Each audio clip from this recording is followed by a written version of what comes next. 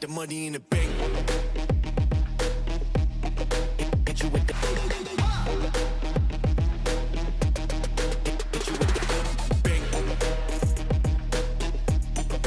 Hit you with the 808.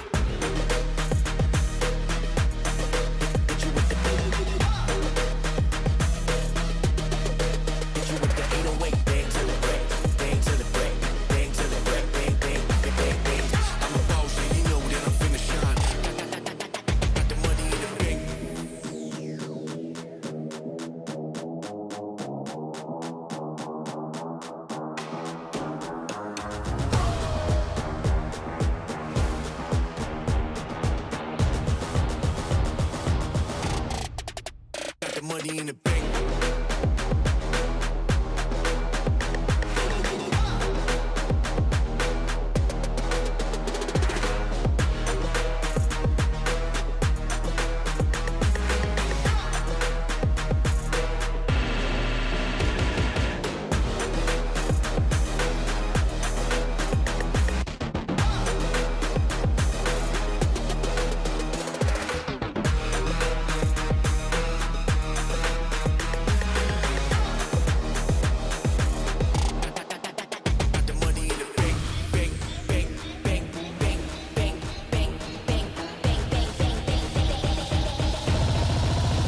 Money in the bank.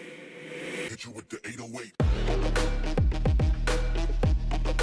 Hit you with the. Hit you with the bank. Hit you with the. Hit you with the 808. Hit you with the.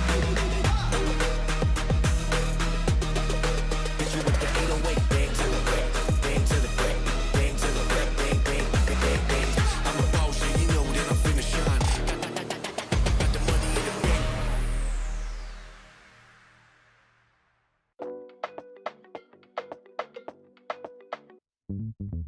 Usually I take a backseat, yeah.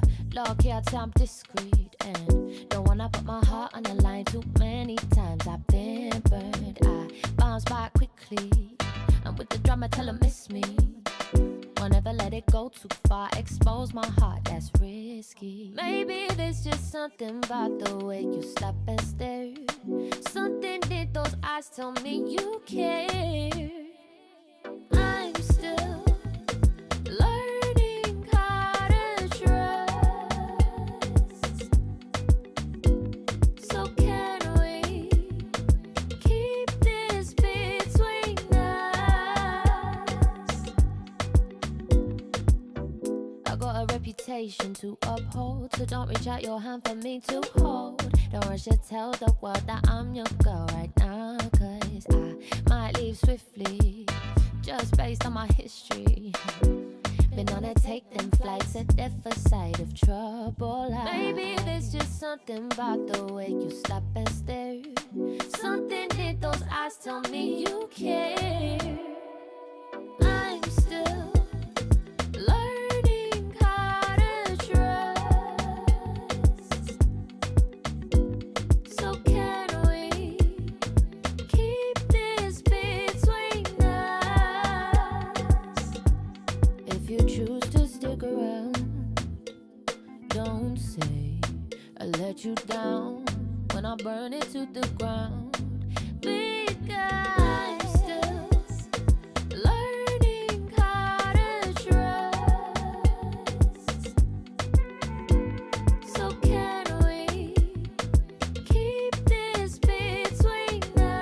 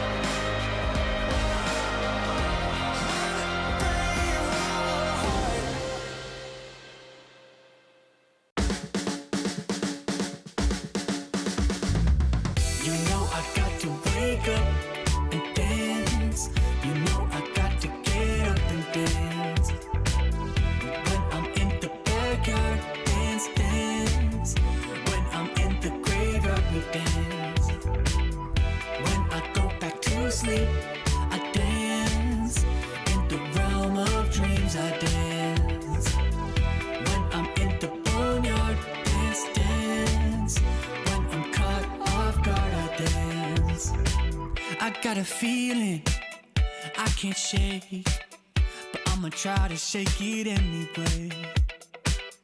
I got a move that I can't break, but I'ma break that thing anyway. Not gonna tell you twice, we're gonna dance all night. Not gonna rush the beat, we're gonna move our feet. Not gonna tell you twice, we're gonna dance all night. Not gonna rush the beat, whoa. You know I got to wake up and dance. You know I got to get up and dance. When I'm in the backyard, dance, dance. When I'm in the graveyard, we dance. When I go back to sleep, I dance. In the realm of dreams, I dance. When I'm in the boneyard, dance, dance. When I'm caught off guard, I dance. Feet on the ceiling, feeling great. Don't tell your mama we shaking, babe. Break the rules and do your thing. Bring your shoes, yeah, bring your date. Not gonna tell you twice, we're gonna dance all night. Not gonna rush the beat, we're gonna move our feet. Not gonna tell you twice, we're gonna dance all night. Not gonna rush the beat, yeah. You know I got to wake up and dance. You know I got to get up and dance. When I'm in the backyard, dance, dance. When I'm in the graveyard, we dance. When I go back to sleep, I dance. In the realm of dreams, I dance. When I'm in the boneyard, dance, dance. When I'm caught off guard, I dance.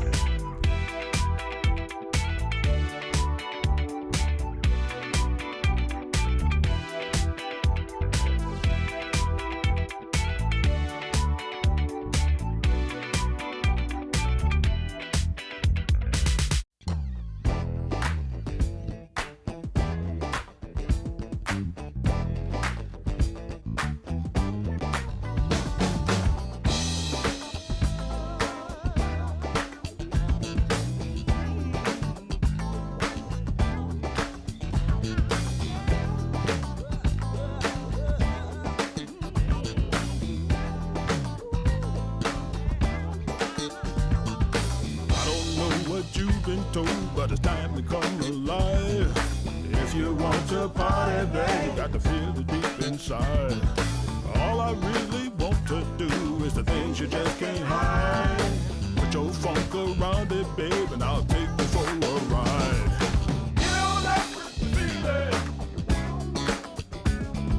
Get on up with the feeling. Get on up with the feeling.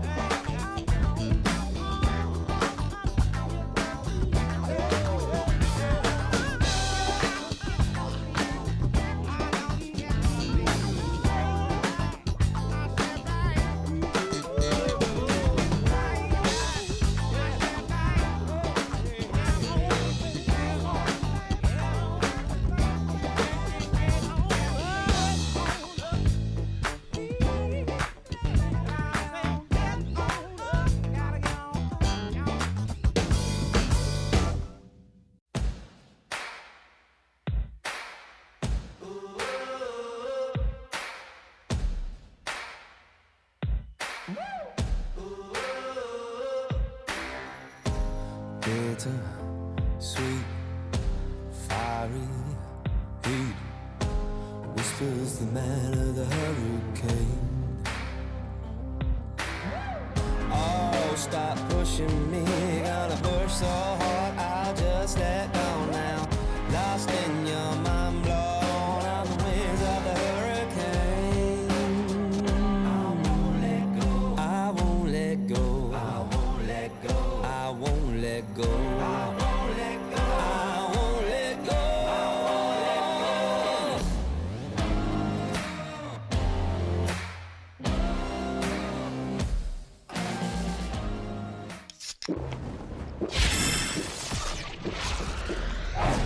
Red Bull gives you wings. Wingman World while what?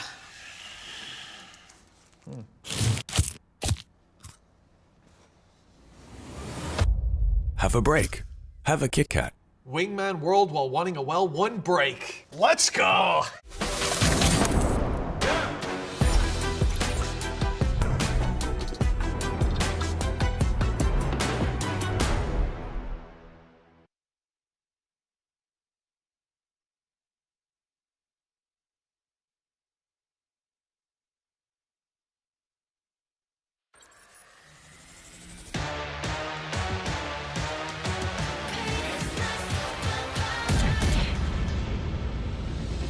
틱틱 문을 차고 있던 이건 데자부 이미 와본 걸까 내 성공을 전부 담긴 그릇이 작아 I can't lose 점수 그건 의미 없는 숫자 내 열의 top 10 거는 식당 해골로 채운 옷장 전부 대스탁 상시주의 red dot 경고는 없어 better not 난 사방에 다 뿌리지 마치 red hot Broken and bruised, what's left to lose here on the edge of forever?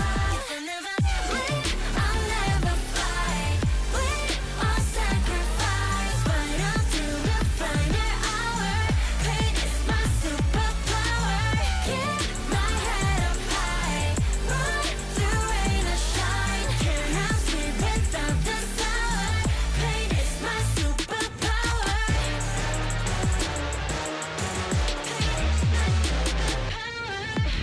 할 말이 숨어서 말해봐 Tough guy 되었고여서 도망가 이제는 시시해 gunfight about it babe They forgot to shave that just a wall 맛보게 fade 끝이 보여 네 bandits 끝없는 내 rampage 이게 나니까 judge you can't change 내겐 없어 plan B 오직 plan A 바꿔 pain every champion in the champagne Broken and bruised what's left to lose here on the edge of forever If I never leave, I'll never fly We all sacrifice, fight until the final hour Pain is my superpower Keep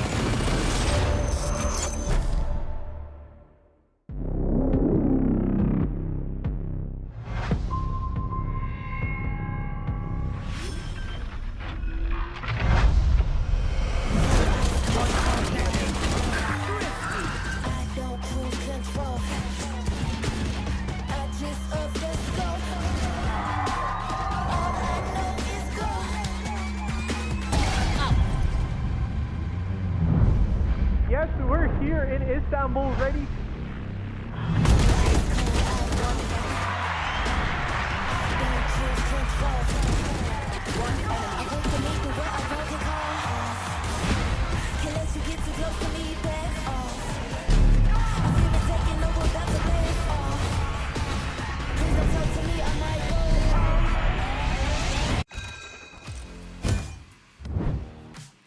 Hello everyone and welcome back to VCT Game Changers EMEA. It's stage 1 and it's day 2 of the playoffs. I'm Nari Mizuki, I'm going to be one of your casters today, and I'm joined with the lovely Kaiserine. Kai, how are you doing today on day 2 of the playoffs? I am doing so great. I am so excited to be here, and I'm so excited that we're finally getting to see these top 4 teams, right? Because now that the knockout round's over, this is where it really starts to get interesting. We have, of course, that double Elin, the lower bracket run, so there's a little bit more wiggle room, but I mean, there's a lot of talent here in GC EMEA right now, and I think it's going to be a pretty amazing playoff season. Absolutely. Well, you mentioned the bracket, so why don't we go ahead and throw that up there and see kind of where things have panned out, because of course, as we know, yesterday we did have to say goodbye to 2 of our teams. Absolute heartbreak and devastation for Twisted Minds and for Alternate Attacks, and I think for both of them, you know, this was Twisted Minds have had some really good results in the past, but for ATN, this was really a great opportunity for them to start showing up in the broader EMEA region outside of the DACH region, and so it was a little bit of a disappointment to have to say goodbye to them. But that leaves GiantX and Karmine Corp moving on into today's games, Kai, and I think we have 2 absolute bangers. I think we have such great series, and even, you know, we touched on a little bit of the games yesterday. They were close series. I mean, we talk about a lot of talent, and they showed up yesterday, and I think there were maybe a couple upsets that people weren't quite expecting, a couple reversals also from series prior that happened during stage 1. So really, that really goes to show you that anything can happen here in the playoffs. Well, looking at the bracket, that gives you a little bit of an idea, but just to, you know, cement that, we can also look at our schedule for the day. It's there right below you. We have 2 incredible matches coming up. The first one, we will have the honor and the privilege of casting G2 taking on the new GiantX, who had their debut in the playoffs yesterday. So let's see if they've kind of shaken off some of the missteps and are ready to take on the Giants. And then a little bit later today, we'll have the Gentlemates taking on Karmine Corp. So a lot of exciting matches. But Kai, it's not just about money, and it's not just about bragging rights. There's so much more on the line here for these teams. It may just be the beginning of the year, but it's step 1. It is step 1, and as we know, this is not a new format for most of the players here. Multiple stages, multiple playoffs, but it does all start here, and you want to start racking that up. And yeah, it's not just about money, it's not just about bragging rights, but you also do get quite some bragging rights, and this is just stage 1. So to be able to take that confidence into the later seasons, I mean, you want to rack up those points early, because at the end of the day, right, you have champs on your mind, and not all these teams are going to get to qualify, unfortunately. So you got to start thinking about that early on. Yeah, I mean, you've got that quote-unquote safety net of stage 3 with direct qualification, but I don't think anybody wants to be relying on that, because you never know what's going to happen in the final stage of the year. And here's just a little update on what our circuit points look like. Not terribly interesting at the moment. Of course, we are just breaking waves into the very first stage of the year. But of course, with Twisted Minds and Alternate Attacks going out early in the playoffs there, they sit at 10 points at the moment, down, but certainly not out just yet. And of course, the rest of the teams, well, it remains to be seen what is, what their results are going to look like. So now we can start to kind of focus in a little bit. That was the broad idea of what's happening. Let's take a look at our 2 teams in this first matchup. We were really excited for this one, and we're going to kick things off talking about GiantX. And again, I was really excited about this roster, but also there were a lot of question marks. They were at champs last year. No, they didn't have the performance that they were hoping for, but they came into this year with a full overhaul. Yeah, I mean, we've been talking all stage about this new roster, right? But these are not new players. And of course, Jade Ma, the IGL, I mean, we got to see 2 interviews from her yesterday. She's confident. the entire team's confident, right? And they've been talking this entire time about the motivation that they have. So while they are a newer roster under GiantX, a lot of these girls have played together before, and they're also no familiar to competition and the caliber that it takes to play on the stage. So really, really excited, and I think we've seen some great stuff from them. A lot of times I thought they were saying that they felt that they were underperforming, and people were kind of surprised at the run they were having, but I think that is a massive oversight, because these girls are here, they mean business, and they are ready to move throughout this playoffs and continue to do that the rest of the stages.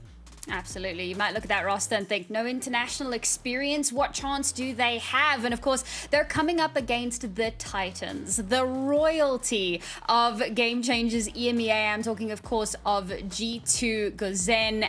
This is, look, it's not the exact same iteration that we've seen for the last 5 years. Mimi's the last one remaining. It's gone through changes and adaptations over time. The most recent being our farewell to Petra, absolutely heartbreaking to the scene at large, but they've brought in Ava, someone who I think has really proven herself on the server. Like you said, we're no strangers to G2 at this point, but at the end of the day, they're able to just bring in new players as some naturally leave, and they're always able to maintain the core of what makes G2 Gozen themselves, and they're so strong. Every roster addition just fits in so seamlessly, and like you said, I mean, they have the international experience. They are the Titans. They had a phenomenal stage 1. They've had a phenomenal run throughout GC EMEA and GC champs, right? So I mean, this is very much always going to be their series to lose, and that's a lot of pressure sometimes. Absolutely. And well, let's take a look at the pressure on the side of GX, as you had an opportunity to sit down with their coach Aska a little earlier today. We have been talking all stage 1 about the new GiantX roster, so what better person to have here on the desk doing a short interview with me, none other than the GiantX coach himself, Aska. And Aska, I have to ask, I mean, you've been in the scene a long time, and obviously now that we're getting ready for this new stage, we're looking at bringing in a new roster for GiantX, and I would love if you could just walk us through the trialing process a little bit for that. Well, there is not so much to talk, to be honest, because we didn't do any trials. Basically, we just had a, let's say, list of names in mind that we could pick and players. And after evaluating all our options, we decided that probably, like, the players that, because we have interviews with them, etc. So they just basically wanted to play together in FMCL, and then from GX, like either me and the sports director also had like in really good, let's say, like we really have like an eye on Anita also, because we really thought that she will have like a lot of potential. She's also a player that can play a lot of different roles or different positions. So we decided like those players with Anita could actually make a great team, because we have like a lot of flexibility to play different styles of comps and be flexible with the roles pretty much.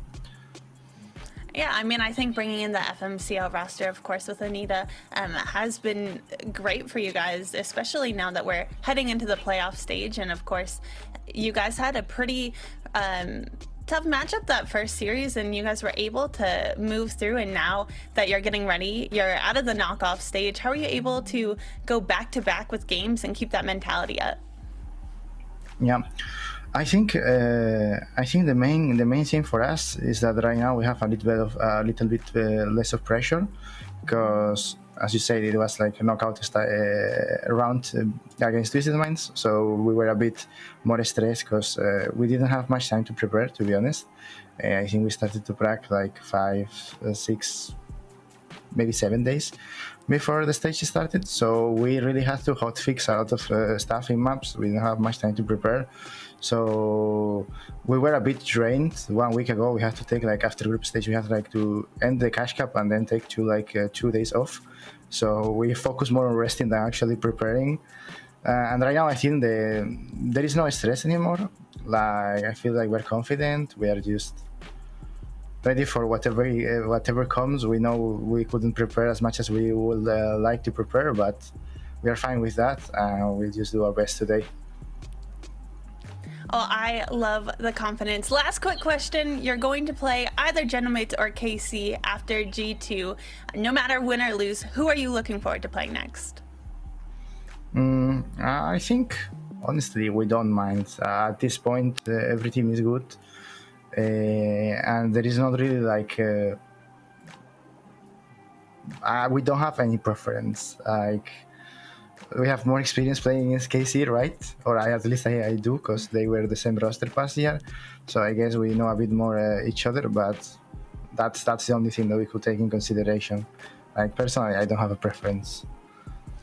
Well, we'll have to see you guys play after the series today. Thank you so much, Aska, for sitting down with me. Good luck in your matches. Thank you. And thanks for having me.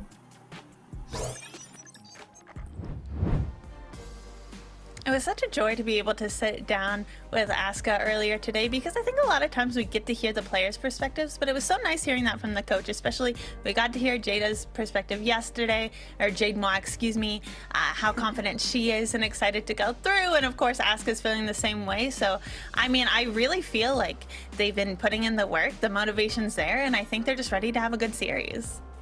Absolutely, I'm really looking forward to that. We did have a chat with Mimi, but we'll get to play that for you a little bit later on. For now, we need to start diving into the action. So first and foremost, a battlefield, or a battle always needs a battlefield. So we can take a look at our veto and see where our teams have taken us today.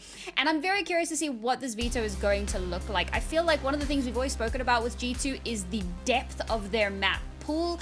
But taking a look here, we're seeing the Bind and the Haven getting banned out very early on here, and favoring a Corrode and Abyss, two of the newer maps. I'm looking forward to this. Obviously, they're two very good maps for the two teams respectively, but they're two maps that there's always a lot of space for shenanigans on. I agree. I'm not too surprised with this map pool, and you touched on G2's wide map pool. GiantX have played every map throughout the Cash Cup and of course stage 1, so I mean they have quite a wide map pool as well. I'm not surprised though. I mean, we've been seeing that insta ban come out from G2 on Haven so far. I'm not surprised with the bind, but I am not surprised that they're electing to go Corrode. Corrode has done them well. They faced off against G2 in stage 1 and actually won 13-5 on Corrode. And I think, like you said, I mean, G2, we know they're strong. We know they're good on a lot of maps here. I think the Abyss is a fun pick coming out from them. And then, of course, Split as the decider. I mean, I think that's a pretty solid decider given what was left. So I think we have a good series, and I think we're going to some good maps that we should be able to see some good differences between the teams here. Yeah, I think one of the things that really excites me, maybe excite's the wrong word, but I do see that G2 have been leaning into the Sage quite a bit on the Corrode.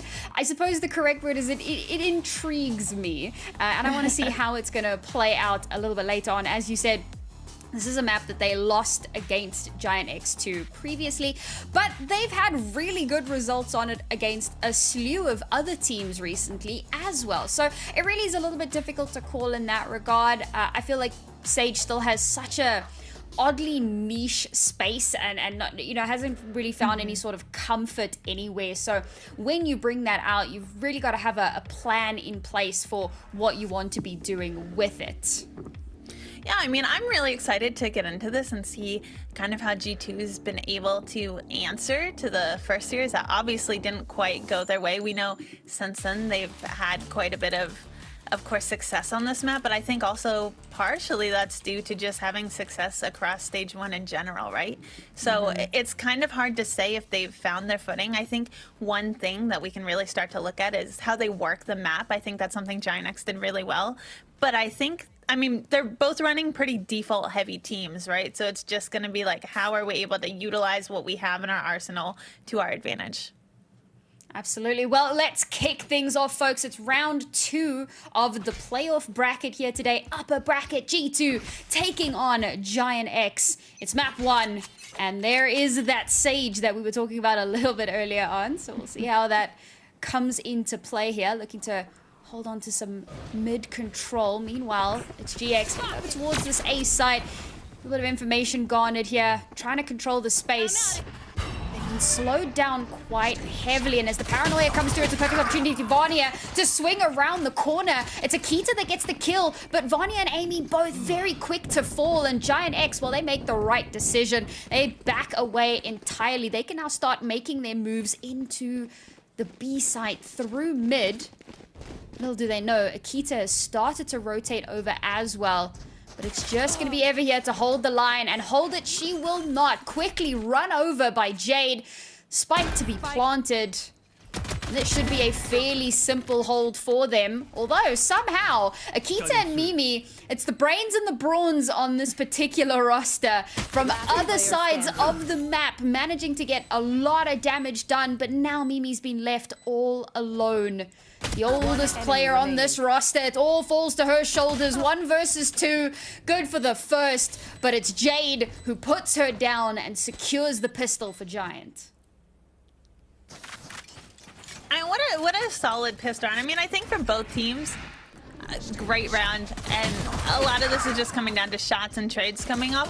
What I will say is I love the way that GiantX is able to work mid. I think that Viper Wall is so great to also be able to like contact through and take that space early. What we see a lot from G2 and what we saw last time is they like to hold their sights, but if you're GiantX and you can clear that out, that's tough. You highlighted the Sage earlier, but unfortunately she doesn't have util where she can clear every angle, right?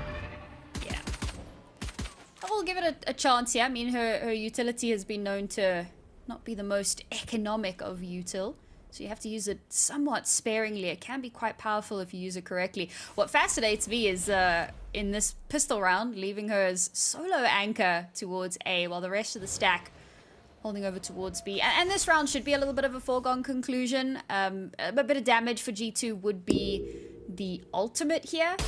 But if they do manage to win out this round, it would be quite something. Mimi spotted out Anva and has been forced off of her angle.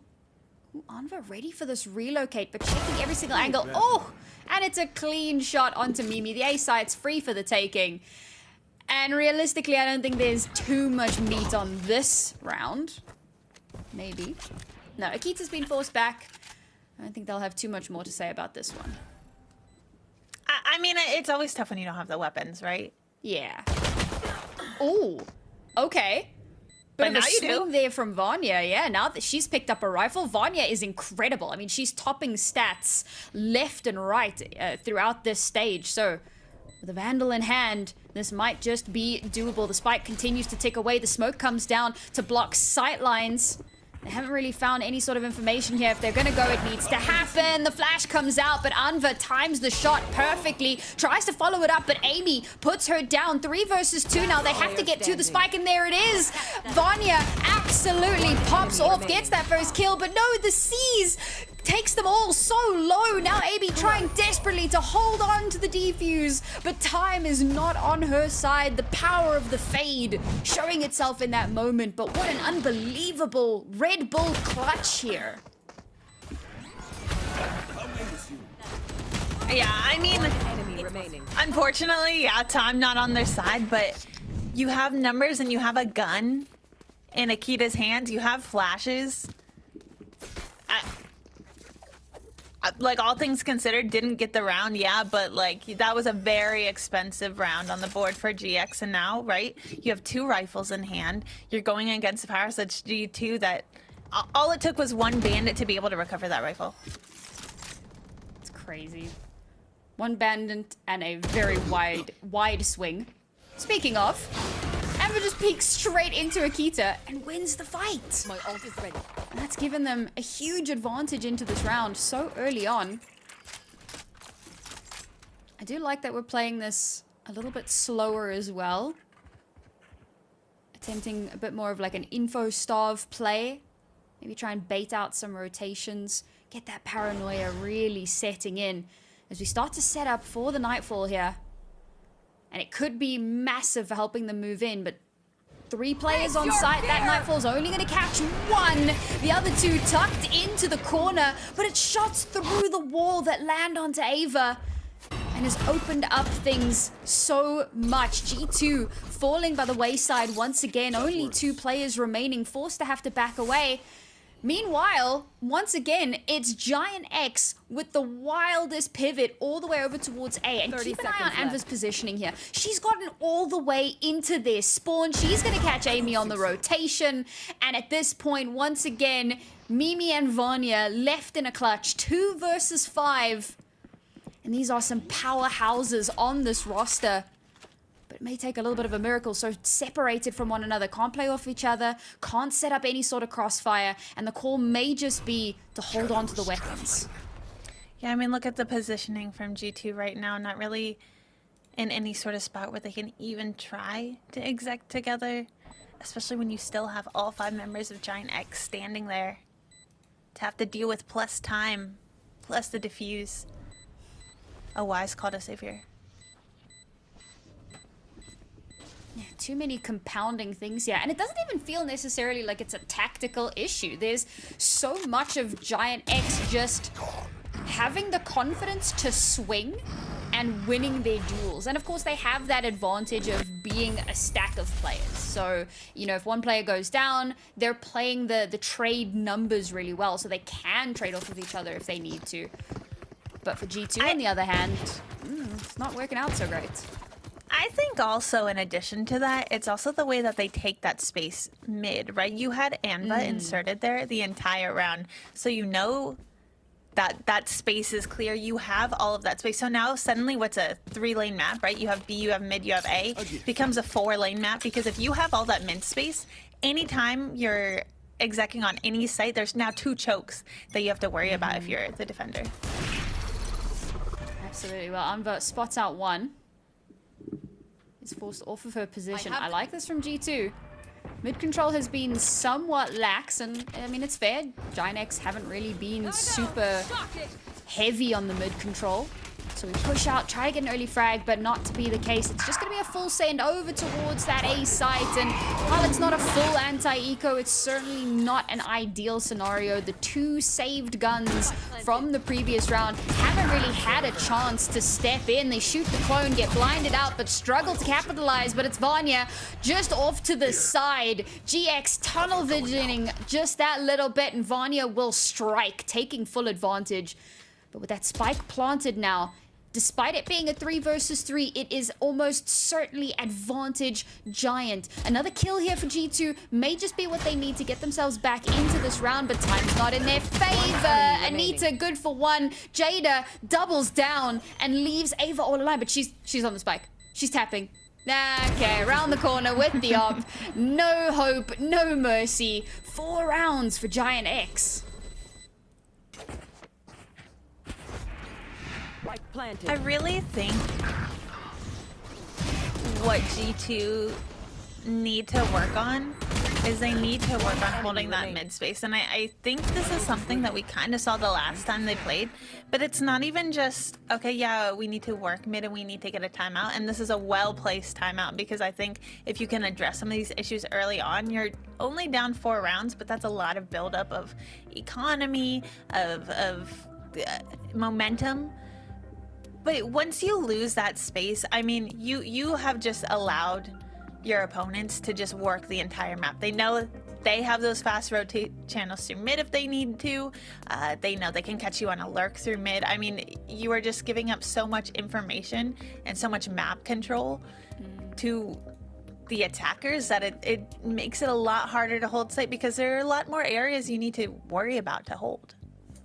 And this is part of where I think my hesitation, my trepidation around the Sage comes into play. She can be really great for stall, but Mimi's not really being allotted that opportunity, right? GX are not exactly going for split pushes, and Mimi's not in a position to really capitalize with the util that she has available to her. It's really just kind of coming down to her raw mechanical ability, which she has in spades, but when you're lacking something like another initiator, or maybe if you want to go crazy and get another duelist involved. I say crazy, it seems to be the meta these days, but yeah, you certainly kind of hinder yourself ever so slightly. And once again, we're seeing that mid presence or lack thereof A lot of that coming from the oppressive nature of the Viper, but the oppressive nature of Amy. Get that Odin out of my game.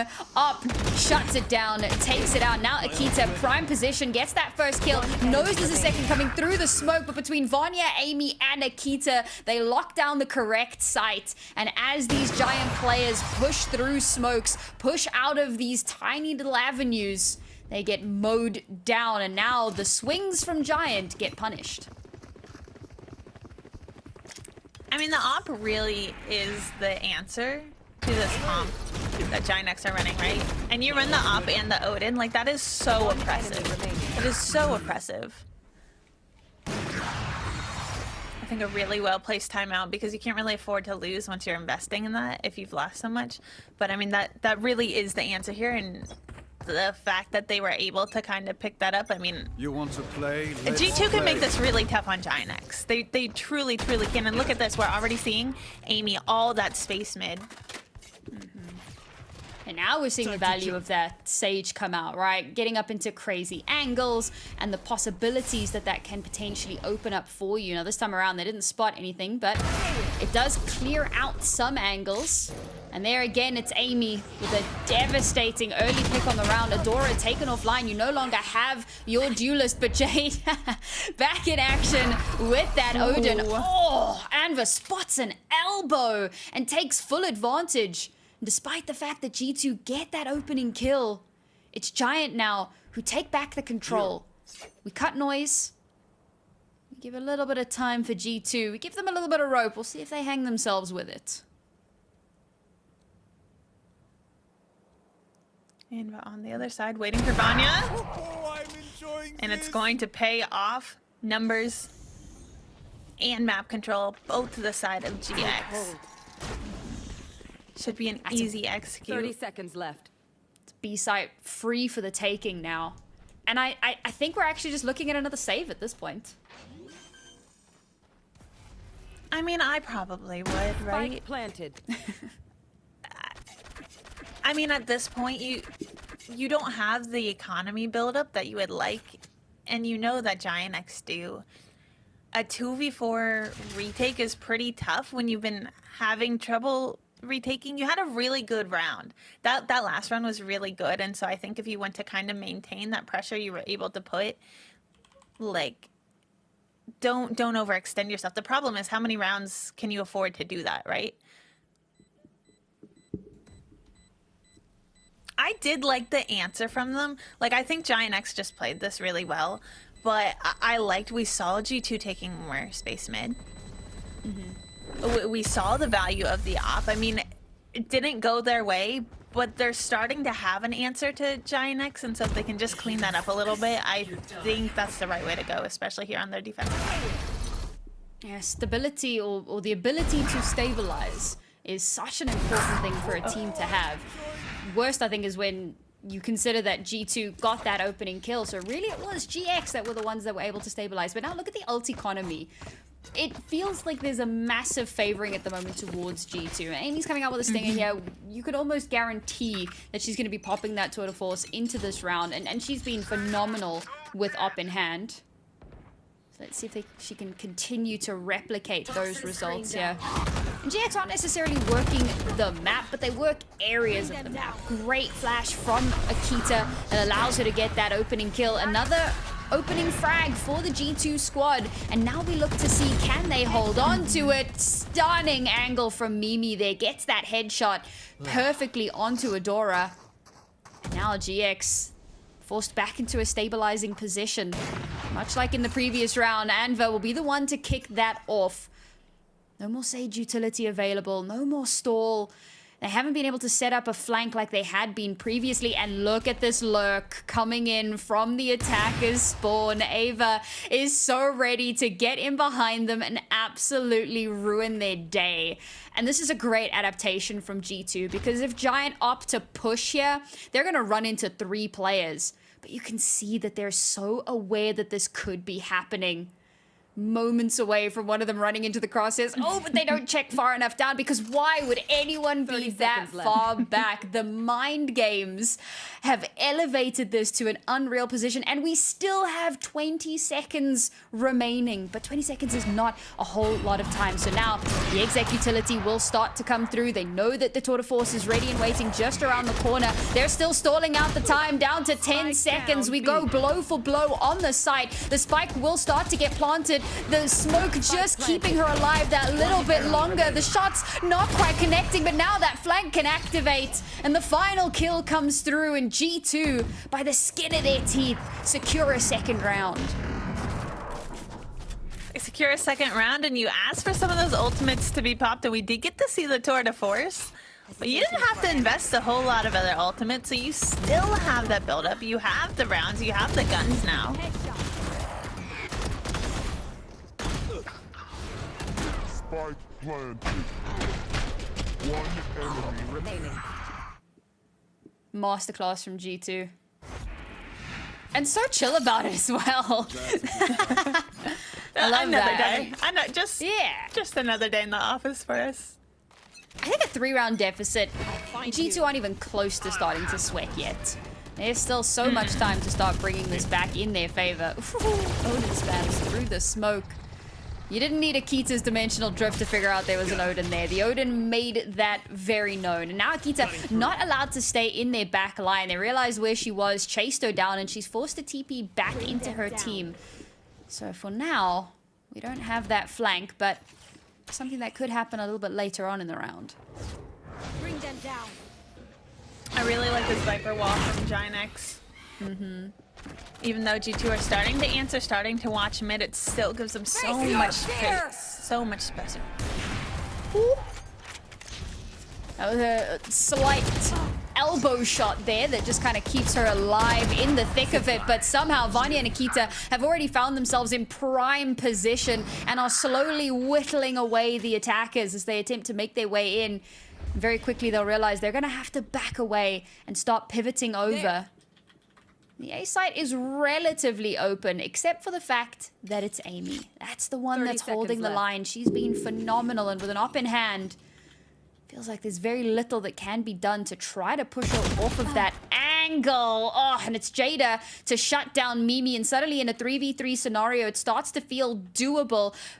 One smoke still available, but they don't smoke it off. They know that it's there, and now we're going to try and battle it with the Odin, and once again, the Odin just gets sat down. I think Amy's my new favorite player, because every time she sees an Odin, she just goes, nope, deleted. And that's left Jada all alone now. She doesn't have the spike, and how the tables turn, it's GX that have to try to hold on to a rifle.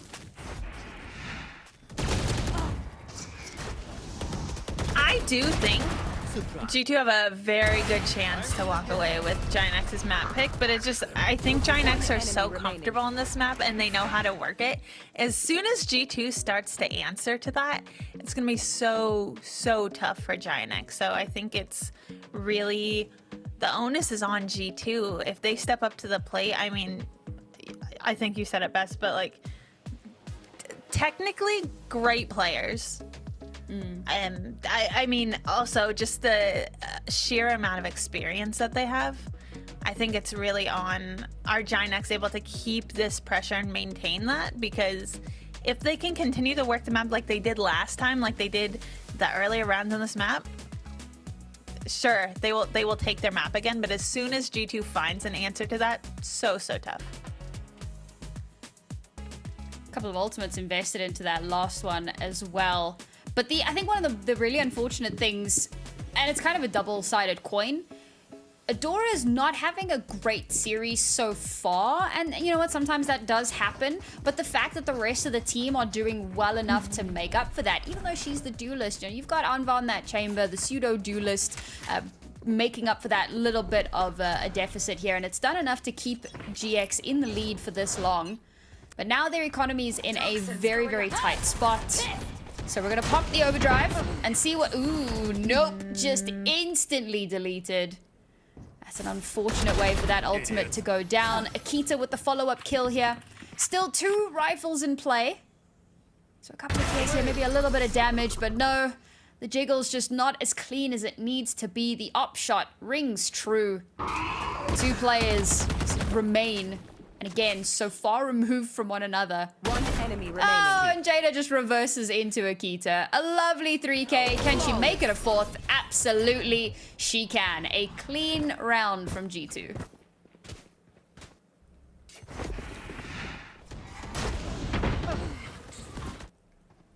I really do like Neon, but I think it's a pretty tough agent here to work with when you're looking at these comms. I mean, you don't have the benefit that like Yoru has with the flashes. You don't really have that same sort of aggression and kit that maybe a Waylay has. And it's tough because you're going into, right, two solid opping agents, right? You have the Yoru, you have the Chamber, you know that op's a problem. Oh my god. Get out. There's like 3 smoke walls in front of you if you consider like both sides of the Omen Dome. And you just spray and pray gets that opening kill. That's unfair. I don't even feel like it's Adora's fault. She just gets sought out every single round. Amy waiting for the swing there, but the dog comes out at just the wrong time. But Anvil will get that first kill onto Akita. And this is starting to get a little bit scrappy. We've got a lot of kind of 1-for-1 duels happening here. And I don't hate it. Giant are trying to isolate these duels. They remember from the first few rounds, when they did that, when they kind of caught G2 in unfavorable positions, separated from the rest of their team, they could very quickly take advantage of it. And they've continued to do that in this round. And look how little space they've actually garnered for themselves, but they've brought it into a 4v2. Now they can very easily and quickly pivot over towards this B site. Spike will get planted. Only 2 players remain now for G2. It's a tough ask.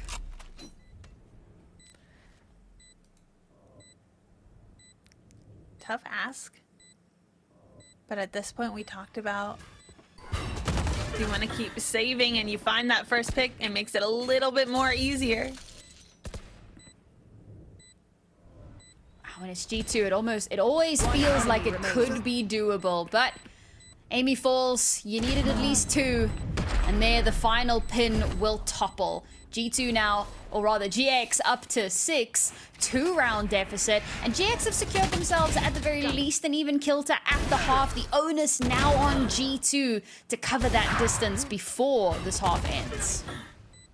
One enemy remaining. I really liked a couple rounds ago, we saw a nice active push out A from G2. You had that Yoru flash, you had kind of 2 of you take that neutral space outside. And I think part of it is like they're over-aggressing a little bit into now like GiantX's crosshair, but if you can kind of flip the script on that. Battle 2 Electric Boogaloo. We're both so ready for it. Doesn't matter if we're ready for it, they need to be ready for it. They're just gonna hold their positions, and that's what you want to do with an op. But look at all the space G2 away. Bring them down. Yeah, I like the aggressive push out here, gets that information, but now the exec is already happening over towards the A site, so the rotations could take a little bit of time. They drop the Nightfall just to buy some space. Oh my god, Amy tries to swap to the shorty and just gets run down by Anita. The pivot is called at just the right time, but Ava now still alive and kicking, not for much longer. There's that Odin finally finding some of that value, some of that vengeance for the naysayers. It's me, naysayers. They'll start making their way in towards the site now. And again, there's so little time for this lurk to activate. So it's Vanya all alone to try and hold on to this site as that solo anchor. Oh, and as the haunt comes up, it forces Vanya into an uncomfortable position, allows that spike to be planted, and still Akita and Mimi, slowly but surely making their way in around the backside, and now they've both been spotted, information garnered. Anvil will shut down Akita and leaves Mimi all alone. So much to do, a 1v3, but the first has been done. uses the ult. I wasn't sure if we were going to get to see it. Follows it up with the kill onto Jade, and suddenly there's a player advantage here. There's a possibility, but Adora on the board finds hers. Akita starts to defuse, gets the halfway mark, swings, the shot connects, and she'll be able to get that defuse coming on through. Another phenomenal round here from G2, but it feels like so many of their rounds are labored. It's tough because G2 is just such a good team, right? That was a great ult by Mimi. But also, the difference is I think we're seeing these really decisive rounds from GiantX and like G2. Like you said, they're winning rounds, but it's like, it's scraps. They're holding on by the skin of their teeth. I still think GiantX maybe don't have the same sort of experience as a team that maybe has been there for years. But like, they have the right ideas. They have to play. I mean, that was so nasty that let's crunch on Link in mid. We already took all the space last round. I mean, like, I like the plays. I like the reads from them. Portal closed. It's been really cool watching both teams, it feels like, make adaptations both on the fly and through their timeouts. A much closer game, I think, than I had expected coming into today. But this is the map that GX beat G2 on recently. So I suppose it's a tough one to call. And the fact that G2 have taken a lot of strides to better their previous performance. But now as we head into the final round of the half here, once again, onus G2 to keep this on an even setting for themselves. Amy with the first kill onto Adora. Akita, tries to fire off some shots, but gets swung on. It's a little bit of a baity play there, but it works out phenomenally. And now again, that heavy mid presence that we spoke about so often over the course of this map. GX start to move their way in. Mimi, chunked down devastatingly low. And as the wall gets broken down, Jada will take advantage. And once again, we're in a 4v3 disadvantage G2. Viper's Pit dropped as well, just to shut off any possibility of coming from that connector position. So it's all going to be pushing in through from the spawn. And with the Nightfall as well, so much information gone, and Amy does not care. Takes down her opposition, brings it back to an even scenario. But again, that spike continues to tick, and all GX have to do here is try to whittle away that time, slowly chipping through the numbers, through the advanced guard, as Jada will fall as well. Ava with the final 2 kills of the round. A phenomenal standout moment from her, and that will secure a 6-6 half for G2 versus GX. Switching sides.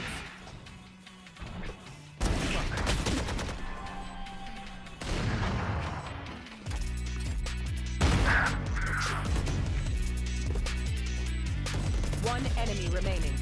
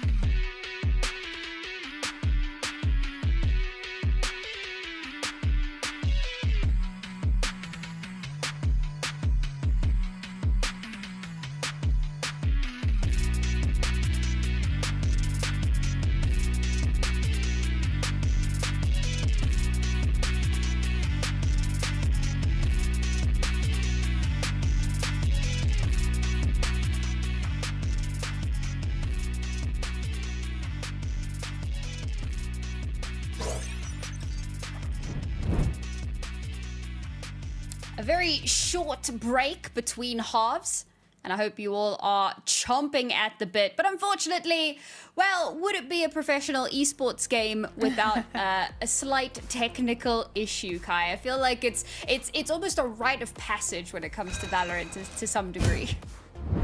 I think that you can't talk about Valorant and EMEA without tech pauses. I think they're just synonymous. They go hand in hand, and You said we had a short little break, and we're just gonna make the break a little bit longer to give you guys all a little bit more room to stretch your legs. But I mean, like you said, we're coming off a really, really good half, right? All things considered, to end 6-6, we have the potential for a banger here. Yeah, I mean, it's tough to say what's going to happen as we move on to the second half, because obviously, you know, G2 with the Sage, it feels... Your kind of knee-jerk reaction is, well, that should be pretty defender-sided. But we know how devastating a Sage can be on attack, particularly for kind of redrawing battle lines and making things that little bit more uncomfortable on the site. So looking forward to seeing how they do utilize it, as it was a very quick Kit Kat break. And we will now head into our second half at last. I'm very interested to see who's going to come out on top of this one. Honestly, I am too. I mean, when you're looking at the scoreline, right, G2 already answered a lot of the issues that they had the first time that they faced GiantX here. And as to be expected, right? I mean, they're a good team. There's no way they weren't going to address those problems that happened really early on in the stage. But I think, you know, we can talk about, is this attacker-sided, is it defender-sided? But again, it comes down to how are we working the map? How are we using what we have to our advantage? Absolutely, and well, Anva trying to use some of that chamber util to her advantage. Unfortunately, doesn't quite land the shot. So forced to have to fall off of her position. But look at how GX are working the map in contrast to what we saw from G2. G2 were very sight-heavy with their holds. It is just a pistol round, though. A lot of time for adaptations. They are taking an aggressive push in towards mid. Oh, if this is a wraparound, it could be devastating. A pot shot taken does a little bit of damage here. No follow-up to speak of just yet. The spams through the smoke getting so much value. The lurk does begin to activate, and it's just an all-out bloodbath just on the verge of the site. And now Amy, without the spike in hand, she's the one that's in more of a flanky position. She was so far removed from her team. And now with 30 seconds left, she has to try and find 3 kills, walk straight into all 3 players. And that was a panic TP if ever I saw one. But GX not making the mistake yet to get unnecessarily aggressive. Why risk it? Hold the line. They have control of the spike. And as we get closer and closer to the 10-second mark, Amy has to push out, gets 1 kill, but cannot do much more. And GX confirm their second pistol of this map. I feel like a broken record at this point, but I'm just gonna say it. It was that mid control that they took, all that mid space, right? Because it gives you so many options. It allows you to quickly rotate, flank. It allows you to push out there. So now there's so many channels that they have to clear. You're able to just pinch on them. You know they're there. You have Chamber kind of holding that, has the trip, has the sightline, can TP out while you guys rotate in quickly. And the same thing for B, right? Had they been going B, you can still rotate through B that way. Well, now with G2 remaining in that unfavorable spot, we're just going to keep this death ball rolling. GX have made the right call, though. Holy stack. 3 players ready and waiting. First one spotted out. Anita swings at the perfect time. 3 consecutive Guardian shots that land with perfection and send the final 2 G2 players scurrying across the map. Straight into the waiting arms of Anva. The first shot doesn't hit, but the second certainly will. And again, it's poor Ava left all alone to battle against the tides that come for her. And it's a flawless round for Giant. We didn't expect too much from G2 on that round, but 2-round deficit now. I mean, it is always tough when you're kind of looking at that weapons deficit, especially when you have the entry and take that space and you're working with classics. But I mean, I wouldn't put it past either of these teams at this point, right? We're in the top 4. Could do it, but I mean, now didn't have the weapons last time. Rifles in hand now. And look how they're spread apart, just doing a nice little cheeky default. Where are you? Sometimes that's what you have to do. Figure out what the pacing is gonna look like. Take a slower approach to it, and boy howdy does that work out. GX, I mean, it's not even a case of getting overly aggressive, but getting caught out in these long sight lines, and G2 giving them the space to just walk into their crosshairs. And in the blink of an eye, if you weren't paying attention, you certainly missed it. Jada will topple as well. And Anita's on the other side of the map. This should be an easy plant for them. They'll start to set up those post-plant situations, but this was just G2 playing it safe, playing it slow, and, you know, having some vandals. The difference a gun can make. The difference a gun can make. We saw that last round. We're seeing it this round, but Anita can't quite clear with that Guardian. Mimi was ready. Back-to-back flawless. The power of good gun command. G2 starting to come into the second half.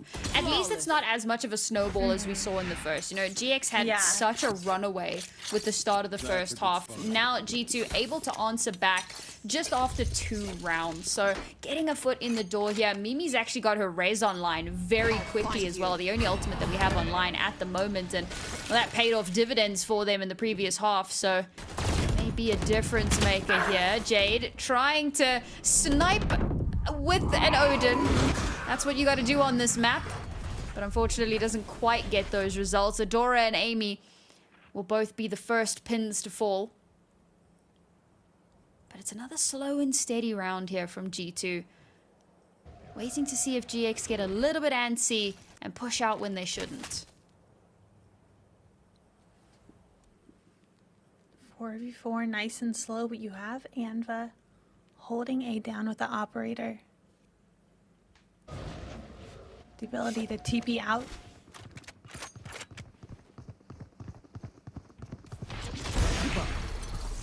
You will not. Nice shot there, good prediction, and very quick resurrect. So we spoke about it. Will it have that impact? Somehow Anva dodges the paranoia. That's a little crazy. She gets that first kill onto Vanya, spots that gun barrel, overstays her welcome, gets swung on, and it's Ava and Mimi to try and hold it down. But now Jade didn't get the results with the Odin on the attacking half, but now on the defensive side has so much more to work with. The C's doesn't quite land the way she had hoped, and while Mimi swings around the corner, swings straight into the bullets. Yet another round for GX. As quick as they lose one, they bring it back. I mean, Mimi had the read, had the isolations, but it's just so tough when you're staring at the other side of an Odin. They found my trap. Really great positioning from Anva this round as well.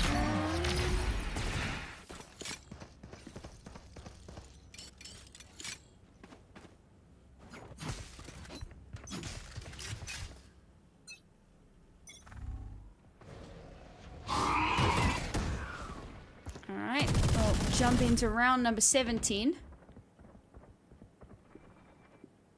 G2 going for a bit of that mid control here. They'd forgotten a lot of it when they were on the defensive side. Now on the attacking half, realizing what a powerful proponent it can be. Listen, when I walk and spray, that doesn't happen. So well done to Akita, but that's a first kill garnered for them. Gives them the space that they need, ever up close and personal with that smoke. The fact that she's good for one is beautiful. Yes, she does get traded out, but she's done so much now. Advantage to the attackers, and they'll just keep rolling with it. Vanya will shut down Anita, so this B site is free for the taking. We've still got Amy set up for a potential late lurk, or to maybe catch some of those rotations, but for the moment, with the way things have panned out, I would not be surprised to see a save attempt being made. Oh, Anva not going to be allowed to keep that operator. So it's just going to be Jade to hold on to the Odin.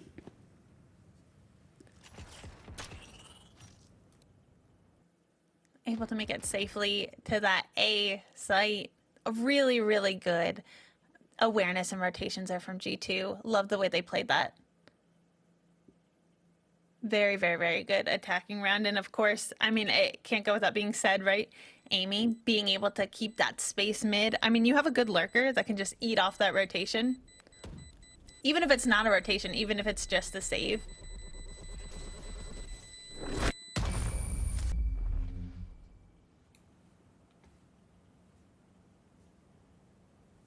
I like the back and forth nature, you know, just trading blows at the moment. Part of me actually wants to see maybe a little bit more of an explosive round from G2. You know, you've conditioned them to believe that you're going to take this kind of slower approach for a lot of these rounds. And I think that something that could potentially catch Giant off guard is if they go for something a little bit cheekier. There.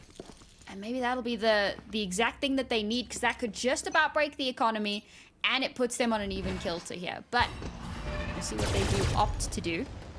And it's looking like it's just a continuation of this default. And to be fair, it has been working for them, and it's kind of making GX get antsy. And so I was saying a little bit earlier on, you know, GX constantly kind of pushing out a little bit, trying to find that information, and invariably they get punished for it. I think G2 doing a really, really good job answering to GX. And also, right, you look at that comp, you have those flashes. We talked about Sage. I mean, you have that wall to wall off a choke. Bring them down. I think the answers and the adaptations coming from G2, especially now that we've switched to this attacking half. Yes, they're down around, but it just seems like the pacing in their hands.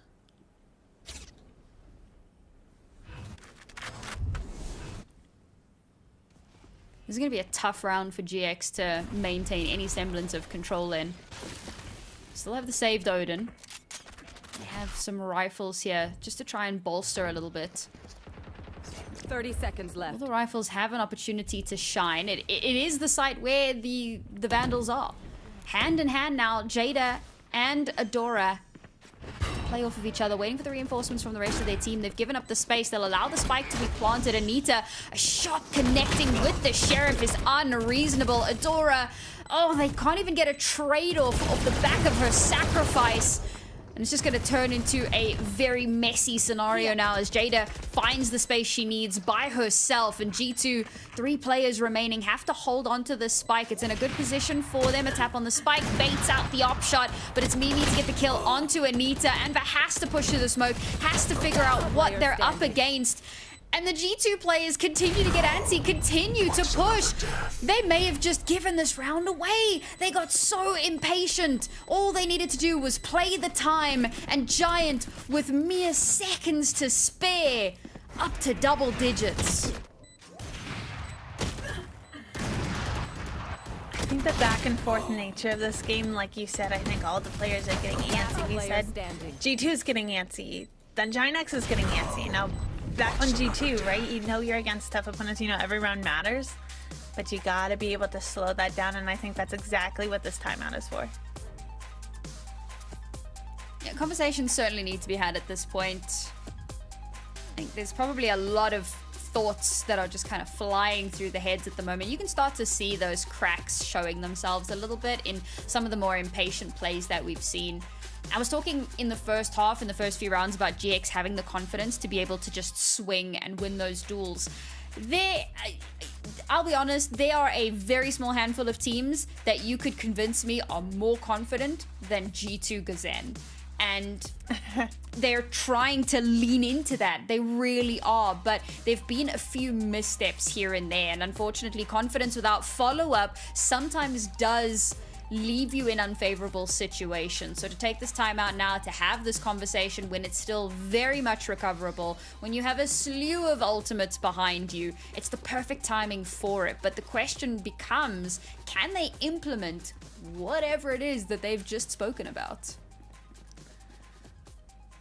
You know Drew Spark runs a tight ship, and you know there's 5 ultimates on board. And already, right off the bat, we're seeing at least 2 popped.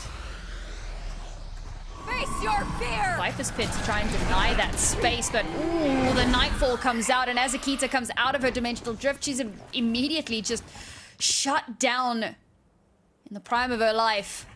And very quickly, the rotation is called from G2, and that's not a bad call to make. But they did invest 2 of their ultimates into the start of this round and did not get much for it.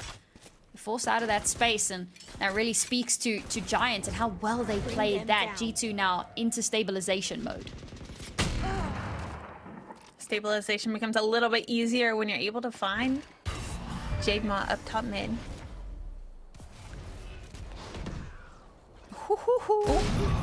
No ways! Oh, the timings on all of those screens, and it's Jada who gets the kill onto Amy, but that's okay. The value of the Sage showing itself once again. The res coming through and putting them back into an even position. I think they've won both rounds that they used their res in previously. 30 seconds So left. if that trend continues on, perhaps G2 have found a way here. Jada sneaking her way through, but sneaks straight into the waiting arms of Vanya. And they need to be aware because Adora is in a really good position here to potentially start battling back. But G2 have somehow utterly circumvented this Viper's Pit. It now poses no threat to them whatsoever. And so long as it exists, they know that the Viper is still within. So now with that falling, gives them a little bit of space to work with here. Pick up some guns, push on through. Vanya! There's no way she gets both of those. Anva should have gotten that kill every day of the week, but Vanya continues to be a thorn in the side. And Anita realizing there is very little more that can be done in this round. We talk about stabilization. G2 have done just that. That was a really well-placed timeout. And I think, too, the calling, right? Obviously, not exactly how they wanted that to go. I think that was a really good use of that Viper's Pit by GiantX. But the way GP could just adapt. And also, I mean, Vanya here. Last player Incredible. standing.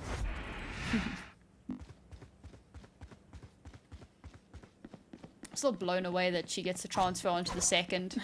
And that ultimately clinches the round for them as well. Yeah, being able to deny that trade there. I mean, that's honestly, that's huge. Cover going out. Round number 20. And it's almost a full anti-eco. Obviously, we had the one saved rifle. The Bulldog here for Jade, just to keep things somewhat contestable. Anva can't quite get that shot to land, forced off of her position. G2 can now take the space if they so choose. They'll continue to hold a steady default. I have the spike.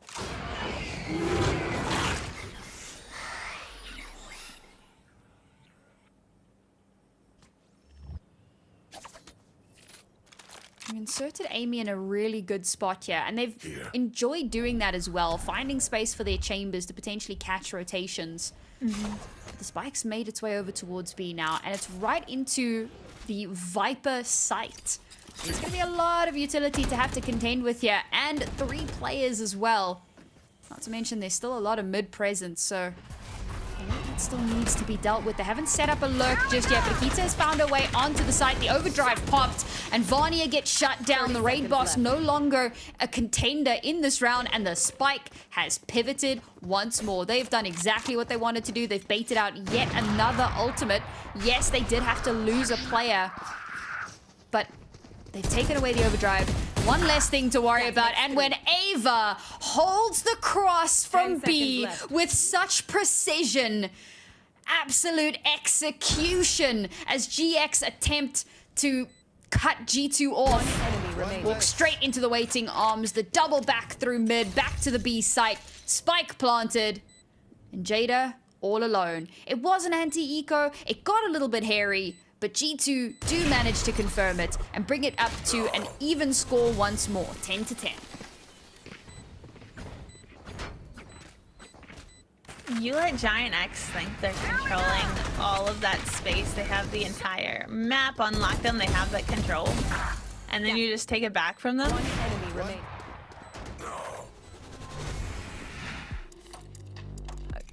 Excellent answer. Excellent answer. And a well-placed timeout coming back from GiantX. 10-10. We're inching closer and closer to match point for either team. I mean, you can see that GX really enjoy this map, and so does Anva. Last time she played it, she had a 237 ACS. Just casually, as one does, playing a chamber, I suppose.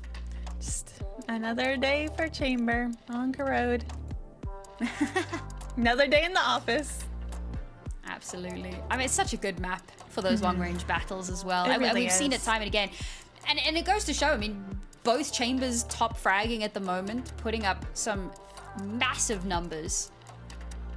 Just leans into that narrative quite nicely. Yeah, I mean, I think that op can be so hard to deal with, and the fact that you can play at mid, you can push out and TP out through B main, through A main to just kind of deny that space, or even just prod for info. Because even if you don't get one, your ability to TP out to safety can just be honestly a pain to deal with. I think that's a really good trip that they keep putting main. We saw that from both chambers. Great for information, slows things down. Very helpful. Oh, I was looking for a bit more of an aggressive push into mid. You can see Adora taking that space just in case somebody peeks out, but instead she'll go and reinforce the A site instead. Not a terrible call, as you and I can see. There's quite a lean potentially over towards that A site. Ooh, and the smoke comes down just on top of Adora and Anva, and that's going to force them to have to split up now. Have to pick a side. Each one opting for the opposite side of that smoke. The exec now going to start to come through. There's that trip. To see if it does activate. Not going to be given the chance. Adora, oh, gets caught out, unfortunately. Tries to stun, but oh, and Jade firing in at just the bait, unfortunately. Takes it hook, line, and sinker. And she'll be the one to fall on the other side of it. It's G2 knocking on the door of a lead in the series for... I don't want to talk nonsense, but I'm fairly certain this will be the first time in this series that they take the lead. Am I correct in that? I think you just might be. Whew. It's a long journey, but we got here. We got here. Started from the bottom, now we're here. If you're G2 right now, it's not about the journey, it's about the destination. Absolutely. You know what? That has kind of been the G2 way for quite some time. You know, you look at some of their EMEA achievements, and please don't get me wrong, they qualify for champs every single year. They always do well. They always win at least one stage in EMEA. Like, this is not a team that just kind of falls into champs, but they never have the cleanest run to get there. As you say, it's not about the journey, it's about the destination, which is, you know, wherever champs happens to be that year. Yeah, and I mean, like, exactly like you said, no strangers to champs, no strangers to the journey either. I don't think they're looking to change that anytime soon.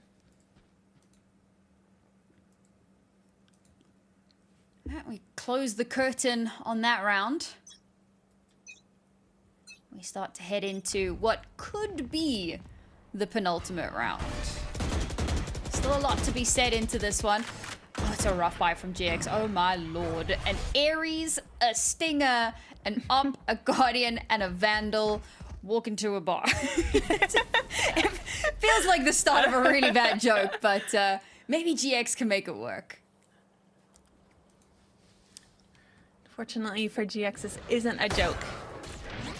They've been ahead all series, and now finally sort of inching down to the end of the game. Down by one, only one round separates G2 from match point.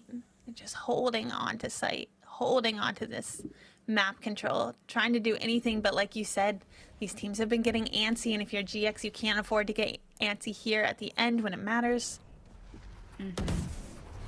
Such an important round for them to try to hold on to, and there you go. The stun comes through. Jada will capitalize, but there will be a trade to follow. Somehow, Adora getting a kill with the Stinger up close and personal, but you can't get too much more done with that, unfortunately. The heal to come through here from Mimi, the wall up to deny those sightlines, and this is what I was kind of alluding to about the attacking Sage, redrawing those battle lines, giving that semblance of safety so that the spike can be planted. A 3v3 situation here, but again, it's firmly advantage G2. Looks like Jade is setting up for the Nightfall, though, and there we go. It does connect. Ava's been spotted out. Oh, the first shot, Mimi, you monster. Sorry, Anita. Mimi's the one that falls.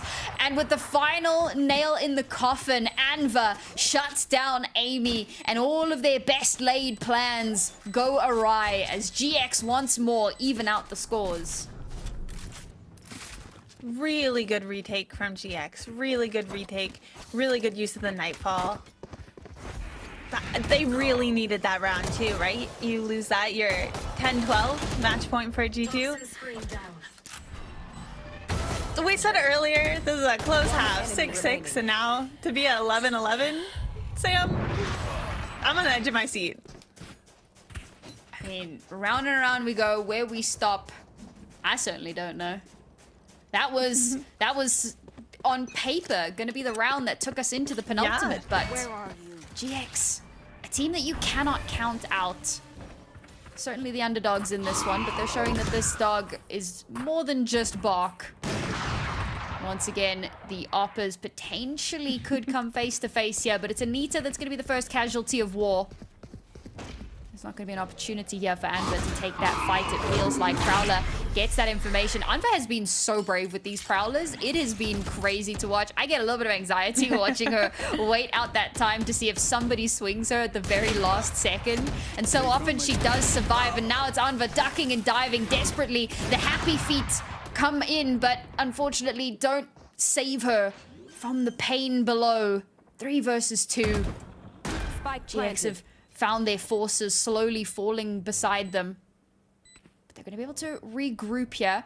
They don't have a lot to propel them onto this site. They do have a paranoia here. It looks like a smoke has gone down. There's the paranoia, forces Amy back, but does not blind her. And that, I think, is the most crucial thing. Sure, we got the fast lane up, but now it's faded. Now they have to walk in, and oh my god, Adora with the shot that does connect, but unfortunately, it's followed up. A 4th res to come through, and very likely to be another round that goes in favor of G2 unless Jada can mount something magical. A smoke onto the spike now, a tap to draw things out. The shorty, oh my god, it's the shorty that gets that final shot to connect. Mimi, you animal. But there's the penultimate round.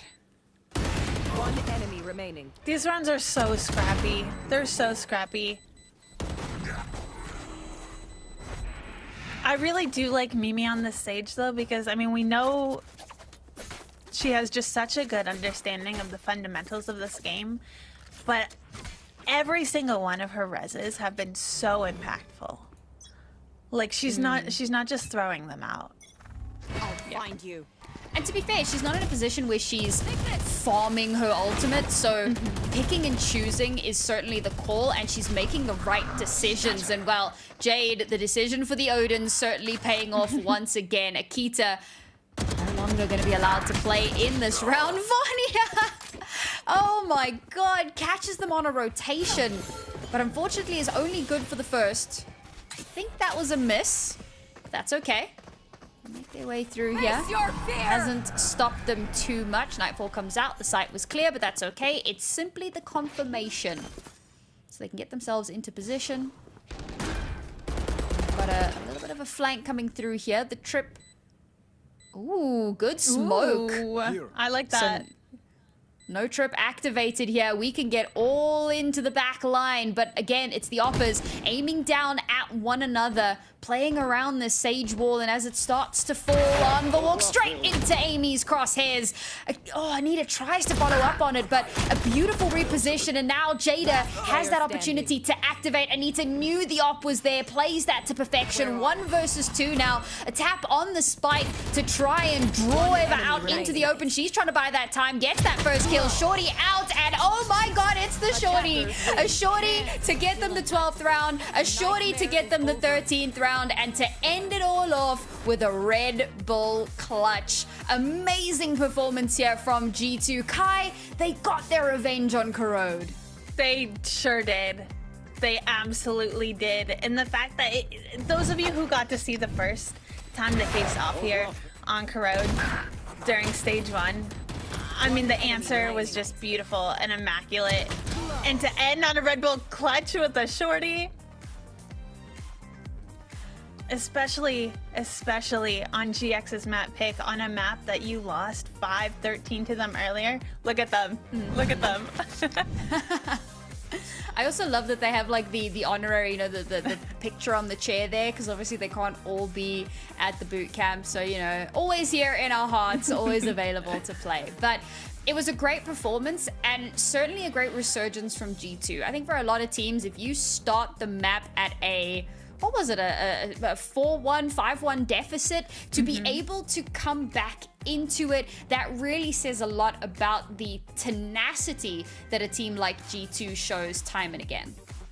Yeah, I think both of these teams really did a good job. We saw a lot of back and forth with the rounds, but I think in the end, G2's just stability, like we talked about, is really just kind of what pushed them over the edge.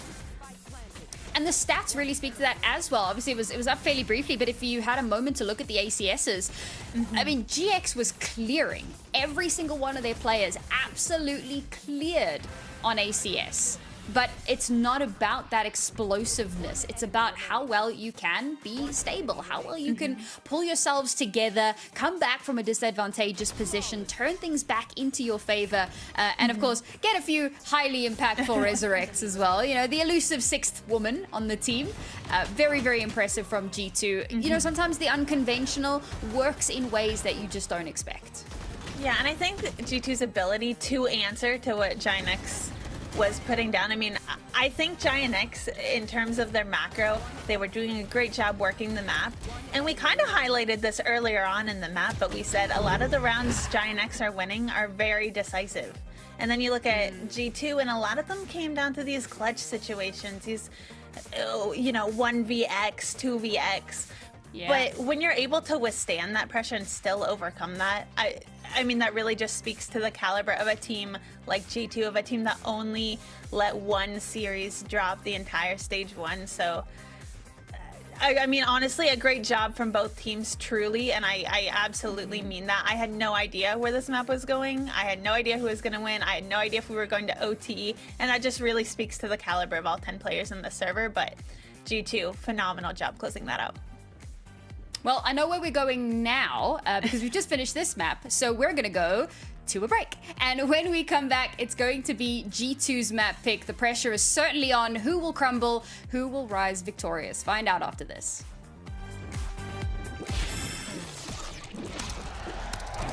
Red Bull gives you wings. Hey! Hey, Tom. Alberto was looking for you, by the way. Really? Yeah, you better get that Okay, quick. I'll go check.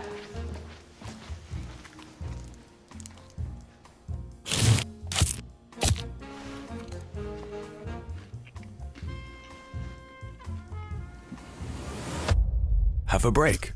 Have a Kit Kat. Tom Biz. You've had your fun. It's my turn.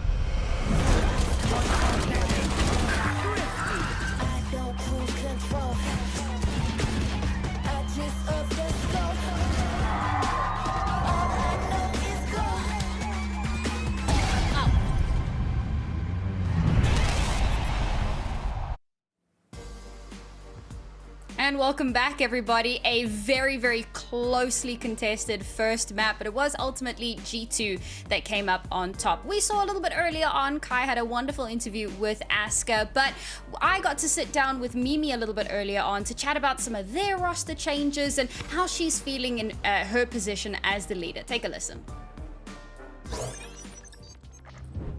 I'm sitting here with a face that everyone should be super familiar with. Of course, it is Mimi from G2 Goes In. Mimi, you have been a part of this roster for 5 years, literally since its inception. You've got two players that have been around for a few years as well. And I suppose my big first question is, do you think that the stability of the roster long term is one of the things that has contributed to your phenomenal success as a team? Or would you attribute more of it to the G2 method, something you've spoken about before, that adaptability that the team possesses? I mean, we have definitely undergone a lot of different players, a lot of different coaches. I think until just now, obviously Petra was still on the roster, and it has definitely been a big thing that me and Petra has had so many years of experience to kinda form the team and how we like to play. And obviously that also means that the players who have come in and are still playing, we just always made sure that it kind of fit the way that we like to play. And I don't think that G2 Goes In is very, very different from like 2 years back than it is now in terms of how we like to play the game. Okay. Well, I'm glad that you brought up Petra, because obviously we got to see a little bit of a comeback from her in Champs, but then unfortunately announced that retirement. And the two of you're the last remaining bastion of the original roster. How has it been for you taking up that leadership role now? Kind of, I know you did it for a while towards the end of last year before Champs, but now with that finality in tow and her not really being on the bench anymore, but truly retired, how's that been for you taking up that mantle on your own? I mean, I think it's just mostly weird, honestly, because we've been teammates for so many years, and I've just always been used to having her around and just the way that she is as a person. But obviously, it's still the same team, and we just have a different player who's filling in Petra's shoes, and Eva is doing amazing doing that.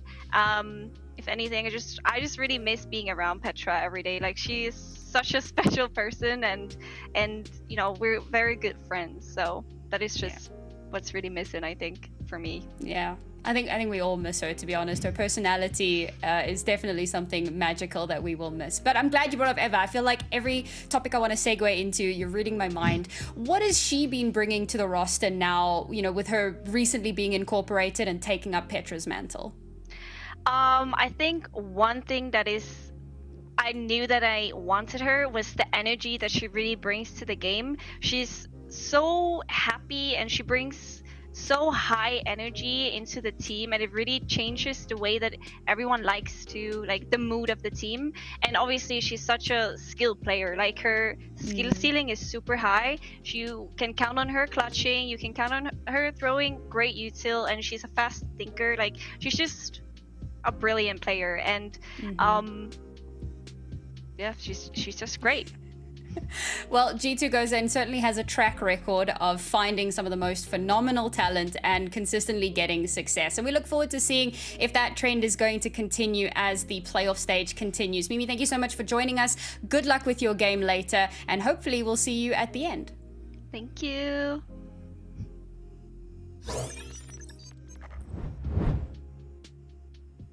One of our conversation points a bit earlier was Giant and the, you know, full roster shuffle that they underwent. But, you know, you really do need to talk sometimes about the other side and when they also have a bit of a roster shuffle. And, you know, it's great to see that G2 are feeling in good spirits. But we're getting ready to dive into our second map of the series now. It's going to be Abyss, and I'll be honest, I'm very excited to see what's going to come to the table here, particularly because our expectations have already been kind of thrown out the window a little bit here, and it feels like we just don't know what is going to come next.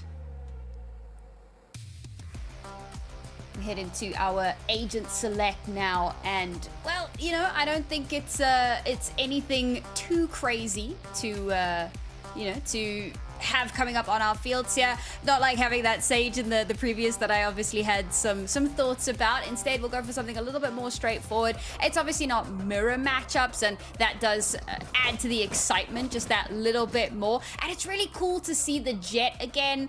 Certainly feels like Jett's not been getting nearly as much love as she has in the past. So hopefully we can see a little bit of a resurgence there. And of course the KO coming out as well. In fact, a lot of this composition feels very blast from the past from the G2 side. On the other side, I love that we've got the Yoru coming out, but more so, I love that we have the Sova complementing that. I firmly believe if you want a Yoru, having that Sova to just give you that cross-map information, it can be such a difference maker for your Yoru to get that ultimate success. What on earth has happened to that gun? Stranger things have happened, I suppose. But let's get into it now. Second map of the series. This is, well, it's not do or die. If GX lose here, then, you know, they go down to the lower bracket, and it's not the end of the world. They still have more opportunities to continue moving up through. G2, well, for both of these two teams, certainly a point of pride on the line. Now, G2 kicking things off here on their attacking half. The drone spots out one, does in fact manage to find the second as well. So that's all the information that they need, but information doesn't stop bullets. Anita gets that first. The trade is quick as you like on the other side of it. Off the back of just those two, G2 step back a little bit, give over some space.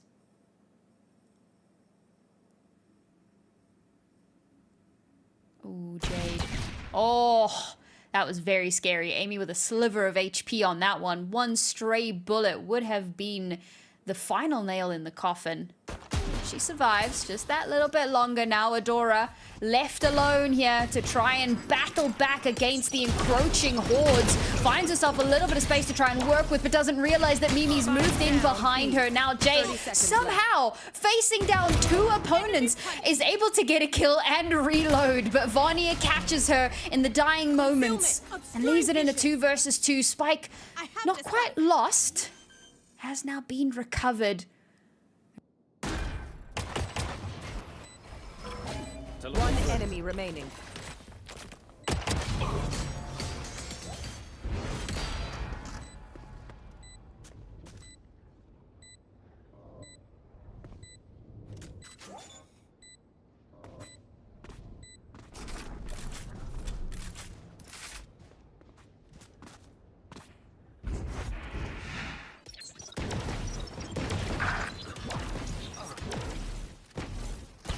Spike down B.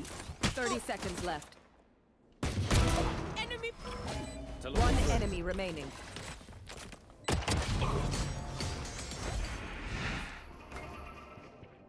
About there.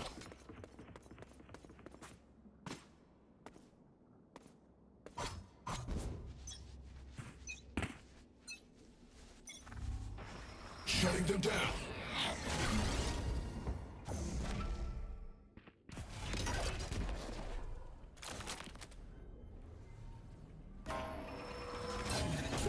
Revealing mode. Ah, there they are. Find them.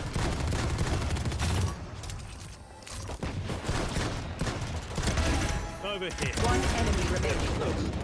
Spike down A. It is.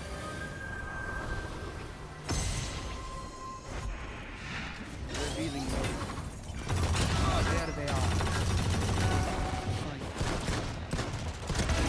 Over here. One enemy remaining. Spike down A.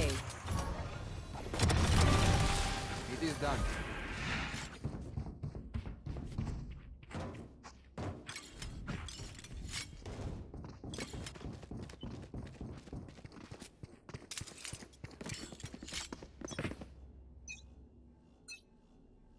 Knife deployed. Rip and tear.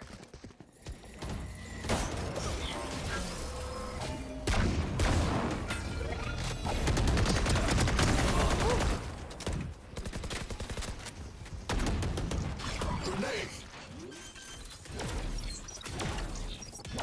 Spike planted. Right there.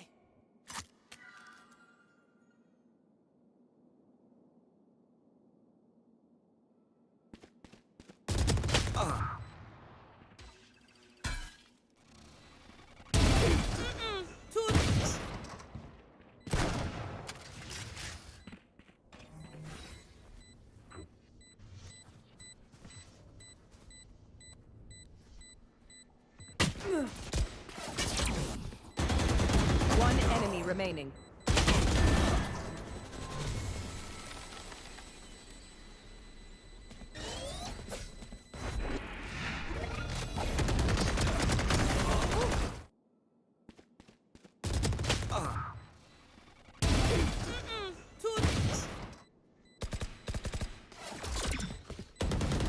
Last player standing.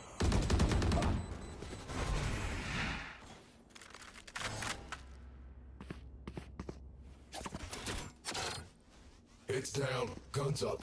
Get deadly. Rip and tear. You are divided! Launching thorns.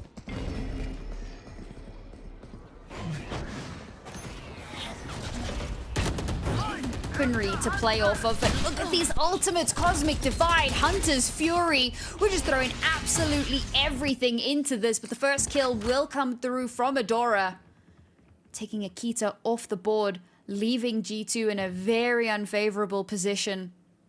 But they've positioned themselves perfectly to hold on to this map. Now G2 once again have to find a way to stabilize.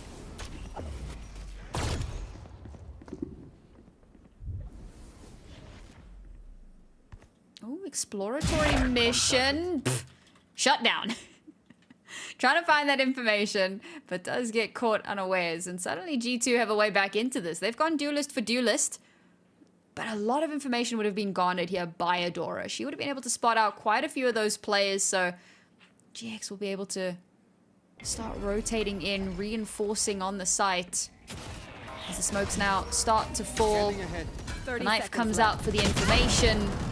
Oh, and it's again a spray down. The recon bolt doesn't necessarily tag anything up, but they know there aren't too many possibilities for where they could be coming from. And sure, Jade gets traded, but she gets one and keeps it in a winnable scenario. I love the transition on that. I wasn't even sure who got the kill. That was really spicy. But there you go. It's another round for GX and G2. As quick as they win one, they lose the next. On target. 30 seconds left. I have a feeling, Sam, that this might be another Last player back and standing. forth game. 10 seconds left. Team Ace. It is certainly shaping up to be. That works. I think it's also a little bit difficult now that, you know, G2 kind of forced on the save once again. You know you're going to be walking into an op. You know you're going to be walking into this Odin, and so to have to expend util to clear that, but still make sure you have enough to get on site, right? Jade just spotted the entirety of G2 around the corner. That positions her perfectly to spray and pray. And it's less of a prayer, really, because it's been pretty consistent. She has been so good with this Odin. And a lot of people will look at a statement like that and go, what do you mean? It's just a hold M1. No, I beg to differ. There is a certain amount of skill that goes into that, and Jade is certainly proving that it's not a gun to be trifled with. And yet, despite the low buy, G2 are able to battle back a little bit. Shot down. Maybe more than a little bit. Potential free gun here. Droning to make sure it's safe to take the gun. I respect it. That's not what she's doing. I am absolutely being facetious. But in theory, right, you did drone and you do know 30 site is seconds safe. left. Yes, you don't have the weapons, but you have the numbers. You were able to drone, you are able to pick up a gun, but it doesn't matter. It's not going to stay in your hands very long, Sam. Yep, certainly not. Certainly not. She got a 3K? What is this? Poor Amber's there, like, don't mind me with my incredibly expensive operator. I'll just get this one. Go off queen, I suppose. Right, team timeout. How do we deal with the Odin? Well, and that's the thing. How do we deal with the Odin? And like you said, 3K with the Odin. I guess look at my 1 with the op. But you find a way to deal with the Odin, you still gotta find a way to deal with an op. And you have a lot of utility if you're on the side of G2, right? This double initiator, that's a lot of information that you have to play with. But it's just how much information are we using to find these guns that we're having a hard time pushing? And for a good reason, you have someone who's good with an Odin, that's hard to push into. You have to use utility. You have to use utility to clear an op that's going to hold your push, but then you're looking at, well, what do we have for post plant? What do we have the rest of site? But you can't even be thinking about post plant if you can't kind of push past the hold that GX has. Yeah, so far it has felt somewhat impenetrable, and as you say, right, they control so much of the space. So often we talk about the impact of an operator or, you know, an Odin. Very seldom, I feel, do we talk about the threat of an Odin or an operator. How many times have you not seen a shot comes out and a team goes, that's an op, we're going B. And they just completely change direction. Because simply knowing that you're going to have to contend with that, a lot of teams just don't want to have to deal with that, hassle with that unnecessarily. Yeah, so, I mean, it's a lot of pressure. That's a lot of pressure you're able to put on a site. And to cause those rotations to come through, especially if you don't have a setup to deal with that. Oh, there we go. They are apparently powerless. Let's see if that does become the case. The Odin has already been taken offline, and as G2 swarm onto the site, it does certainly feel like GX have lost some of that power.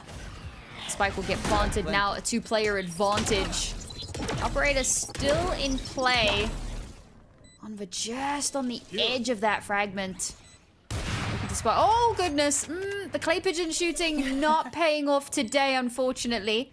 Doesn't manage to connect that spot. Now they know where the operator is, but is it just one? Is someone with her? Spots the barrel of the gun, swings out, escapes with her life. Ava, how are you still alive? And Akita is there to make sure that Jada cannot cause a problem later on in the round. And Adora now will choose to back the heck away. One ultimate is all it took, and G2 will take that round straight to the bank. But that's exactly what you need to do if you're G2. Right? We just said that, and that's exactly what a timeout is being used for. How do we deal with this? We're having a hard time. What can we do? Well, we have ultimates. How can we use that to get on site? How can we use that to deal with the operator, deal with the Odin, deal with the setup they have?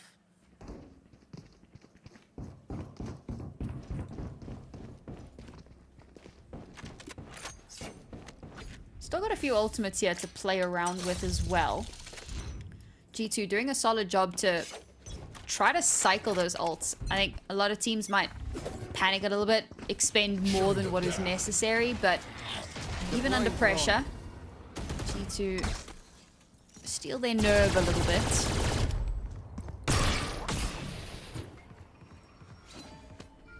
A little bit of poking and prodding across the map to try and find some information. Here. Not just poking and prodding, Adora goes full tilt into mid. Doesn't spot much of anything.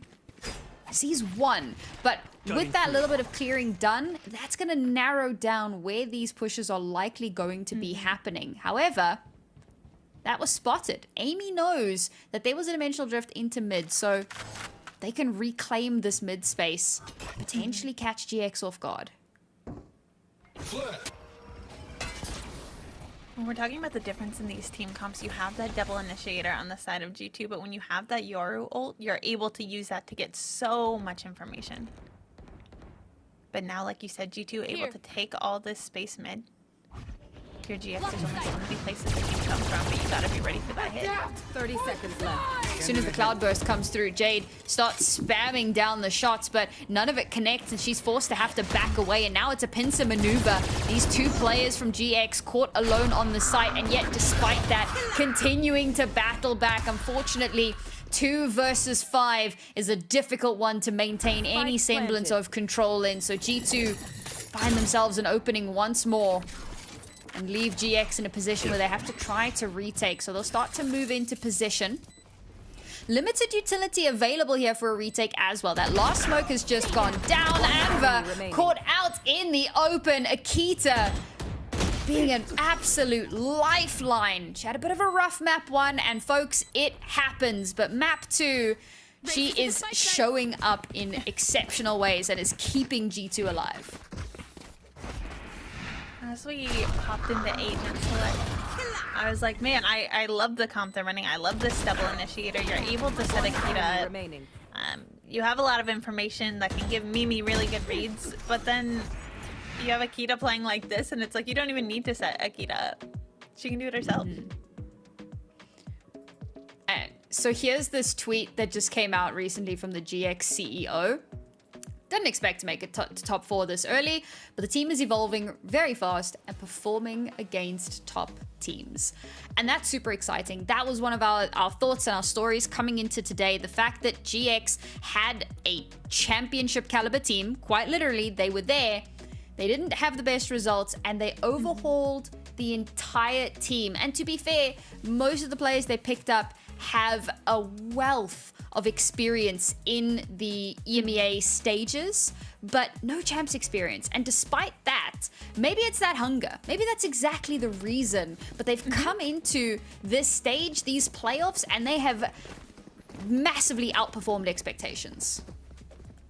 You talk to Asuka earlier. I got to sit down with Asuka, right? And like we said, GX has been to twice. Asuka's taken a team to champs. Has to see something in this team to overhaul this team like they have. They do have the hunger, they have the motivation, and getting to speak with these players, and we've kind of gotten to see their thoughts and their ideas on what they want. They want this so badly, and I think that's part of it, is they're fighting for it. They're fighting for their spot. They made it to playoffs. They want to move on to champs. They want to get these points. You've got to be hungry for it. You've got to be willing to go the extra mile. And they certainly have shown that they are willing to do just that. But unfortunately, this won't be a round where they can find the results. It's a pistol round, so somewhat to be expected that we're not going to have the craziest results on this one. And it is a bit of a tough one, you know. So your first matchup, I mean, it's the playoffs. Every single team is going to be a tough team. Goes pretty close. You get to your second game and you're up against G2. But the fact is, if you want to win, you've got to be able to beat everyone. So this is a great litmus test, I feel like, for this team. And so far, they're already proving themselves in spades. I think they've done a phenomenal job. And I think it's crazy that when we watch them play, anyone's calling them the underdogs. Because you see the ideas in their head. You know they're working with this coach who's been in the scene for years, who's taken teams to champ, and who's been able to work with this team for, what, just a couple months? I think 2 months as a core 5. And to be able to do this, I mean, this is stage 1. We're in playoffs for stage 1, so the more time they're going to spend together, they're just going to get better and better and continue to improve. I don't know, that was the conversation around the points, right? You know, you've got a lot of time to make up any sort of a deficit that there might be. So looking forward to the future evolutions. But we're not, you know, we're not at the end of this series just yet. There's still potential for a third map here.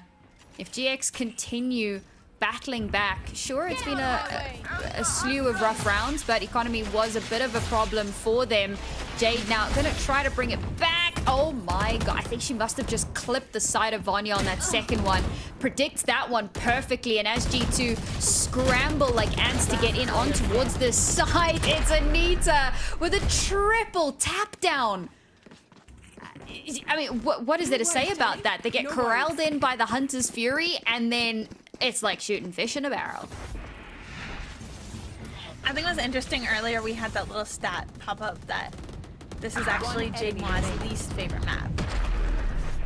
Understandable. But like you put the Odin in her hand, you give her an ult, and then I think it's what, Anita's favorite map? Or Dora? I think it was Anita. So you have like conflicting feelings on this map, but if this is how Jade Ma plays on her least favorite map,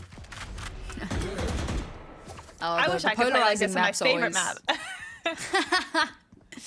Listen, the polarizing maps are always the most entertaining. For a second there, I wasn't even sure if that was the clone. But this is why I'm not a pro player. Yeah, I mean, yeah, then it just continued walking straight off the map. Like, that was kind of the dead giveaway. Ooh. Information garnered. A lot of free space in mid, but interestingly, they're not opting to take it. How are they on smokes? Yeah, I mean, they could. But maybe with Akita showing face there, makes it just that little bit too obvious. We're back now into the heavy defaults from G2, and this worked very well for them on the previous map on their attacking side, so unsurprising to see that they're going for far more structured play. I think that's something that really has shined in their gameplay, is that these are seasoned players and they're comfortable and they're strong. So when they have these hits that they know work, they're able 30 seconds left to just continue to put up the work they had to clear sight first. That's the problem with a near sight. It's not a full blind. It's a bit like me. Jade gonna be able to continue raining down terror with this Odin. Somehow dodges out the fragment. Not quite landing the shots on Mimi. Cosplaying Neo without even moving at this point. A flash over the top. Nothing to swing off of it. So it doesn't really garner them too much, but all G2 need to do here is try to hold the line. And okay, that is a funky cosmic divide coming through as they start to funnel their way in from the defender's spawn side. We go 2 for 2, and looks like it was just the perfect cosmic divide for it. But as the tap connects, that first Hunter's Fury shot will land, chunks down the HP. But oh my god, just the layering of utility to keep them off of the spike just that little bit longer. The perfect 2 players to survive into the ending embers of that round. And G2 can even it up.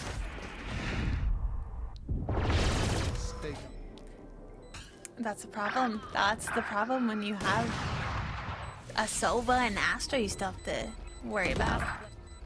One enemy remaining. I'm also wondering, I think Anva went there to tap the spike again because she knew they were heaven, and so I think the turn was to try to get the defuse because time was ticking there just at the very end. Oh, that clock can certainly become your biggest enemy. Oh, Amy. Watching just the wrong angle, and with no one there to back her up, she loses that opening duel. But now G2 take the time, take the momentum, moving out onto the site already, and that KO ultimate that worked out so beautifully for them in a previous round, looking to get the same results here again. GX trying to play that a little bit more passive, and it works. G2 are trying to get in their faces, and unfortunately, they get obliterated in their aggressions, in their overcommitting into trying to take that space, and Mimi has to somehow one against the world and will be denied. GX continue to hold on to their lead. Yeah, I mean, they know what happened last map when they lost that lead. One enemy remaining. Not looking to make the same mistake, and if they keep playing like this, don't know that it'll happen, but we're nearing the end of this half, and this is looking eerily similar, Sam, to Corrode, is all I'm gonna say. Deja vu all over again. Final round now in the half. Only 2 ultimates to work with, but they can be impactful in different ways. Let's see how they do get utilized. Amy's also really close to the Steel Garden as well, so there's a lot of potential into this round if G2 want to find a way to even out those scores again. We'll keep things in the slow default that we've had so often. GX, to their credit, also playing a bit more patient now. And this is where the Sova can really start to shine. You can garner a lot more of that information without putting yourself at risk. They know that mid is available. You are divided. No sound has been made anyway just yet, but Cosmic Divide, yep, that should be a bit of a dead giveaway. Dimensional Drift as well should come into play. Akita has already found space on the site, but look at Anita playing in the smoke here, waiting for someone to walk into her crosshairs. They do just that. She gets one, but she's traded, and G2 coming out on top of these battles. The Cosmic Divide working in their favor. Jade tries desperately to play off of that ping, but she swings into 3 players. Not much longer for this world. And with only 2 reinforcements remaining for the GX squad, it's looking like an almost undoable scenario. Spike now down. Anva and Jada removed from one another. They could potentially set up some crossfires. A great paranoia that forces the issue. Anva brings it down to only a 2v3. Jade has given away, or Jada has given away her position with those shots ringing out. Oh my god, unscopes at the wrong time. And the final 2 kills land. Another 6-6 half. Switching sides.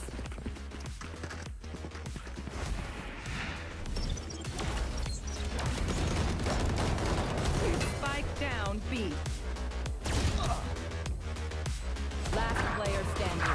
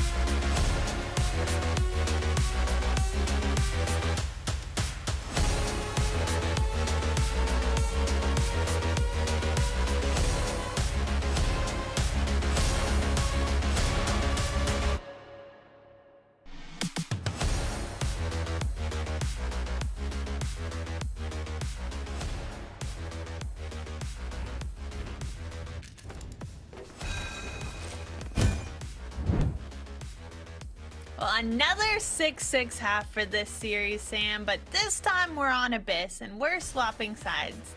GiantX getting ready for the attack, but they have to put it all on the line this half if they want to stay in the series and bring it to split. Yeah, I mean, I want to talk about how they had such a great attacking half on Corrode, and to be fair, they did, but it did still end off on an even kilter. So it's not like they had this runaway lead. It really has been blow for blow. We continue to trade punches, and of course, this map seemingly no different in that regard. So let's see how this half pans itself out. On the other side of it, we will either have a victor or we'll have a third map. Only two options, but we're already seeing very similar to Corrode that GX are not afraid to take this space mid. They know how to work these maps. They seem comfortable, but it's what you do after you take that space. Yeah, I mean, not just take the space, like they are up in that space. and G2 is so often comfortable to leave space open in mid, give them that kind of space to play with, but it allows them to reposition themselves a little bit. Ton of damage done onto Anva here. Now they know that there's a strong presence in towards mid. The spike is making its way alone through the breakable door. I mean, if Akita gets this kill here, this round could fall apart at the seams. But of course, the door hasn't been broken yet. So there's still... Oh, as I say that. Thank you, Jade. Door gets broken, waits for the right moment as GX find themselves in a good position. Oh, doesn't get the kill onto the Sova, but in fact, takes down the chamber. And Akita will not be much longer for the World and the Dora, then can swing out and keep things a little bit more contestable. But Mimi, the ultimate anchor, one after another. She annihilates the encroaching forces, and with 8 seconds remaining now, all there is to do is run headlong into Amy's awaiting arms. G2 take their first pistol. When you watch a pistol run like that and just Mimi swinging like that, 30 seconds left. So surprising. That's their first pistol of the series. Really great shots. Really great holds. Were your last words? And it's like you said, they're not afraid to hold on to sight. Because they know GX are going to push into that. Right there.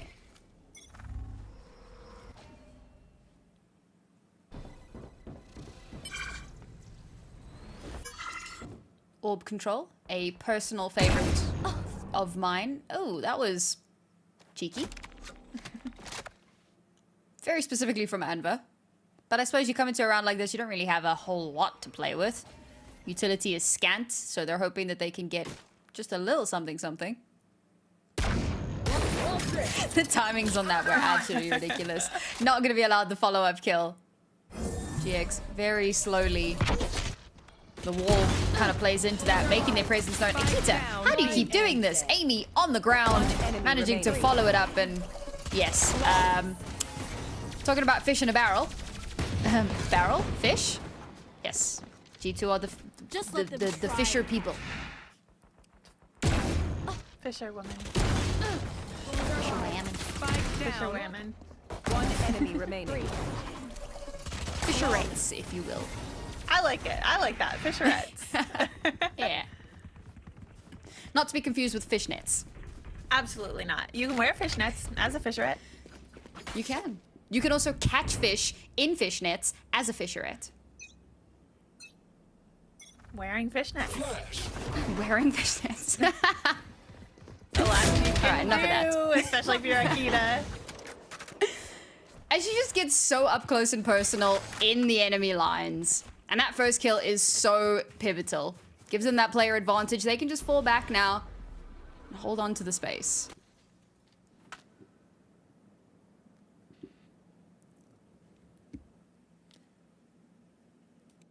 Man, Akita is just like not afraid to take these fights.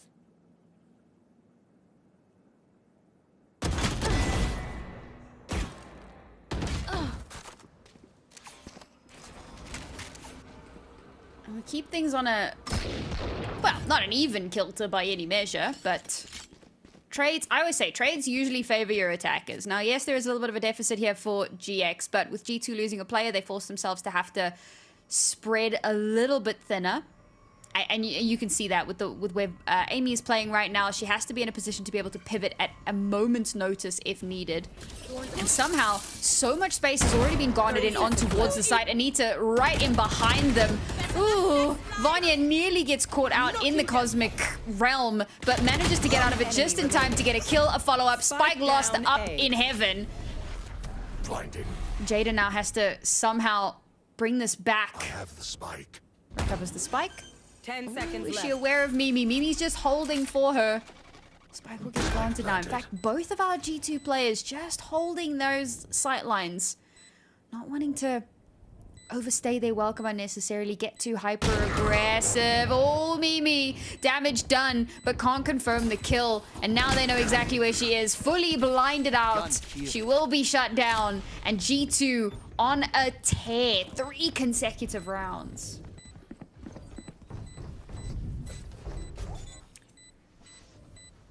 I think what we're seeing is a lot of this kind of new hunger versus like tried and true.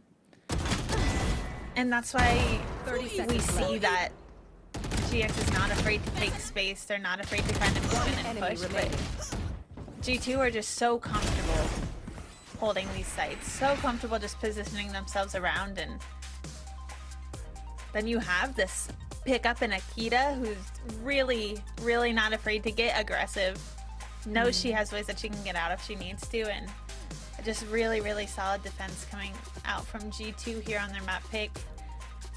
I would take a timeout too right about now if I'm GX to just kind of identify what can change, because it's not too late that you can't turn this around and bring it back. Absolutely. I mean, G2 showed us that on the previous map as well, right? Yeah. As long as you still have the belief that you can do it, certainly anything can be done. And one of the things I wanted to bring up, and you know, unfortunately there are so many storylines and so many things that we want to talk about and only so much time to do it in, but I really wanted to highlight the brains and the brawn. You know, everyone talks about brains versus brawn, but on G2 it really is a combined effort here. You have Akita that plays out of her mind in so many series. She's so consistent. And then you have Mimi, veteran talent, has been around since the very beginning, has participated in every single champs event, has, you know, won. So she's lifted so many trophies. The experience that she brings to the table, coupled with the raw firepower of players like Akita, is part of what's made G2 such an unstoppable force. You're right. It's bronze, it's brains, but it's not just brains. It's exactly what you said. It's that experience and being able to draw on past experiences, even on these new maps, right? And I guess Abyss isn't really that new anymore, but it doesn't matter when your fundamentals are the same. Fundamentally, GX are now on the site, even with pistols. G2 give over a lot of the space. Oh, it is whiffy. It's not clean by any measure. There's a shock dart kill. Anva's managed to get a kill onto Akita. And in a round that they have on paper no business winning, they've given themselves an advantage. But now the paranoia starts to set in. And no, I don't mean the ability. Anita pushes out just that little bit too far. The spike will get planted, but it's back down into a 3 versus 3. And the one rifle that they had recovered has been taken away in an unrecoverable position. Anva loses out on the outlaw. And now there's very little more, I think, that GX can say for themselves in this round. So much done, battling so hard. But it's another round for G2 as they take it up to double digits. The fact that they got in and got the plant down, though, I mean, when you only have the sheriffs, if you don't hit those shots, that's tough. And look, unfortunate and uncharacteristic, I think, whiffs from Akita. I don't think that's something we're used to seeing from her, but you got the rest of your team to back you up. Some whiffs as well with the sheriff, and unfortunately you don't have that spray power to reset. But good job getting the plane down. Took a couple weapons offline as well. And now you have the buy up. You just had that timeout. This is where we're gonna have to start to see what they're adapting. Kita doing a good job holding down this A site though with that up.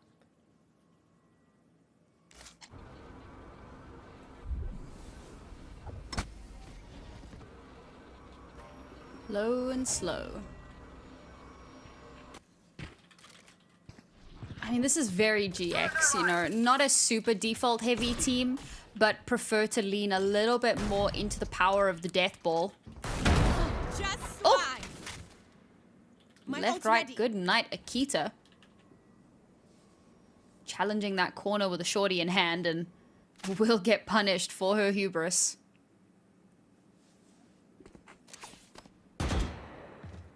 Ooh, Mimi spots Jada on the oh no! Oh no! Moment of silence for Mimi. It happens. She will be remembered. It does. Oh, Amy! It's okay. That happens too. Like, Amy just went, all right, you know what? It's fine, it's fine. I got this. I got one for me and one for you. There you go. Teamwork. They held hands on that one. 3v3 now. The GX does have that spike planted. Steel Garden comes out. But look at how GX are playing this post plant. They're so far away. Nothing can hit them. They're literally in Narnia. Dora can get one and just TP all the way out of dodge, leaving Vanya alone. Does she know that Adora is right behind her? It seems unlikely. No, she would have heard that flash. So she must have an inkling. Shots do connect, but there's no trade just yet. Tap on the spike. Hasn't managed to bait out the ultimate. Again, oh man, the Sova and the Astra, but the shock dots aren't connecting. No ways. No way she gets that off. They opt to hold on to the ultimate to have that for a later round. They try to get the final shots with the shock dots, but they miss their mark utterly. And I'm gonna, the sheer cheek to stick that defuse. My goat. And the thing is with that smoke, you don't know that your shock darts aren't hitting. Yup. Taking that back. And to... Oh, that's so heartbreaking too, because you could tell they thought the shock darts hit because they didn't even continue to spray. Bad. I'm still losing my mind over that one. And then Vanya goes ahead and starts the next round with an opener. Like, she clutches that previous round and then opens up the next round with a kill onto Jada. And just unreasonable scenes here. Finally, we will see that Hunter's Fury come out. And it's more about space denial than anything else. Doesn't manage to garner them any information. And off the back of that, not willing to push in just yet. See if they can bait something out, but now with the drone spotting out both of them, you have to try and rethink how they approach this, and it looks like it will be the pivot over towards B, but there's presence in towards mid here. Mimi has to be so ready for this push to come through. Oh no, because Ava's come to fill in this gap. Could be Anva now, who's a little bit under pressure. And it feels like G2, the info starve has caused them to kind of second guess a little bit, but now they'll start moving their way in. Adora pops that dimensional drift and can start flittering around the site, gets a little bit of information here. Amy just pops up onto the box and will get sat down. GX looking to finally find themselves around in this half as the cosmic divide, that curtain comes down. A wall of silence and no vision whatsoever. How cheeky will Mimi get with this?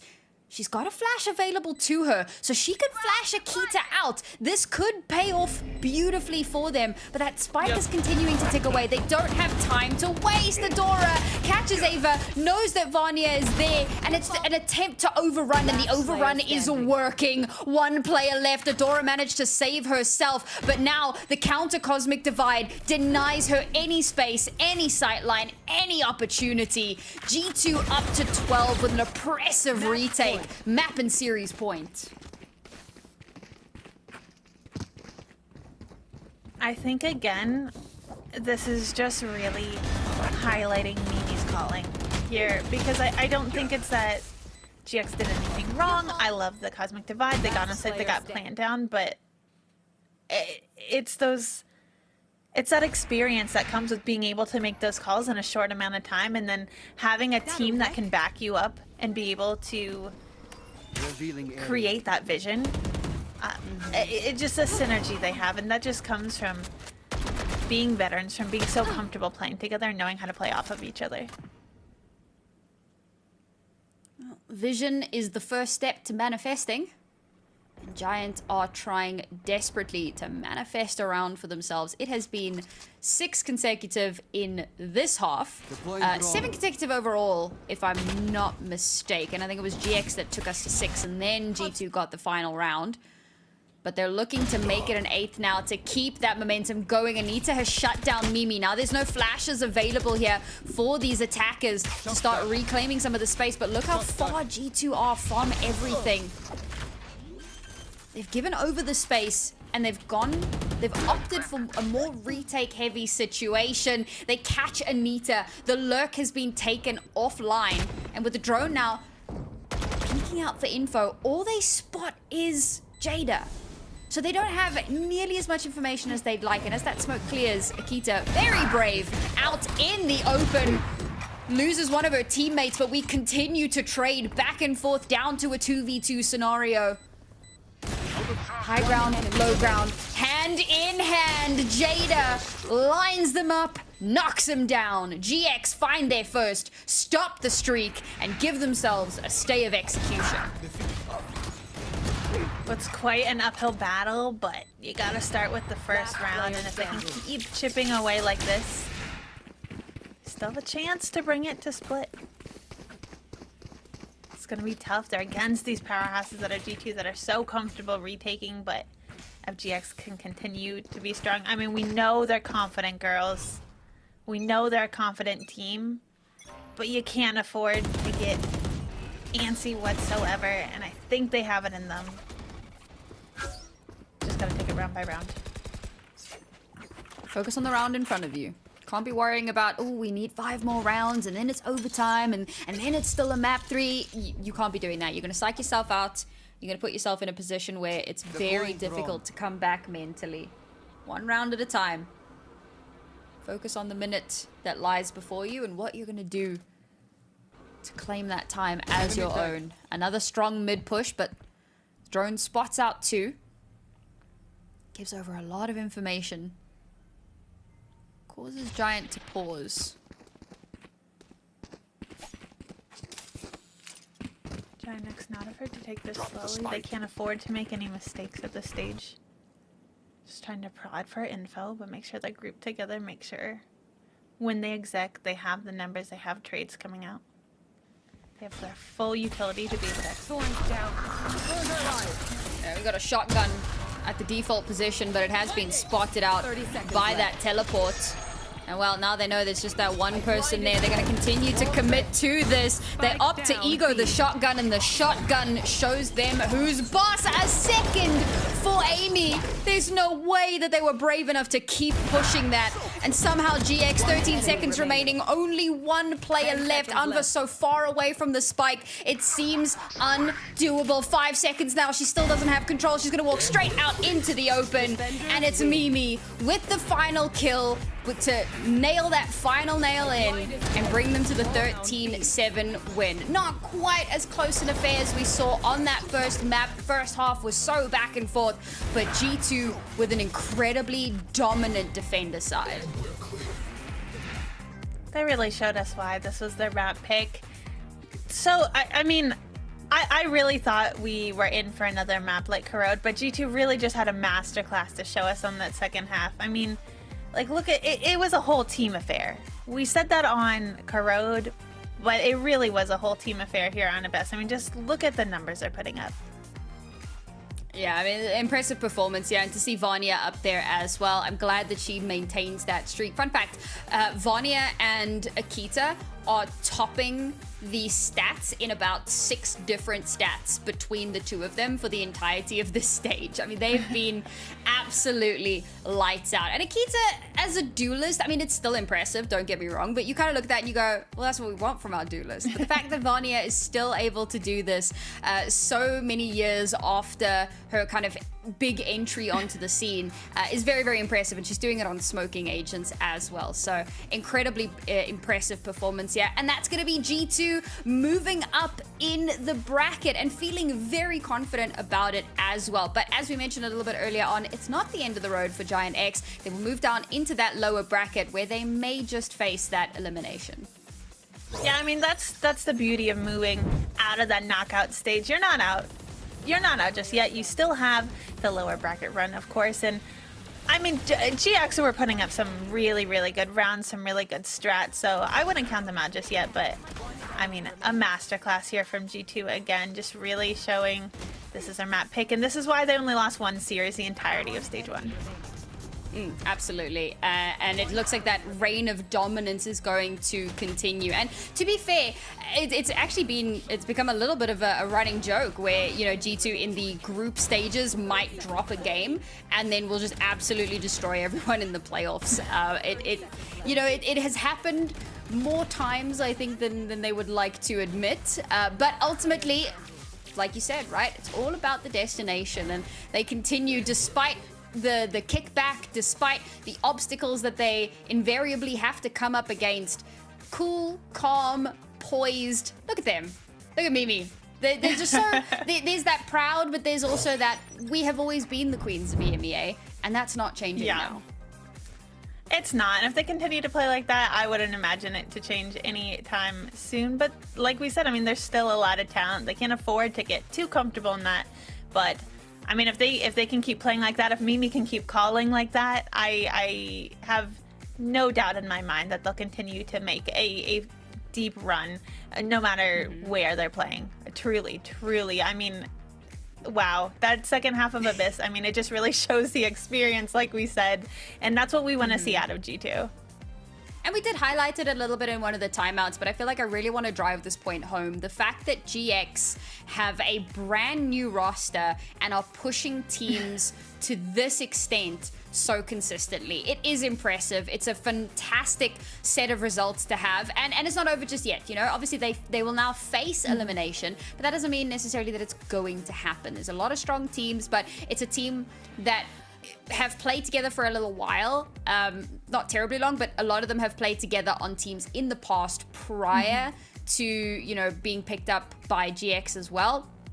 So there's a lot of experience there. There's a lot of familiarity and comfort that they just need to build on a little bit more. You know, one of the things that we pointed out was they're not really default heavy. There's a lot of kind of stacking towards one site and then leaving one or two players quite far removed from one another.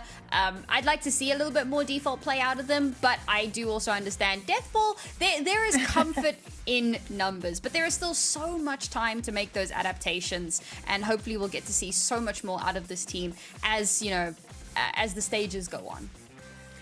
Yeah, I mean, the fact that in their first kind of, like we said, a new roster. We've been highlighting this the entire stage, but the fact that they made it to the top 4 and they've only been together with this team with 5 of them for, I think, 2 months, 4 months, a 4, kind of a core of 4, right? I mean, they only have up to go. It's incredible. Absolutely. And you can tell some of this, and we said in the series, it was just a difference of like experience and that synergy that a team that's been together longer has. But if you're in the top 4 now and you don't have that time together, I liked the kind of puzzle pieces that they laid out on these maps today. I liked what I saw from them in stage 1, and so if they can just clean up a little bit of that, beautiful. Absolutely. And well, as always, we do have an interview waiting in the wings with one of our winning players. So let's welcome Akita.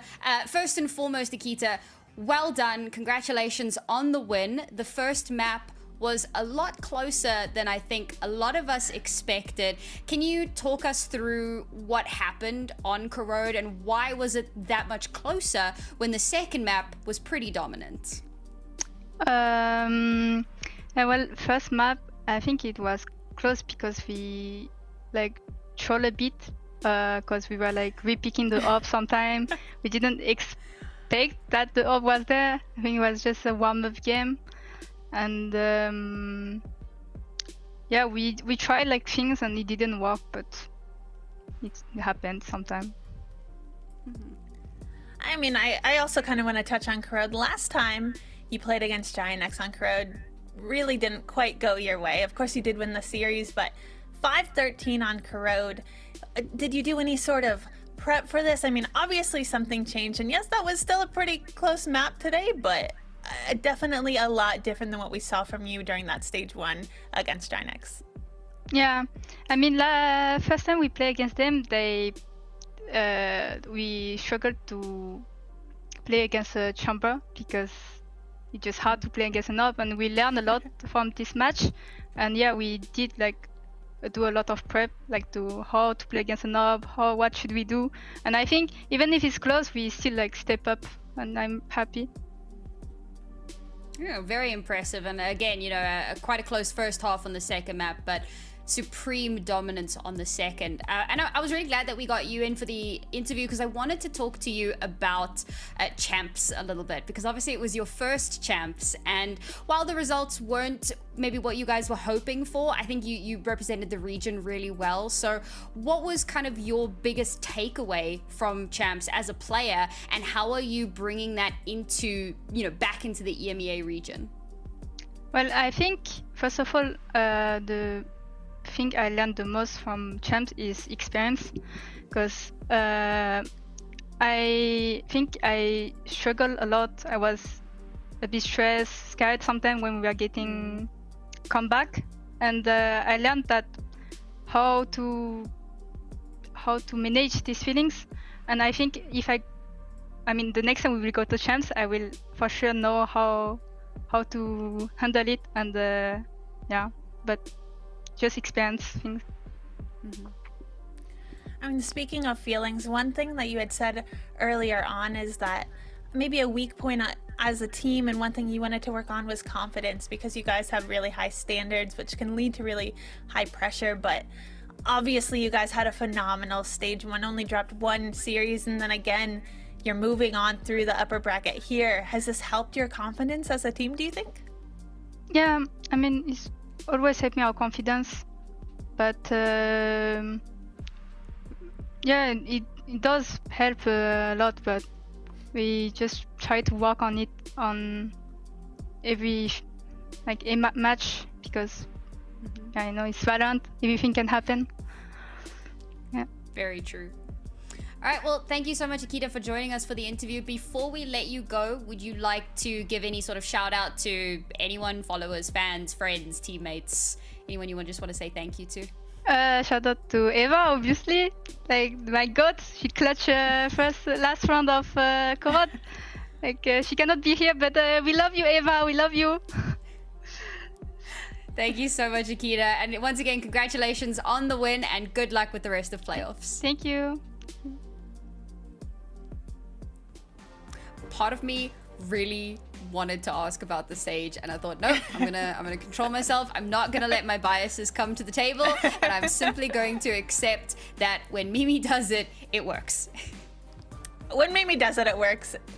I think that should just be the takeaway from this entire series, and any series she plays. When Mimi does it, when Mimi calls it, it works. And that's what we saw stage one, and we got to see it again here, and that means they're moving on, and I think we'll keep seeing more of that, Sam.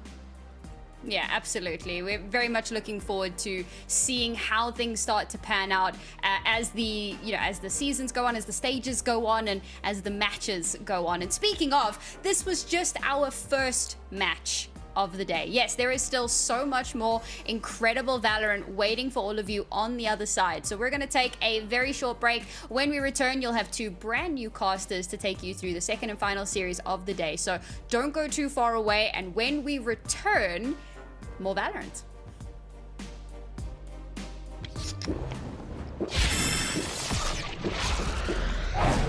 Red Bull gives you wings. Wingman will what want.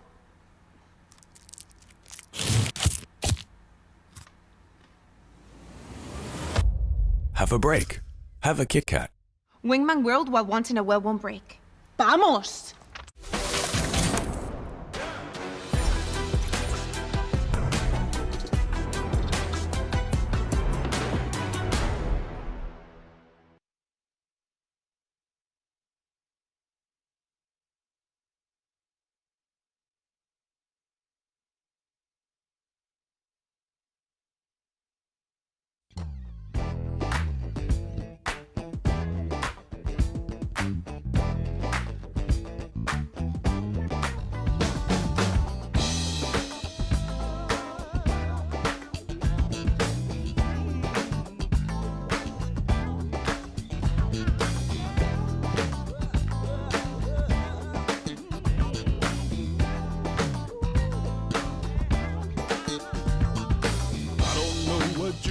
veto, but it's time to come alive.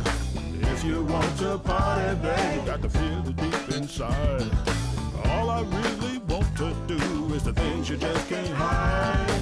Put your funk around it, babe, and I'll take you for a ride. You know that feeling. You know that feeling. You know that feeling.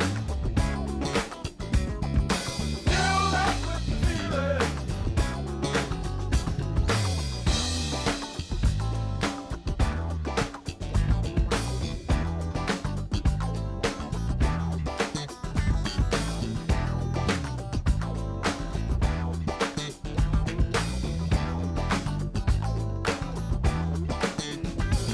Now listen to the music as I bring you to the light. You can stop to see it, don't just open your eyes. All you funky people, just join the funky line. Girl, I groove, make your soul shaker. Everybody sing along. You know that feeling. You know that feeling. You know that feeling.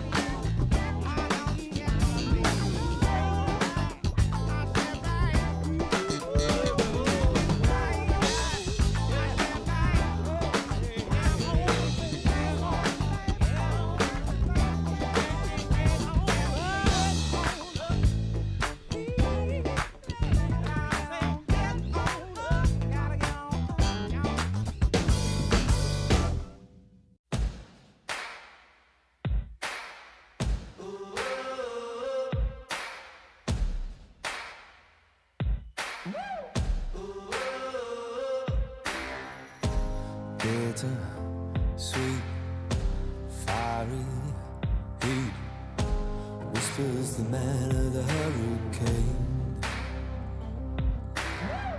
Oh, stop pushing me, gonna push so hard I'll just let go now. Lost in your mind, blown on the wings of the hurricane. I won't let go. I won't let go. I won't let go. I won't let go. I won't let go. I won't let go. I won't let go.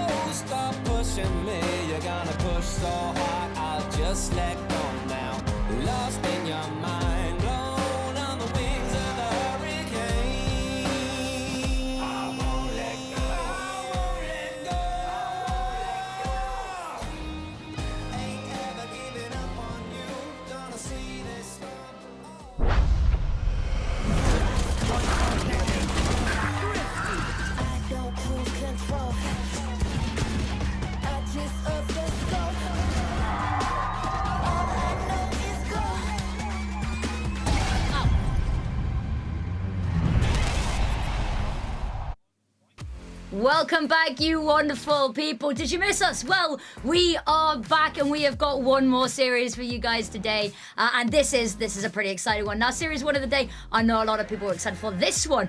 This is the rematch that I had my eye on, though. Everyone's like, the G2 game, G2 amazing. Yeah, they're absolutely stellar, but this is the rematch that I have been dying to see. And I'm back once again. I'm here with Echo. How are you doing on this fine evening? I am feeling so good. This is going to be such a fun matchup, like you said. Obviously, all of these rematches, the group stage was essentially a round robin, but this is the French rematch, and I think that's going to get all of the fans at home excited. It's got me excited because these two teams, when they fought up previously, it was so close. I cannot wait to see how this goes. Exactly. I'll take a look at the bracket quickly because, of course, we're getting into the top 4 teams here. Unfortunately, we had to say goodbye to 2 teams yesterday. KC being one of the teams, eliminating ATN on out there. So now we're really getting down into it. And, of course, the end is not the end anymore. Yesterday's matches, that was do or die. That was elimination. This, however, is second chance central. This is where if you lose, you go down to that lower bracket and then you got one more chance. So stakes are still high, but they've bought themselves a tiny bit of breathing room in this series. Yeah, you've got that breathing room, but you're still up against a GiantX that has looked like they are steadily improving, right? They beat out Twisted Minds as well yesterday. Very, very close game, sure, but GiantX just had that edge.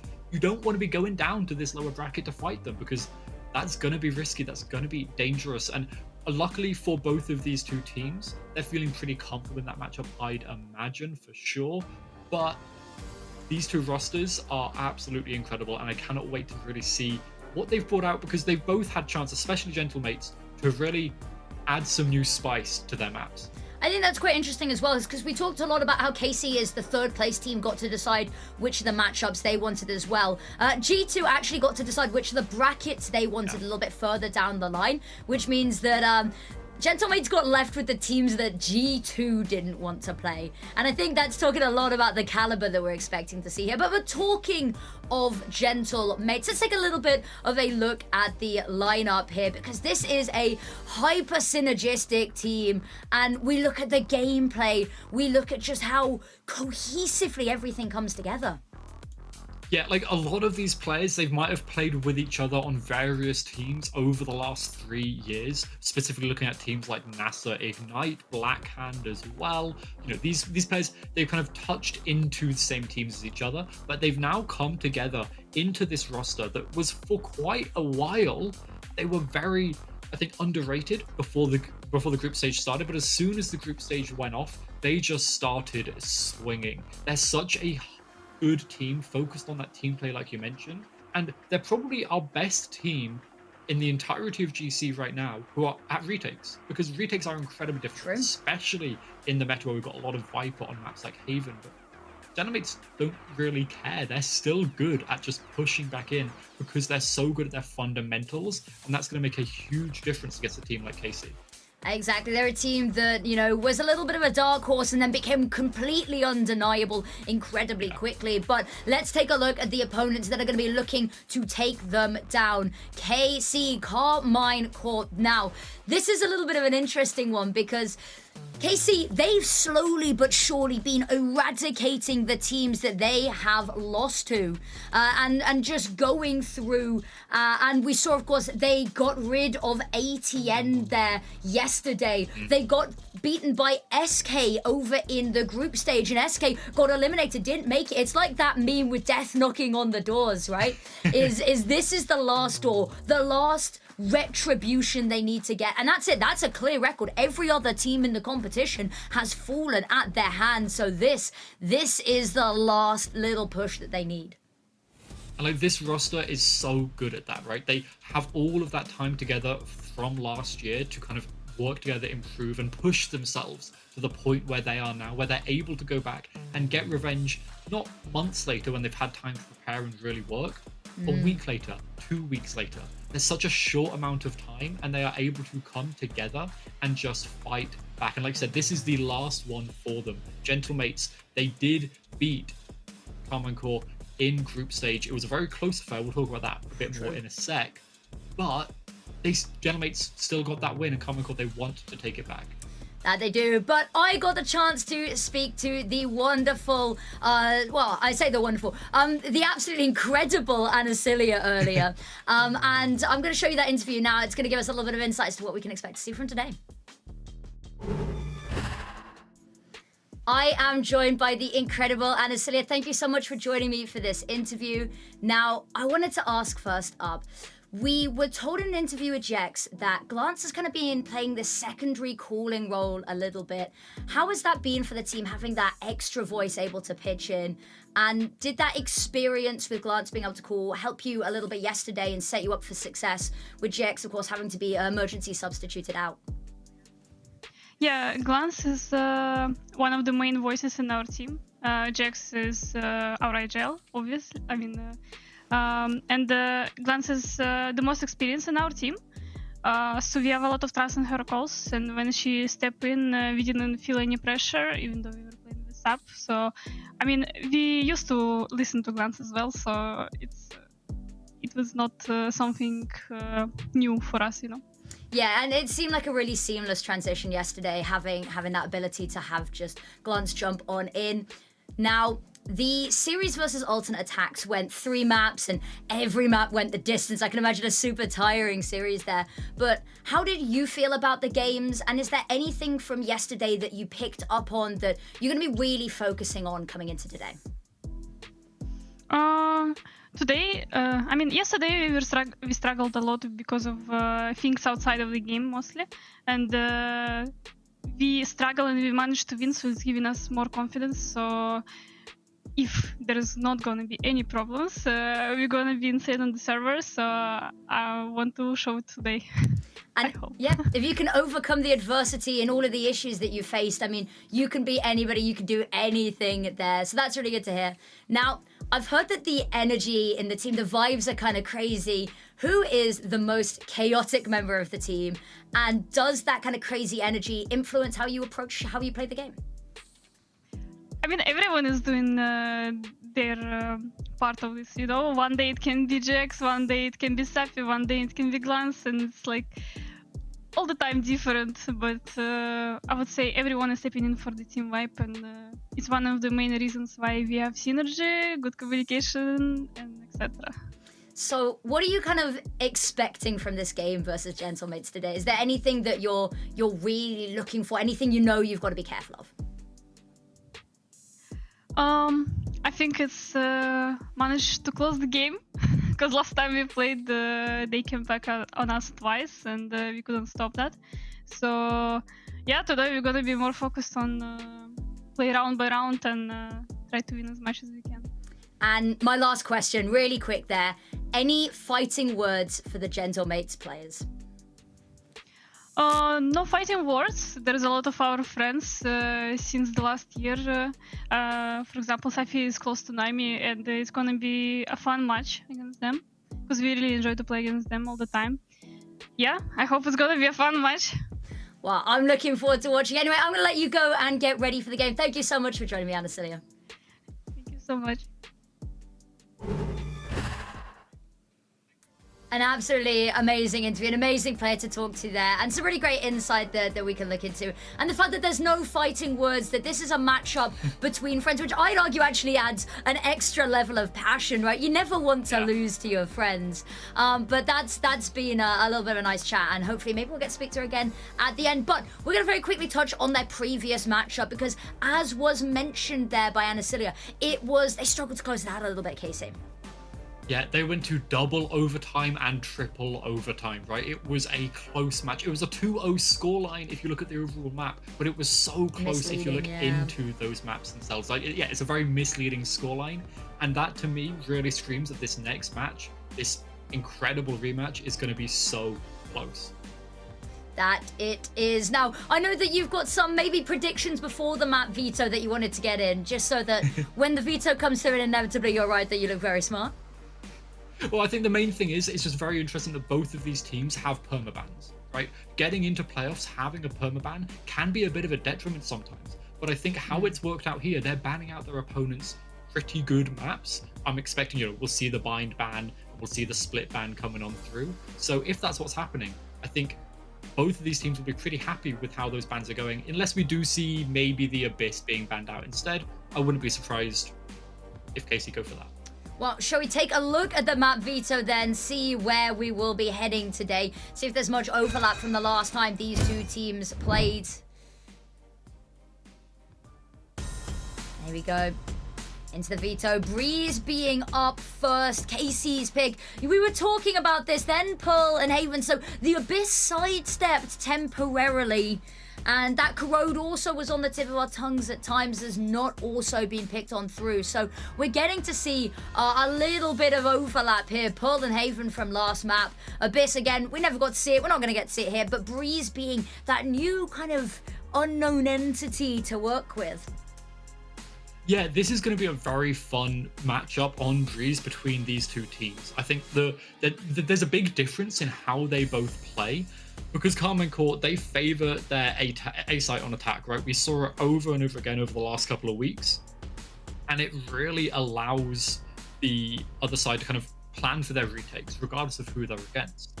And Gentlemates have a very interesting statistic on Breeze, is they are better statistically overall on their retakes than they are on their post plants. Which means that this matchup, yeah, right, that's a very odd stat to have. And that means that if we're looking at this, Gentlemates, their defense has been incredibly strong before. If they can overpower Karmine Corp on this map, on Karmine Corp's map pick, this could flip the entire series on its head. It's why I was expecting us to maybe go towards something like Abyss instead. But no, we're here on Breeze, and I'm imagining we're not going to see any big switch-ups from these teams. I wouldn't imagine so. I don't think this is really the time to be doing that. We talked a lot about, you know, the GX Harbor coming on through, and I'm so glad that we still get to see it. Yeah, like GX's Harbor is absolutely incredible. She utilizes this agent on both the attack side and the defense so well. On attack, it is just a kind of a Viper Wall. She uses the curves of the high tide better than a Viper Wall can work to kind of really get the best possible angles to stop a flood retake coming in. And that is going to be crucial against the way Gentlemates play this map, because they want to flood. They don't want to allow Karmine Corp to set up into their nice little post-plant angles. Gentlemates want to fight into it as soon, maybe even before the spike is fully on the ground. That's going to be the key difference maker, is how they can play against this Harbor. Yeah, and we've seen it be a difficult one to work with, a difficult one, although ATN kind of had the name and number of KC for this one. Yeah. We saw that when it went down early, it left them a little bit sometimes stuck on how to execute onto these sites, because it was a very pivotal part of it. So we will see.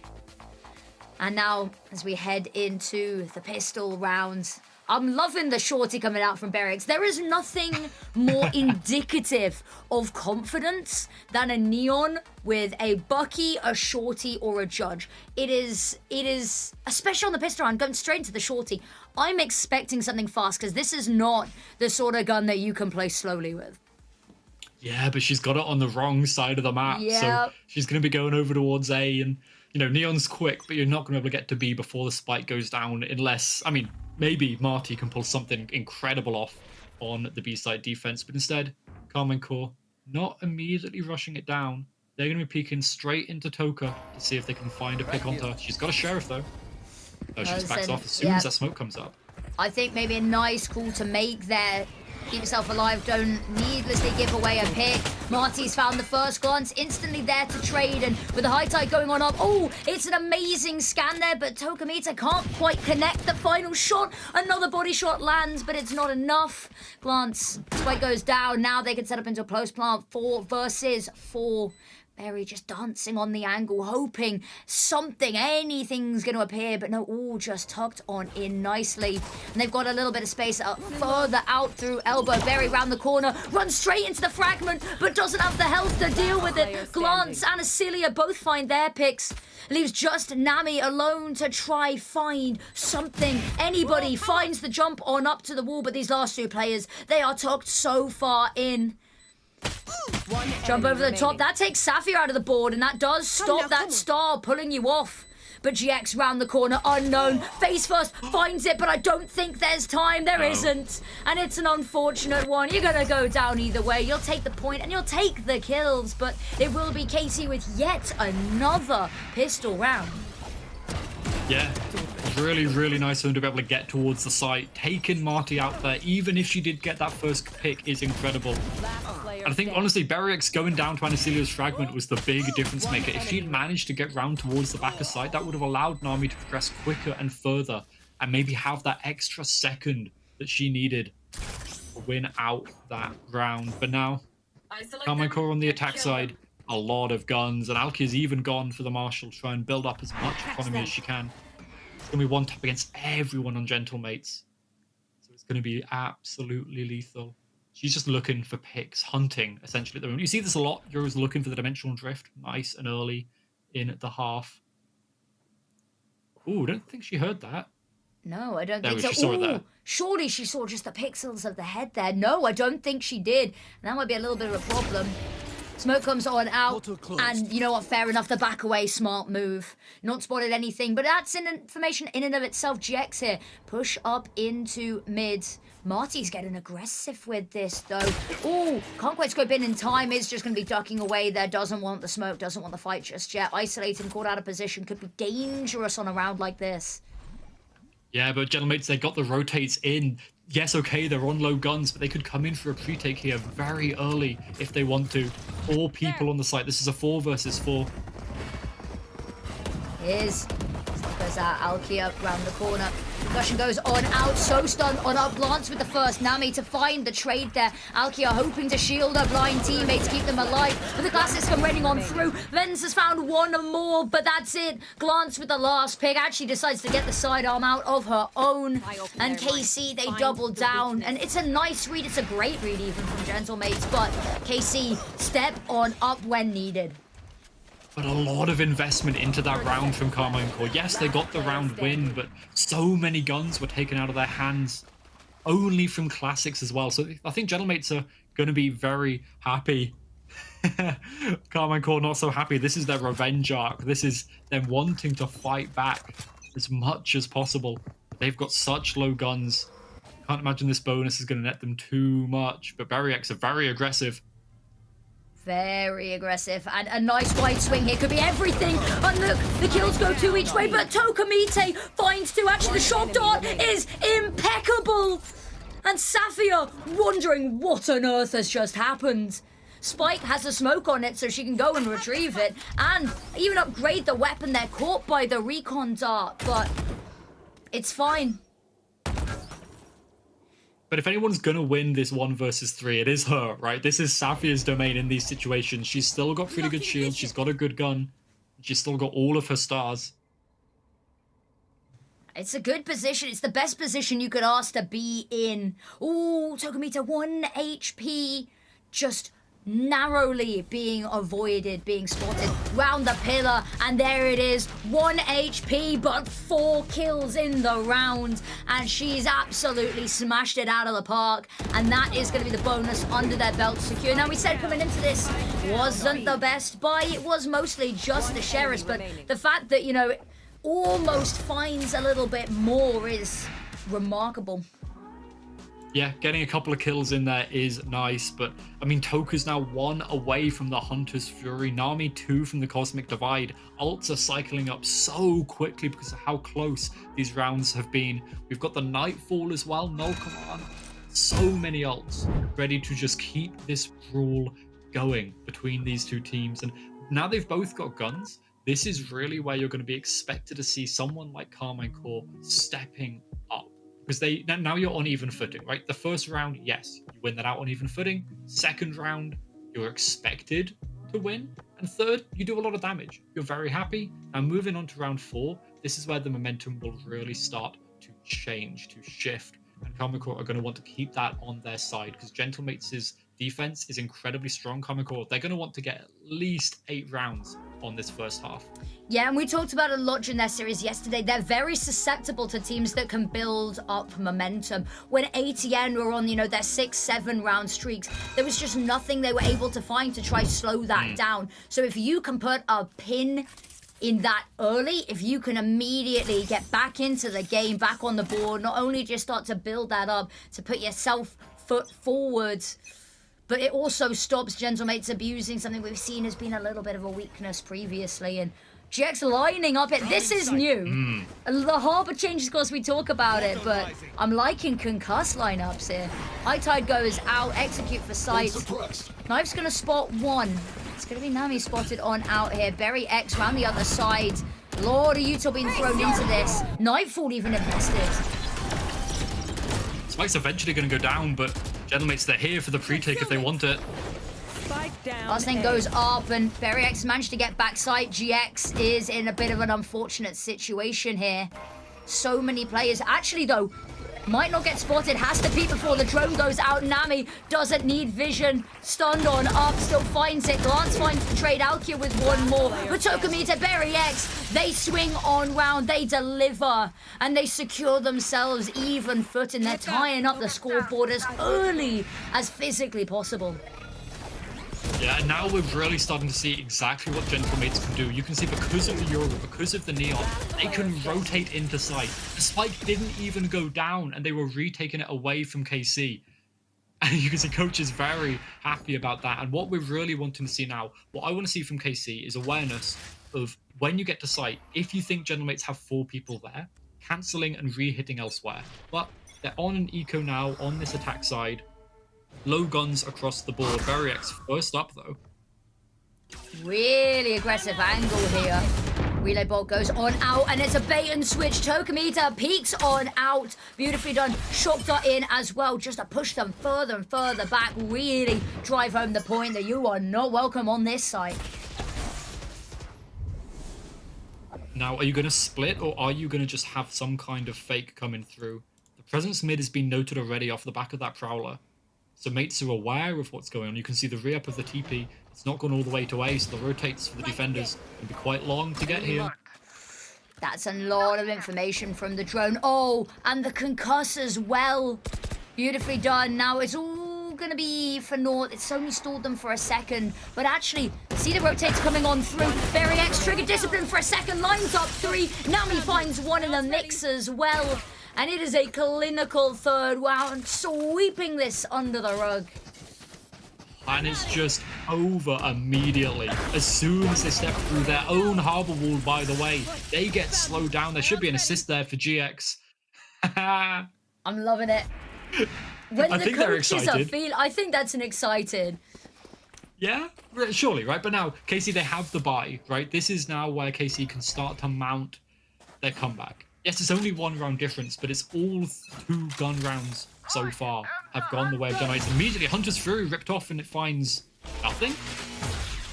I mean, all of this information, even if it tags anyone up, which it doesn't, they're just in their own spawns. Yeah, I'm not sure about that much, but we're now going to see KC going for the mid default. This is something they usually do in the gun rounds, try and take this away, but Berry X is fighting into it. Berry X has been playing a lot of angles out in the open. Now there's been smokes to duck back into, but you worry being caught off guard. Not yet actually been a problem though. Cut through mid like a hot knife through butter. Drone's gonna spot it, but again, that space already taken. Marty looking to capitalize, finds one, but I don't even think it was the player that was tagged on up there. And now Berry X still on this angle. A battle of attrition, a battle of patience in mid here. Marty's gonna spot the first in mid. Look at the swing on out there. There's no way they say that somebody's still holding this, but there is. Fast lanes on out, the tether and the combo to try get the fragment off as well. It's a nice play, but it's not quite gonna work. And Berry still just playing with fire. I mean, like, she's going for this, and as much as she can delay is brilliant, because the Spike's only just walking towards sight now, and you've still got 2 players from Gentlemates here. Again, feels like she's been all up in their faces. Only 10 seconds. A delay here could be devastating. The first 2 line up. GX will find a trade. And with 5 seconds left in the round, Berry's going to pop the overdrive. And I don't think they got on the plants in time. Oh, just about in the last second. But look, the scan finds both. It doesn't matter. Sapphire finds her way out. She finds the third. And that That's going to be the round they need to get back into this. The clutch queen herself, the anchor, holds on for dear life. Like, she is so consistently good in these late round situations. It looked like the spike should not have gone down in time. Nami with that double spray down was so good, but VALORANT unable to stop the spike going down. It was just there. I think Gentlemates, they thought they had it. They know where she is. Gentlemates thought they had it, and then they just peeked one by one, thinking that the round was theirs, but they were wrong, and Safia takes it away. Karmine, now they now have their execute ultimates online, everything except for that Nightfall. They can start to really snowball this lead now. Oh, come on, popped early, gonna play one through. Ooh, first shot, Marty, not quite gonna connect. Second shot, however, will be successful. Utility going on out. I'm assuming they're going to want to try pick their teammate up pretty quickly. Alkia swings out for the first. Tokamite, there's the trade. In the meantime, Glance has managed to revive the teammate, but Renz steps on up. Blink and you miss it. She appears out of thin air and evaporates the team, sends them into the next, and kind of sat here. I'm going to need to see the replay on this one. Yeah, so these first couple of kills, great, sure, I understand, but yeah, Renz just swings around the back from sight. What an incredible pick there, and now KC's timeout has to be coming on through. They need to stabilize, need to come back in. Because if you're looking at this as Karmine, yes, you know that you're not going to get many rounds on this half. This isn't the half for you. But in their last matchup, these two players were so crucial. Even though Karmine lost, GX was right up there in the stats, fighting with Toka.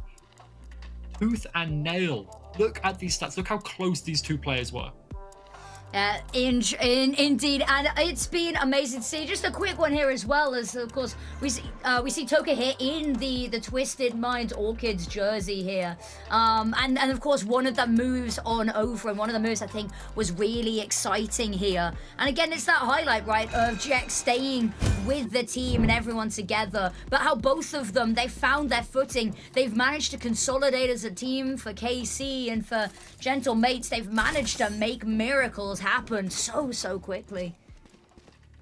And now this is where Gentlemates are snowballing the economy. They've got so much money behind them. KC are down to another eco after that timeout. And they've been good at ecos, but Breeze is so difficult to find the space where you can really lean in forward. But they found some space towards middle, and they're pushing into the operator of Marty. Oh, and Marty's desperately trying to put as much space as possible. Try find the range, find the angle to make this up do the best work that it can, the best work that it can do on her hands. Nami peeks on out there near-sighted. Luckily, High Tide actually going to be a little bit of a blessing in that regard. Marty's managed to find something to work with, and Nami again swings out, and where's the whole team gone? It's a flawless round. It's absolutely beautiful. I mean, just perfection. Swinging out the back of sight, and the Phantom spray down. You don't often see the Phantom on this map, right? It's a long-range map. But somebody like Nami, who's able to just hold it down, get those kills, and the coaches are happy too. It was an eco, yes, for Karmine, but still winning it out like that. And now Nami's got the op herself. Cosmic Divide online again. She's already had that once. Oh, and they're going aggressive. VALORANT, easiest kill of her career. Sitting duck. Tokamite just trying to chip them away. Hoping, oh, the one-way doesn't quite come out in time, but doesn't matter because Anacity is already ahead of it, already in the danger zone. And look at the pressure they're applying, the flank through mids. And Gentlemates, they have been ruthless. They have been unstoppable, and the pace has been just hard to comprehend, quite honestly. Safia, a fight to the death. VALORANT will win this one out quickly. And Gentlemates find their 6th. And they are really just taking this lead. I love this little bit of a tempo switch up as well. GX not expecting it. And the IGL being taken down so quickly. Detrimental to the team. She can't have that harbor utility to help get towards site. And you can see how bad that is when they're pushing in without the High Tide to support them. And KC's got the 3rd eco of this map already. It's been brutal. Sheriffs, they might be able to do it with the ultimates, right? Cosmic Divide, Dimensional Drift, both pretty good in ecos. If you can get towards site, you can then start to play those close-range battles. But instead, KC, they're fighting towards mid, drone blinded. Don't think it's spotted anyone. Find out. Doesn't matter though, because Marty, the watchful eye, the aerial support here on the op, is going to be waiting round the corner. Ooh, has to fall back there. Does, in fact, manage to gate crash out of dodge. VALORANT has already found one in the meantime. There's about to be a little bit of pressure applied over towards B. Mite just hiding, trying to find something. It's just been pushed and pushed back. Marty is now in a position. And look at this, VALORANT is already over. But it doesn't matter. Wens holds true. She has been the demon in the backside. She's been the monster under the bed of your worst nightmares in a flawless round. Once again, they just seem to be unraveling every play that Casey tried to make. I think if anything, they're tightening around them. They are enclosing the map the second you give Gentlemates any space. They will take the rest of it. Give them an inch and a mile is already under their control. They push you towards one site where an operator is waiting, where, honestly, Nami is waiting. She's 12-3 right now. 4 KD. Incredible. Already is KC. Same mid-control. The same default we've seen from them already. And immediately, Marty set up so aggressive over towards A main. Well, notice that there were 3 mid, and that's a hefty bulk of them. So any information you can find about A main, they're either there and splitting A or heading in towards B. And the further you push, the better warning system you have. Alkia immediately into the dimension trip, clearing out backsides. He's got VALORANT. Unreels herself under the guise of the Nightfall. Monty's found one. Anacilia, Alkia both pick theirs up. Sathia, another. VALORANT has got one to try to keep the numbers slightly even. There is the equalizing pick. Needed that one onto Anacilia. Tokamita, really low health here on Anacilia. Just about going to dodge the shock darts. That spike still has to go down though when she's worked all the way on through. Actually just going to push through the smoke, and they're going to have to be wary of it. Can hear the footsteps. Manages to dodge the knife, but Safia's there and ready and waiting. And KC one more on the board. They're trying to claw this back, make it as even as a half as now is physically possible. I think KC's just got to go down to low numbers and then win it out with their intuition. At a macro level, Gentlemates are just winning the map. So much control under theirs. And now as we go to the last round of this half, it's been a lightning quick half as well. It has been so speedy. And Gentlemates looking for their 8. This is not the half that they're usually used to on the defensive side of this map, but it's still a very good start. Dimensional Drift for Marty towards mid, and Karmine Core, they're expecting some kind of aggressive push. Look how passive they are playing. Marty spots it all out as well. Actually, the decision there not to push the issue, just to let them be passive. I mean, they've got to make a move eventually, right? There's only the 2 duelists over towards A, though. I'm wondering if we'll see Toko rotate to help, especially with the sound of that Prowler coming in. No, the duelists are pushing through mid. Are they going to quick flank? Because they'll find Safia ready and waiting to receive them if they do. Look at this. Wait, though. Casey's leaving? They're overcooked this. And VALORANT, they're ready to punish any hesitation, any second guessing. And now that has forced them back towards A. Even if they wanted maybe to switch up to chop and change, they've been told absolutely not. You'll fight on A and you'll like it. And now, Wall completely disrespected. Marty swung out for 2 here. Overdrive pop. Marty finds a 3rd. Running through the fragment. Going to run Anacilia down. And it is a flawless round once again. And Gentlemates dominate the half. 8-4.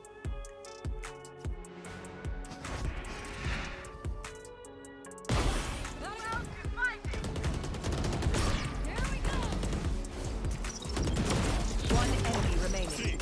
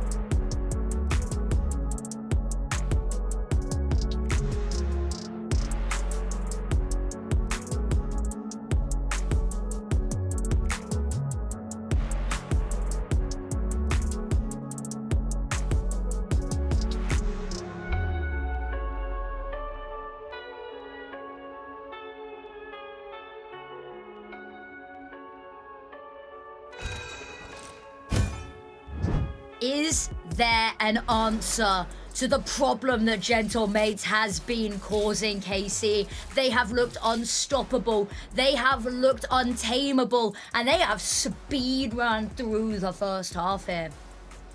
It just felt so quick. And yes, okay, they're running the Euro Neon. It's going to be quick, yes. But every round was just over in the blink of an eye. Karmine Corp, they couldn't get themselves steady enough to find the right positions to attack, because Gentlemates were just biting at their heels as soon as they started to try and run. And now Gentlemates, the attack side, it's the weaker half of them quite significantly. But they don't need that many rounds because they got that 8 and 4 half. And they're already leaning towards B. Alkia, Karmine Corp love this mid control, right? On the attack and the defense. Gentlemates have just said on this pistol round, you know what? It's yours. You can have it. We're going to take the extremities. Know your enemy, play where your enemy is weaker. Straight onto site here. Suppressed, but doesn't matter. Shorty in hands, looking to make it sing. Unfortunately, Sapphire, amazing pick there. Flash round the corner. Alkia to double on down here. And Acidia's found hers, and it looks like everything's coming into place. Berry X won, but immediately the jumping headshot from Sapphire. And now Nami so far away gets the first, and now they know where to look to find her. You can just see this is where Karmine Corp are happy, defending a site, anchoring it down. Sapphire and Alkia working together. It's perfection. Now with Nami on this flank, I think she's already being watched.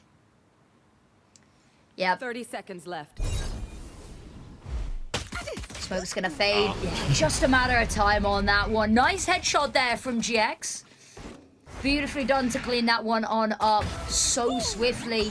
And primes them ready. And 4 rate half, I think, is a little misleading, isn't it? You know, people say 9-3 guys. I think it's 8-4 is a better one, because you win the pistol, you convert that. Suddenly it's only a 2-round difference, and that looks a lot friendlier, a lot nicer, a lot more forgiving. But this is exactly what KC did on the first half as well. They won the pistol, they won the follow-up, and they only won 2 of the following gun rounds. So it's really on Gentlemates now to keep the pressure up. It's only classics on this round, but the A site's mostly empty. They might be able to get the spike down here. Oh no, they're just going to leave. The knife suppresses 2, and they turn and walk away. Alkia's pushing, though. This is risky. It is indeed. Ooh, able to get away. Half the health whittled off the board, but it's okay. Now over towards B, and you can tell Casey, they've got the read. They're in the know.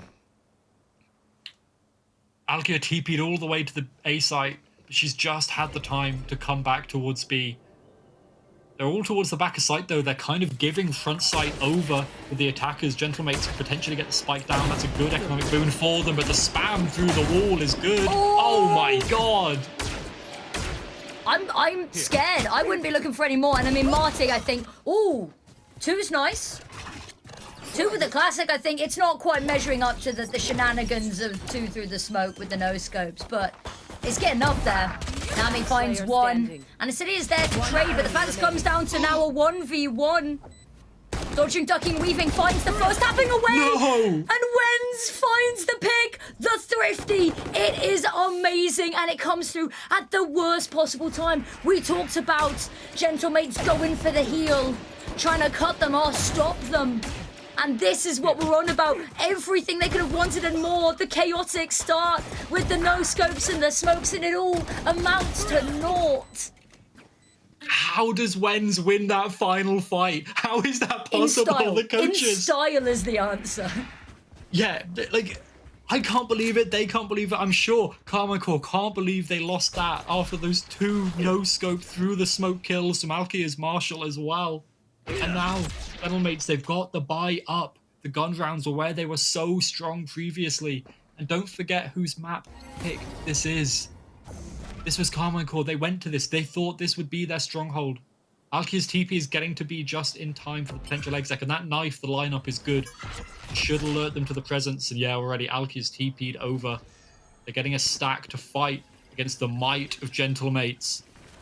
They are, the longer they wait, the harder this gets. Ooh, lovely. Snazzy round the corner. VALORANT good for the first. Wen's looking to line up the next. Ooh, just about misses the timing as they cross the wall. And the Classic out in the open. There's no punishment for Sapphire. Daylight Robbery finds the first. It's a little bit of a belated trade, but it's okay because Tokamite's got it all under control. Now just GX left. Unknown entity about to walk face first into Nami. And that's it, done and dusted. And Gentlemates, they hit double digits, doubling the round to their opponent and storming through this map. I mean, winning that pure eco buy has just turned the entirety of this map on its head. They're able to secure this round so safely. The one saving grace for Karmine Corp is this operator from Alkia. She's been so good with it. She's been a smooth regardless operator. of the map. She has been a smooth operator. And she goes towards mid though. This is KC. Oh wait, no. Immediately stunned up. She's got a TP. She's now back towards B site.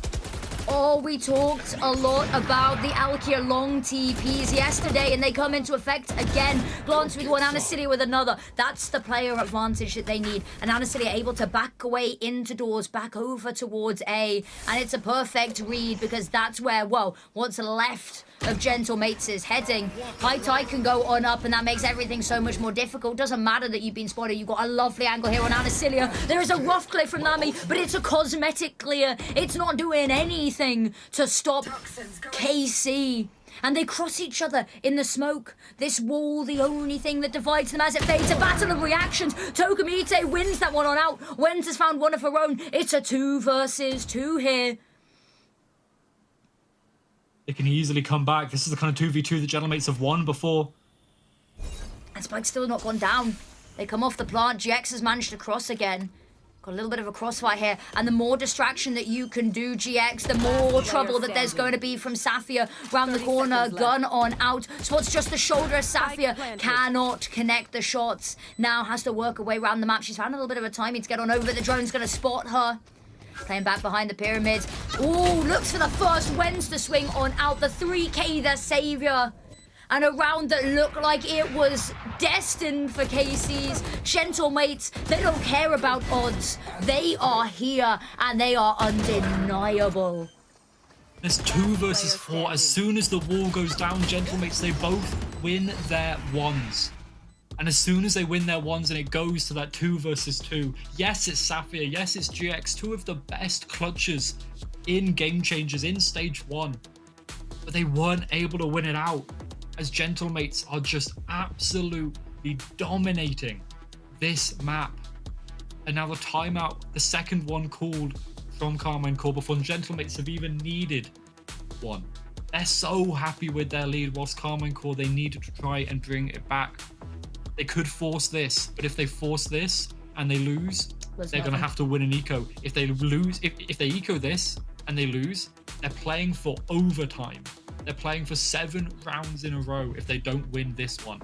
And that is not something you want to think about, not something you have to face so early in this series. Also, if we just have a quick look here, KC, they haven't been able to put consecutive rounds on the board since the pistol and the conversion. Every round they've got has been in isolation, and nearly half of the rounds they've got have just been the pistols. And it looks like this is the round, this is the decision they've made. It's all or nothing in round 17. Round 18, well, the fate of that round lies in the hands of these players right now. KC again, mid-control, they're looking for a GX's wall. We've seen this from her so many times. The Gentlemates are so focused on the extremities, I don't think they'll mind, and instead of the wall, Karmine Corp, they just contact it. Now this is something new, this is something unexpected, but the dimensional drift from Gentlemates and Marty going to spot nothing towards A. This might give the inkling of where the KC players are. Oh, this fight, glance the footsteps, heard both of them just looking to tuck on in there. Sapphire not wanting the fight there.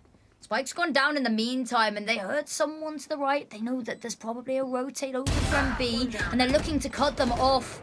Stop anybody even getting remotely close to looking at a retake. Nami, it is clinical. It's cold even. Ruthless killers are Gentlemates. Tokamite, another. VALORANT And spins around for the next, but Tokamite's got her back, and it is flawless for 12, and that was it. That was everything that they had left economically. Now, an eco, a miracle that they are relying on.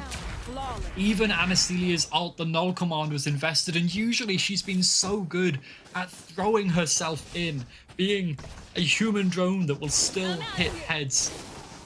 If Cyphercam could still shoot and could also move. Maybe Silver Drone's a better kind of analogy there, but she's usually so good, but the null command just ran out that little bit too early, and now Karmine Corp, they've still got a bit of a buy, but it is weak.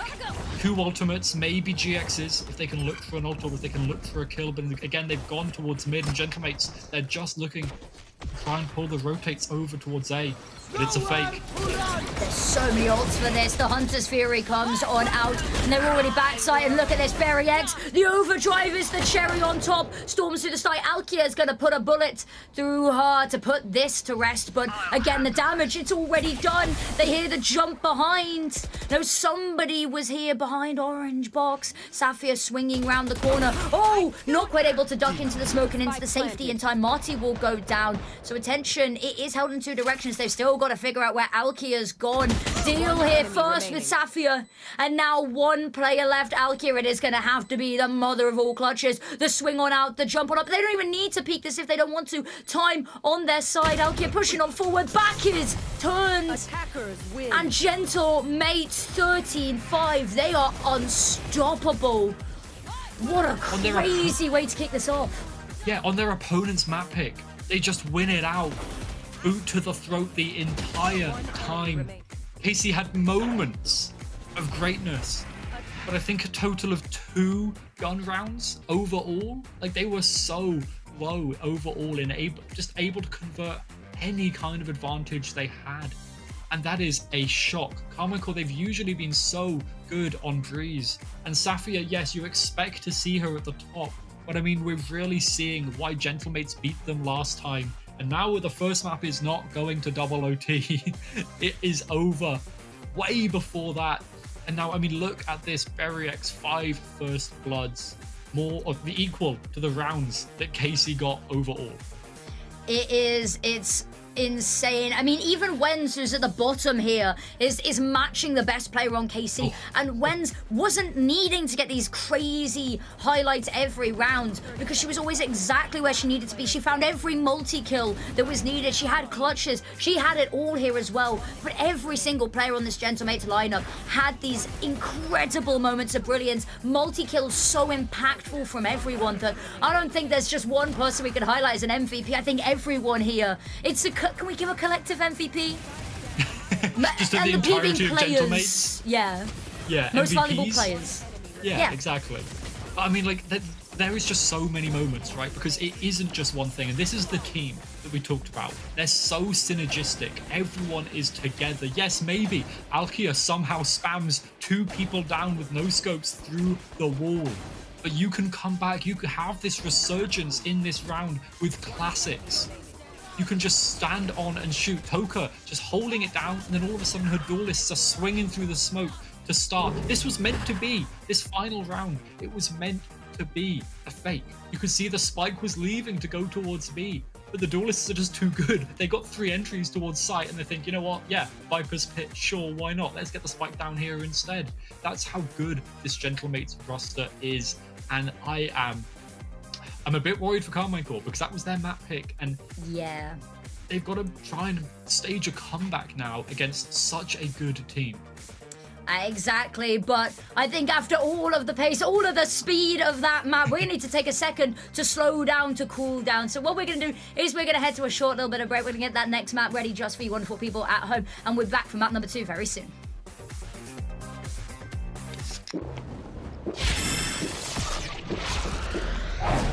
Red Bull gives you wings. Women will what want.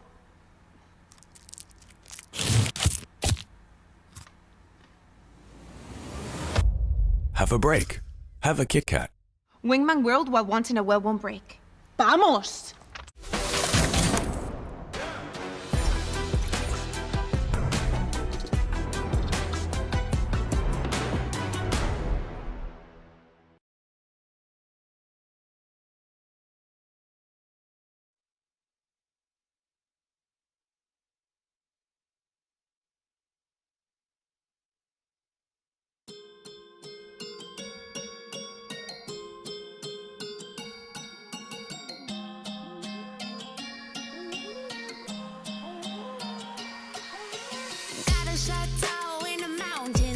change it, jet set through the islands. I change zip codes like it is nothing. Drop 10K first class on my side bang. She started with verbal on a TikTok. Got 'em doing moves in a big mouth. Rocking their head, doing pop lock. 20 million streams, so she won't stop, can't stop. 911, it's an emergency. Call your friends. Everybody follow me one by one. Moving to the melody. Light up the night, oh. We light up the night life. We go into daylight. As long as it feels right. Light it up, yeah. We light up the night life. We go into daylight. As long as it feels right. Light it up, yeah.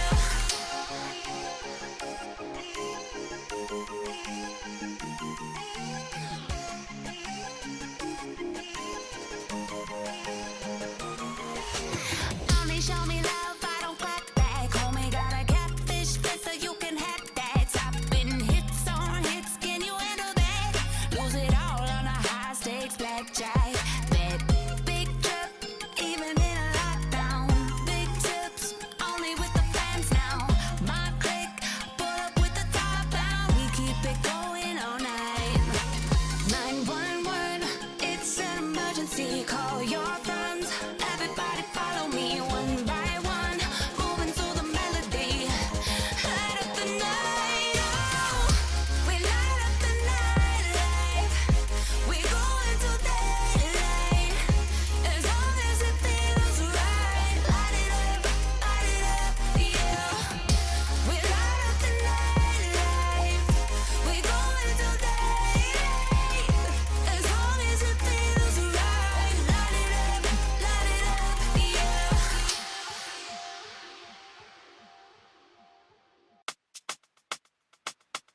We in the club and you party like nobody. We in the club and you dance like nobody. We in the club, girl, you show me your mata, your mata, your mata. We in the club and you party like nobody. We in the club and you dance like nobody. We in the club, girl, you show me your mata, your mata, your mata.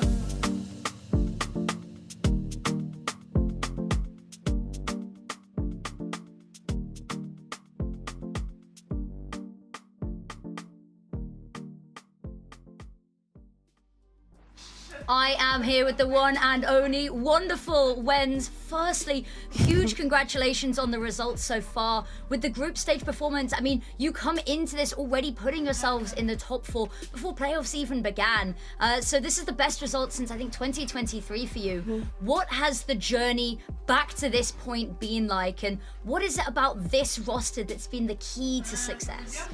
I mean, it feels amazing. I mean, the key should be like we love each other, we trust each other, and we are like close friends. Even here, we are like friends for years. I mean, it should be the key. Now, as you said, you're friends, and for a newly formed roster, you know, it looks like you've been playing together forever, right? And I know that a lot of people have played with other people before, you know, you and Berry, Marty and Tokumite. You're new to playing this exact roster and lineup, though. How did you build that team trust and that synergy? Was there anything you did in the server, out of the server, just to build that energy? Our coaches helped a lot. They are so experienced coaches, and like we were friends with Berry, and they all three were friends before, and like we had a lot of time with each other, and I think it's improved our chemistry, I say. I think so. Now, 2025, you said, was a year of learning and experience for you. What do you think was the most important thing that you learned last year that you're bringing into 2026? I mean, it should be like we lost a lot, and like my team was like we were really close friends and we were trusting each other, and we had like a lot of good memories. With that, I said like we lost a lot, and I learned that I need to learn from our loss, like not like going to cry and being sad after the loss, like I learned a lot from our loss. I think it's a good way to look at it as well, is you learn more from your losses sometimes than you do from your wins. Now, for the majority of your career, you've been on Turkish teams, or predominantly or fully Turkish teams. What's it been like to step into a little bit more of an international roster? I think it's a good opportunity. Like, basically, I'm talking English right now, and it's a challenge for me also. And I'm meeting with friends like non-Turkish ones, and they have different things to teach me. And I mean, it's good journey for me. Now, talking of the journey where everyone wants to end up, GCC. Now, they've not said where it's going to be held just yet, but if you could pick any city in the world to play in, which city would you pick and why? It's definitely Istanbul, because like it's my city. I have my family in Istanbul and my friends, and one day I want to play in the stage and I want them to watch me. Like, it's gonna be awesome. It sounds like it would be a dream country. Anyway, thank you so much for talking to me. I'm gonna let you go get ready for the match, and we'll see you on the server very soon. Thank you so much. See you.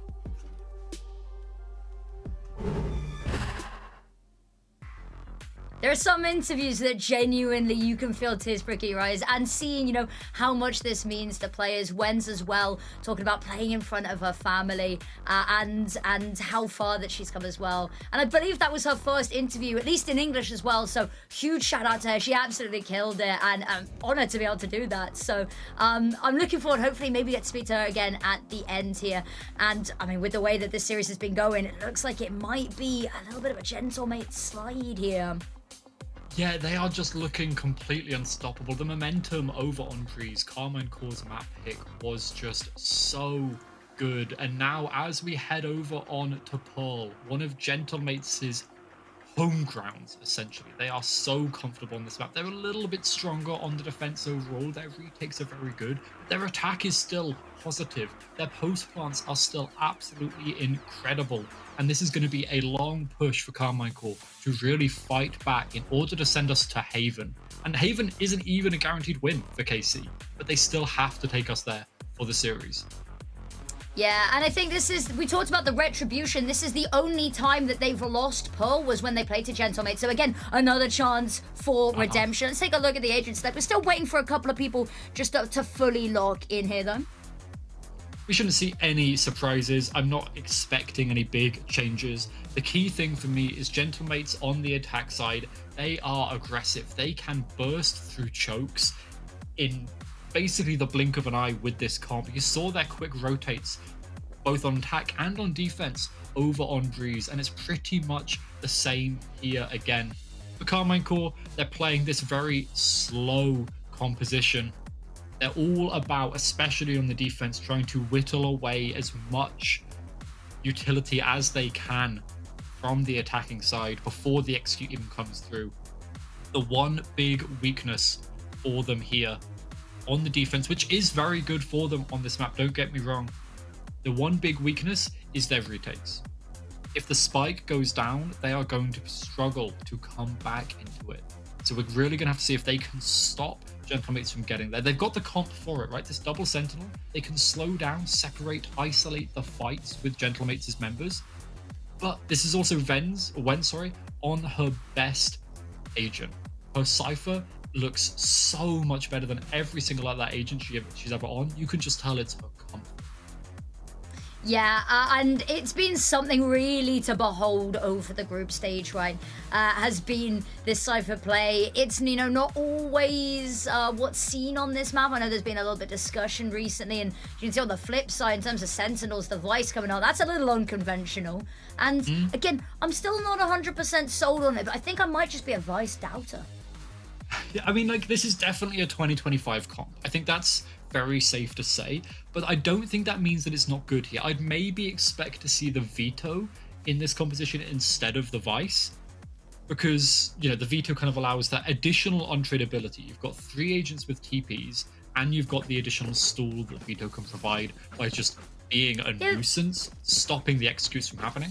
But 3 TPs is more whack-a-mole than it is Valorant, isn't it?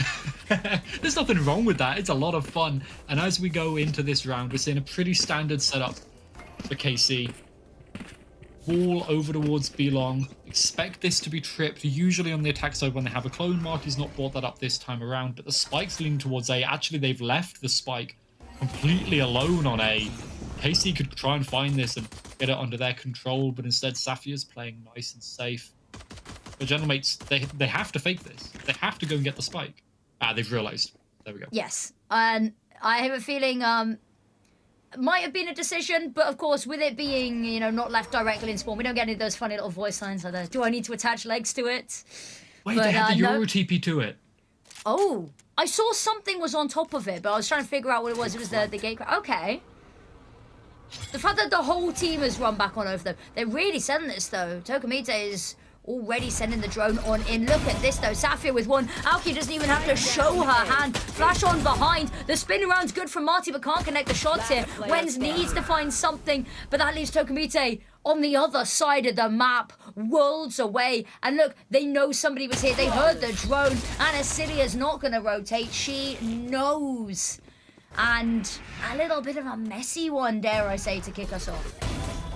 Yeah, I'm not sure what the plan was. The fake wasn't kind of enough to really convince Karmine Corp that it was going towards B. And that little duo, Alkia and Safia, you saw them over on Breeze, anchoring site. They can just play this beautiful little bait and switch. Their synergy is absolutely unmatched, regardless of the agents, regardless of the map. And now KC, they've got the buy up. Safia's got the outlaw as well towards Belong. She'll be the first to get challenged. I will be indeed, but all of these players oh so squishy at the hands of the outlaw. There's the first, gets out of dodge, immediately snaps up the teleport, heads back, gets ready for more. The smoke doing a lot of heavy lifting, allowing the reposition here. I like this though. The counterweight pushing over towards Art. The wall should get tripped. I'm not sure if they'll push beyond it though. Oh, one will. Bit of a problem because there's going to be no tradability, and that means that Anasilia is going to get away with daylight. Not even robbery, daylight murder there. Safia getting ready for the first. And as they peek one by one, we'll take them down one by one. There's the tag, there's the pick. And nicely done from KC. Flawless to keep us going on this one. But that's what we saw last map, right? First and second rounds, and then lost the conversion, and then could not put consecutive rounds together after that. But this was a lot better. They managed to keep all of their guns this time around, which is very different to on Breeze, where I think they only had 2 members surviving in their buy round against the eco from Gentlemates. The mate's not able to put up anywhere near those numbers, and actually, because of the outlaw from Safia, we've got to see 2 Guardians. Nami and Marty. No one from Gentlemates has got a single kill. So the economy is looking very low, and we've got the same little double duo set up over towards A. That's Belong being taken by the duelists in the first instance. Clone? Yeah, Marty's got clone, so this wall should be tripped relatively soon. Unless they're just going to send the Neon into it, maybe. Potentially just the quick jump over, jump back, using the ability to sprint. We'll see. Ooh, Prowler's actually going to spot someone further away. Tokamite clearing through main, doing the due diligence just to try give them an avenue elsewhere. Shock Dart's going to be good onto Safia. Punishes the Altor, but whether we see that little bit of damage actually come to anything later in the round, we'll find out. Lovely gate crash back sight. Anasilia knows this as well. Thorns come on out, the relay bolts. Marty's so low on health there. Needs the rest of the team to step on up. Berry with the first there. Marty's found a second. Will get traded on out. Cage comes on through, trying to give Anasilia the room to work there. There it is, the peek on out. 30 seconds Fall back. Get ready to go. Here. Alkia has an angle. Hoping someone's going to peek, but they're all just tucking on in, knowing that this is a possibility, wanting to take the fight to Berry X. Low health. Spots the first, Nami. Ready to peek, but knows that might be what they're trying to bait on out. Flash goes on out. Go 1 for 1 on the picks. Safi is going to take down Berry X as well, but still 2 players left alive. They're stacked on together. Out towards Long. Isolates the first fight. Picks up the outlaw. Takes clean out of the round, but Wentz is soon and swiftly avenged. Tokamite to clear this one on up. And Gentlemates, dare I say, deja vu. It's a little bit close though, Gentlemates. Only one gun kept through, and now Saphir with the kills that she got here. 3k for her on the bonus. She's now got the tour de force. Not sure whether she's going to go for it. She's got the Vandal instead. I saw the Outlaw hover. That would be a great buy against Gentlemates right now. Light shields on everyone except for Marty. She doesn't know that, obviously, but she might be able to have worked it out. No tour de force popped either. Ah, there we go. She's now got Belong with that essential operator. It's Gentlemates looking to try and split, or at the very least try and take down some of the Sentinel utility. And there is so much of it to deal with. Round the corner, lines up the first, and Acelia, it is Pixel. Perfect. A 2k to kick on off the round. Tour de force has been heard, but no one is going to go anywhere near it. No one's that crazy. You don't want to poke the belly of the beast. You know that Saphir will deliver swift retribution with it. And that, unfortunately, limits the option. Spike again being left in spawn. Favouring this poke and a prod round the corner. GX tucked on in here. And we're going to need to be ready for not one, but two fights.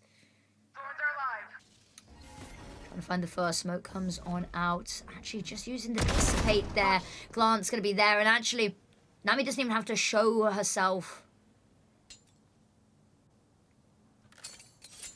Same setup from KC there, as we've seen. Different players, yeah. And it's just going to send Gentlemates saving. Wenz only has a Guardian as well. There's no Vandal for her to go and retrieve. And this is a rough start to the map. If you cast your minds back to Breeze, where Gentlemates, they were so quick, so fast-paced, getting so many kills so early in the round. They're just unable to find any of that here. Karmine is shutting them down at every turn. So we get a nice little zoom into Cypher's face. Thank you very much, observers. This is now looking like KC. They're really going to start to build a big lead behind this. The money is looking great. They'll be able to buy the operator for Saphir as soon as she wants it. She doesn't need it yet. Everyone survived from Karmine Core. And Gentlemates on the other side. It's going to be a very low buy. Bucky for GiantX. Neon sliding, I'm imagining, through Link again. Right into Saphir. No, okay. Saphir's just putting the trip there. So that the trip will get broken, and then it will be all down to Anacelia. Can she get the same 3k that she's done before? Bit of an ask, but not the hugest problem given the buy that they're up against, potentially. Early main control is going to give them all the information to work with. Trip's been spotted out. Trip's broken, and that's going to be the call to arms. Saphir's found one. The aggressive push up long going to yield so much for them. Now they've managed to push through Link, through mid, but where do they go now is the question. And Glance is already holding the spawn as well. They have to go towards A. But it's not a nice site to push. Ooh, good flash there. Relay bolt to follow it up. Gets GiantX onto site. And with two pieces of utility, a whole site's worth of space taken. Wait, are they going to duck back towards B? This is brilliant. Neon, stop. Oh, nice find there from GiantX. And look, as you said, it's brilliant because all of the rotates come on through. And now a free site. Nami's calling it on over. Guys, it's empty. Get over here and get over here quickly. It took KC a while to realize as well. 30 They've still not left. fully worked out exactly what's happening. They think this is still coming back towards A, but no. Gentlemates, they get the spike down at the very least, and KC realize their mistake. The wrong call, but it's still a 5 versus 3 retake. KC absolutely favored in this situation, especially with Nami only on a Sheriff. It is going to have to be something truly special here to hold on here. Lining up the first shot needed to find that. Tokumite's found one. Marty, the last survivor. Not for long. And we said KC heavily favoured. They play the odds. They play the numbers game. And they find themselves a fourth. And they said, it's our turn. It's our turn for an unstoppable lead, an unstoppable start. They won a third. They want to take this map to the third map they never got previously, and they want at least overtime again. We talked about last series how it was, you know, double overtime, triple overtime. You can't let this rematch go out with a fizzle. But Gentlemate's kind of fizzling, and now Safia's got the operator back online for herself. I mean, first time it's the actual op, she had the tour de force before, but she's 10-1. She is absolutely feeling it. In KC, they go for the same setup over towards A, but it's immediately countered. Oh, the pull and the vines are perfect to stop Gentlemates from pushing in. VALORANT still wants to take it, though. Oh, a kill comes through before the sidearms necessary. I think they managed to just about get out of the radius, and Anacilia's got this space, but at what cost? Cost of a teammate. GX gone down. Smokes as well. And Gentlemate's their decision. Dimensional drift back towards A. This is where KC, they've rotated over. It's only Safia over towards the B half of the map, and they know the dimensional drift's coming to A. GiantX on site, dodges the flash. Not at all duped out by the clone. Anacilia desperately hopping on up, trying to find something, anything to work with here. Glance has found the first. GiantX around the corner, still marked on up. They know exactly where she is. Spike's still not gone down, and that Spike's not committed. It's going to be again, but this time the chamber trip's going to have to be broken. It wasn't broken earlier. So KC, they know the jig is up. And they might beat the rotates there. No, just a little bit too slow. Oh, and GiantX is still causing damage on A. That's going to put a bit of doubt into KC's mind. I mean, even if it doesn't put doubt into their mind, the fact that Alkia is walking backwards. Oh, back spotted. And look, you can see the paranoia, but has to look everywhere, has to check for flowers. And that's it. That's the numbers whittled down. They don't even need the numbers whittled down. They're just going to win the fight out on sight. How on earth? Gentlemates looked in such an awkward position. GiantX was stuck on site alone. This was a really nice start from Marty. Yes, taking GX out of the round was so crucial. But Gentlemates' decision to rotate back over towards B, break the chamber trip, and then have GiantX be that late stab in the back. And now Karmine, they've got 2 sentinels. You should never have to be worried, paranoid about your flank, but Gentlemates have somehow managed to cause that paranoia. It's now an A fight, but this time it's the operator here. That it is. Oh, Marty. What a shot to come on through there. GiantX fast lanes go on up. Again, just fighting with this angle. Alkia, queen of kills through smokes, has found one more. Glance adds her name into the kill feed, and that's not only the equalizing pick, but that's numbers in their favor. Ami just has to fall back here. And the mate's kind of left with not a lot to go on. Losing both of your duelists there puts you into a rough position for any kind of exec. They've always had somebody either lurking already or positioned to be a stab in the back, and they don't have that this time around. And look at this mid clear from Anacilia. It's perfect, but Nami escapes with her life after getting that pick. Now KC, even numbers, Cosmic Divide comes on through, but Alki is still here. Is indeed trying to stop the spike going down. Chaos on the side. There's the spike dropped. It's a messy spray. Tokamite will deliver. GX goes down. And that's it. The round. It's done. It's over. How are they doing this? Every moment it looks like Gentlemates should not be bringing anything back. Yes, it's a nice opening pick. Again, they keep consistently finding these.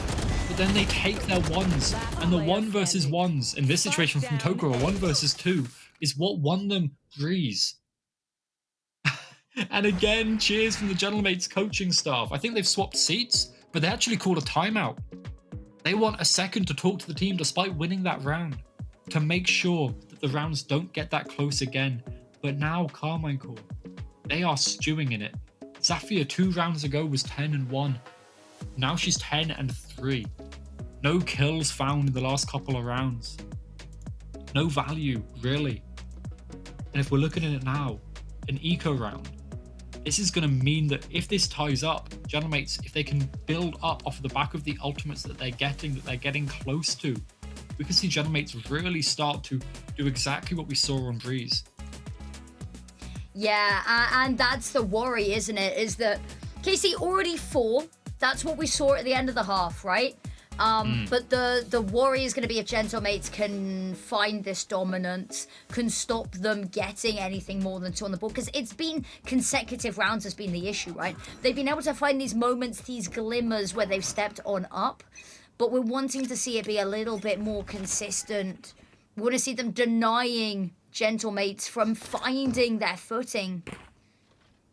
Got Cypher Cage lineups coming on over the top there, and I love it.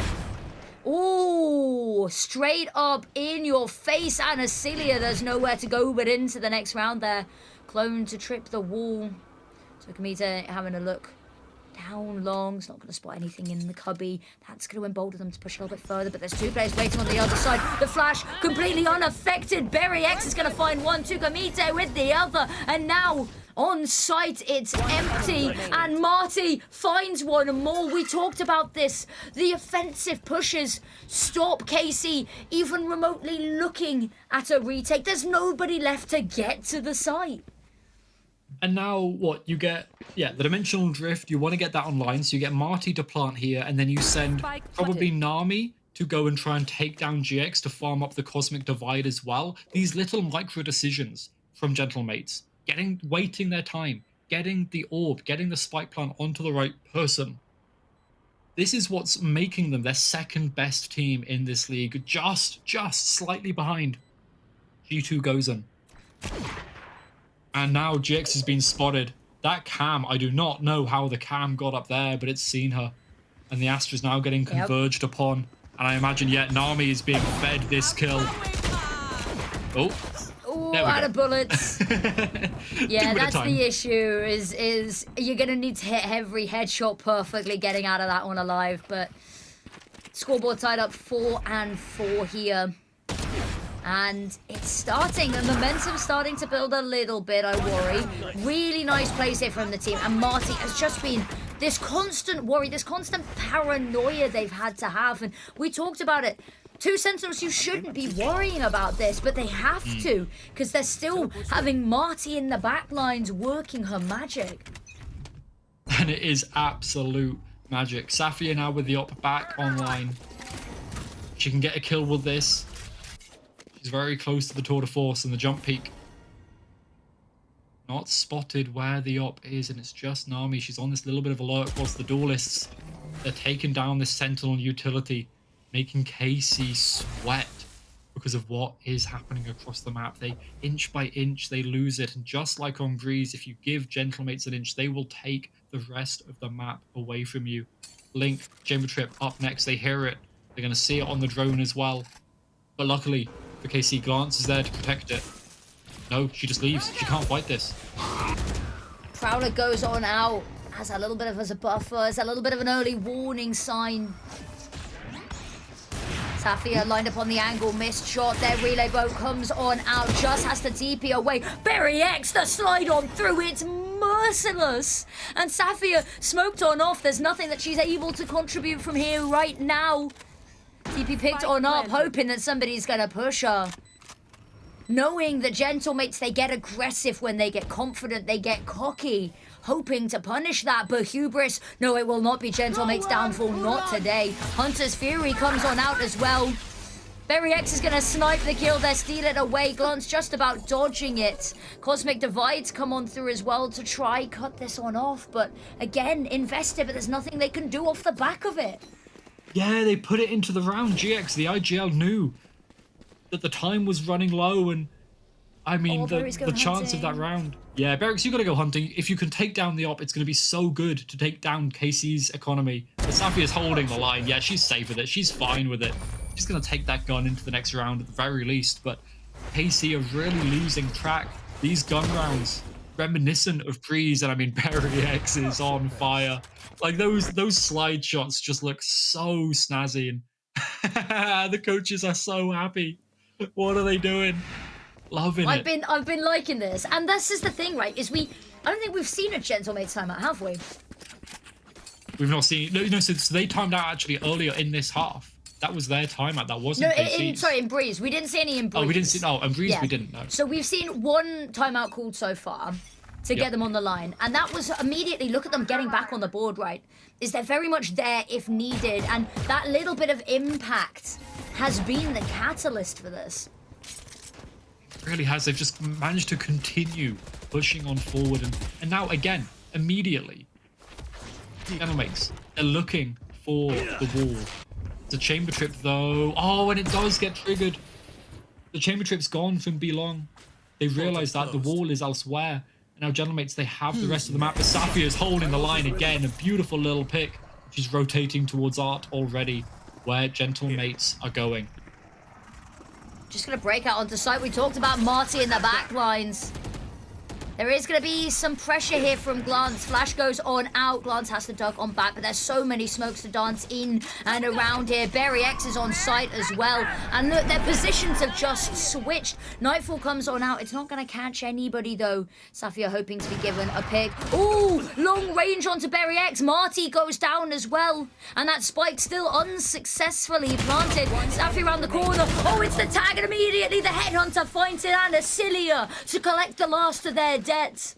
And Casey said you took the lead, but that's enough of that. And they are back in the game. They are not willing to lose their advantage that they fought so hard for to kick this map off with.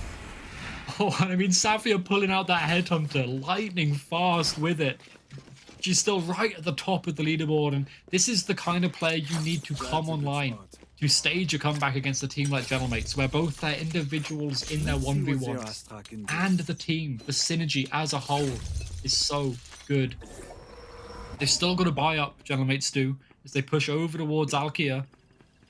The Dissipate used just to allow them to push in a little bit, but the slide kill again! Barry X, how are you always doing this? I need to know what the aim training routine is for this, because this is... It's genuinely slightly horrifying to play against, I'd imagine. Unstoppable. And the speed of it as well. We talked about it in Breezes, that before you know what's happening, it's already over. But now, Casey, they're finding ways to slow this down. Safia taking a more aggressive angle. The Dissipate, though, allows for the cross and knows that in the back of her mind, that's a possibility. And you can see her check-in, glancing over towards the left every now and then. Gentlemates, they're moving over to join their duelist. It looks like where the execute's going to happen in KC. Low on numbers with Alkia falling so early off the back of Barry X. And now Safia, the lone soldier, the lone anchor towards A. We talk about one-woman armies. If anyone was able to do it, would be her. Smoke comes on out. Again, the Dissipate. Oh, the flash is so good. She luckily can teleport out of there. They're on everyone line. And this is it. Barry X. Oh, pops the overdrive. Vandal back out. Safia collecting every single head. And it's not just op kills. She's going for headshots. She's going for the whole damn lot. 2 players left. Round the corner. Oh, Nami finally puts an end to it. And the spike is down to give them their credits. Wenz has found another. Wenz going hunting for this last player. And GX finds it. Finds both. And Glance, not even needed in this situation. And that's it. The hold on that we wanted. And Safia, they couldn't have done it without her. A 3K. You get flashed off of the line. You get forced towards backside. You've got a Neon with an overdrive in your face. And you still manage to bring it back. Despite Barry X's heroics at the start, she gets shut down there from Safia. Marty tries to get the trade, but Safia is just so damn quick. And as much as Wenz can try and bring it back in, GX, the steady hand, the IGL will always hold it down. And now the coach is trying to work out what's going wrong, how to fix it. It's not really worth another timeout. You want that for the second half. 1 round left. Safia's got the tour de force. Alkia's got an operator for herself. Gentlemates, how are you going to push in to 2 ops? Double Sentinel. I mean, Barry X leading the charge. She's trying it, but no kills found this time around. I mean, look how far Alkia's progressing towards A. So much map control already. It is, if anything, just good information to work with. Posted up on the angle. Oh, and the Prowler spotted something at the last second. Tokamite, do you really want to peek this? knows that there's a possibility the drone's going to go on out. Oh, actually, not going to connect the shot onto it and hoping that the warning sound, the Op's mere presence alone is enough of a deterrent. Cosmic Divide getting ready, cuts the map on up, cuts off this backside. Glance VALORANT, they trade picks in. VALORANT doubles down, however. New up there comes on out, jumping around the corner. Somehow Safi is able to get the tour de force out in time. Doesn't Diane finds the pick. Spike planted. The Dimensional Drift spots out so much information. I think they didn't see where VALORANT was. She gets out alive somehow. Alki just didn't check the line, and now it's GX and Safia. Safia on 2 HP to retake this. One enemy remaining. Oh, and there's the peek on out. GX, the player with health. And Safia, tour de force, finds the first. But look at that running round the corner. Nami is ready. And it's a 6-6 half as we enter the next phase.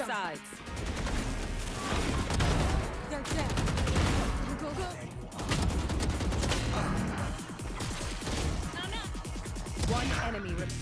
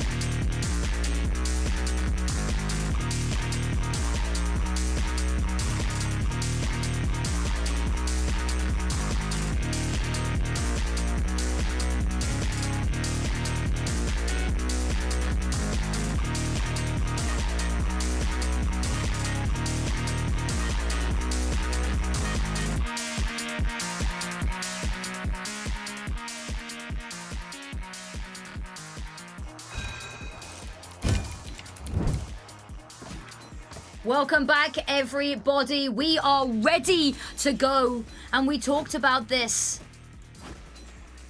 We're entering the next sort of the boss battle phase. You know, the health bar's been depleted once. It's just regenerated, and now another round needed. Now, Casey, they've been good with the pistols, and another one here would be absolutely immaculate. And look at this. Both of these teams have about a 70% win rate on defense. So it all comes down to the attack. And statistically, while Gentlemates' attack has looked a little bit better, Karmine Cause did in the last half. So it's all down to this. And Marty, she's got a TP to escape. And she does eventually take it. But KC, this is all a bait. This is all a fake. They're heading it back over towards A. Alki has even got the TP to rejoin with her team. Running out soon, though. Yeah, that's going to be a little bit of a limiting factor. Yeah, dissipates, and that's... Oh, we'll find out if that's going to cause any problems here. Wen's first on up to bat. Going to hear contact. Immediately dips back. Does not want to fight this alone. Does not want to give them an isolated pick to abuse. Slowly creeping on forward here. Wens has support. You can see Tokamite here as well. Spotted. Lovely headshot. Ooh, nice from GX there. But back and forth they go. One taken on down. Needs to line up one more. It's done enough damage. Shock Dart goes on over the top. Just chipping away, and it does so much damage, actually. Splashes and hits both of them. Recon to buy themselves the space to work with in the instant. But look at that. In mid, Alki has found one as well. And now problems on site, maybe the least of their concerns. They know this is a KC team that's spreading out, and they've actually got nobody on site here playing off on these angles, making it difficult to predict. But the issue is going to be if there's any ability to hold them off. If any one of these prongs fails, that makes all of this site hold so much weaker. And Acidia finds one, VALORANT gets the next, knows where both remaining players are. Tokamite finds the next, and that's it. The pistol round that we wanted from KC, but no, Gentlemates set themselves up to continue on reigning. And I mean, Toka is just such a good player. She was one of the highlights for me in their previous matchup. So consistently good, able to just win her once and then come in to play with the rest of the team after. Her util is impeccable as well.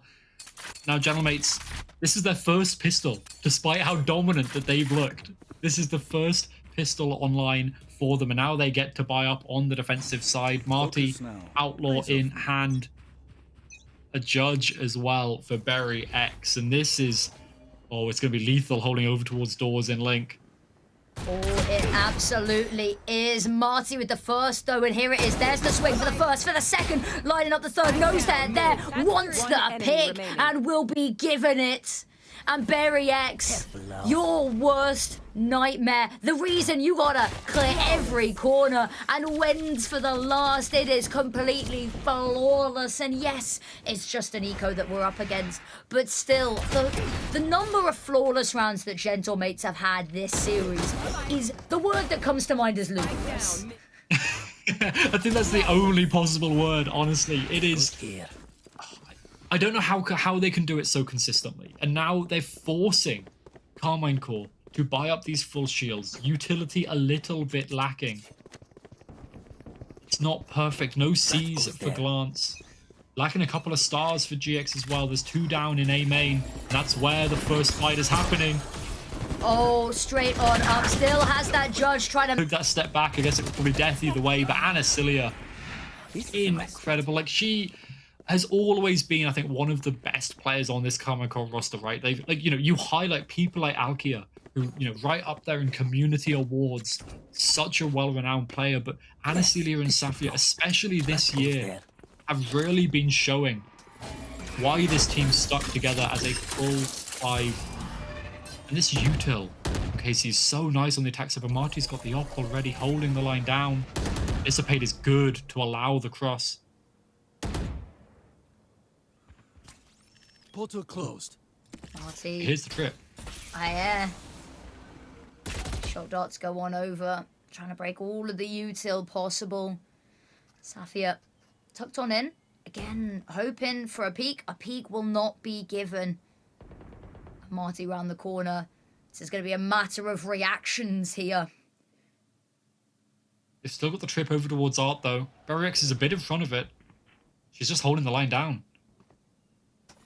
Hoping that there'll be no suspicions. Oh, Anna Cilia, that's the kill that you need to get this all going. Tokamita's going to find one. Oh, Orb, however, misses a shot, but Tokamita there. She's here, she's there, she's everywhere. She's finding every pick needed. The saviour in these micro moments. KC, there's still a chance, though. Spike on back.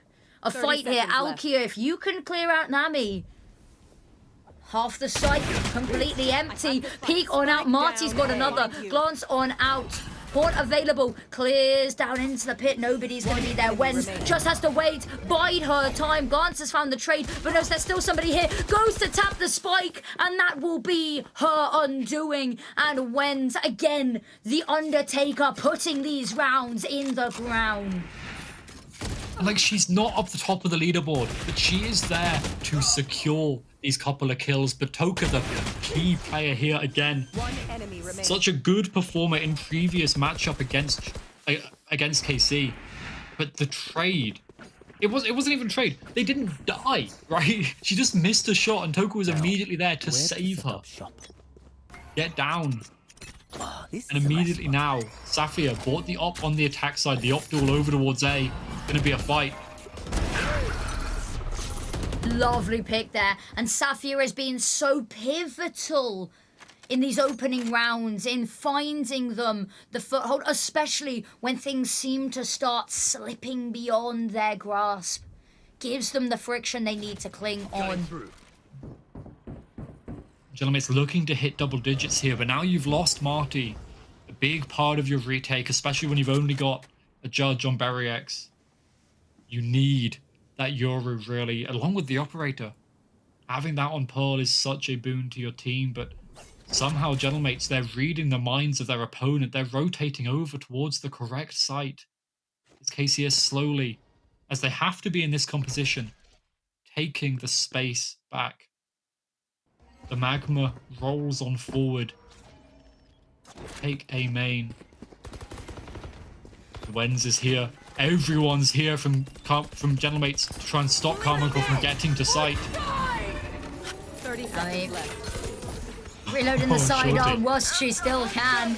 Wentz has found the first. The Hunter's Fury comes on out. They're finding ways to work around not having these sidearms online, and so many of these players low. Jex has found the first. Nami, however, finds the first. Wentz with the next. Just glance left, and not for long. Gentlemates find themselves a 10th, and they play perfectly around that steel garden. A disadvantaged situation. The shorty comes out from Nami, and you think maybe she can find something. But the Hunter's Fury, the timing on this, getting a kill, all of the damage, then allow the rest of the team to flood on back in. I mean, what an incredible retake. Coaches are loving it. Have they switched sides, or am I losing my mind? No, they definitely have. Absolutely. I have no doubt. And now KC have called this timeout. The first of this map, yes, but it is now in dire straits for them. The mates are up to 10. And when you hit double digits, when you've started to get your economy online, when you've got ults cycling back up again, Cosmic Divide 2 away, Dimensional Drift 2 away, KC need something big to bring back. A Thrifty is very possible on this map. Very, very possible. Especially when you've got the Nightfall. Yeah, we have seen a lot actually. We are so it's never out of the realms of possibility, and we talk a lot about the Game Changers sheriffs, don't we? They are sung about. There are ballads, I'd imagine, written about them for a reason. But now, KC, anything more? This is the last round that we're like, okay, no weapons in hands. It's getting a little bit close. I mean, I think it's gone past the point of close. We're getting to the point of no return. This is the last round where they won't have weapons. This is all trying to set them up for round number 19, which will be the be-all and end-all.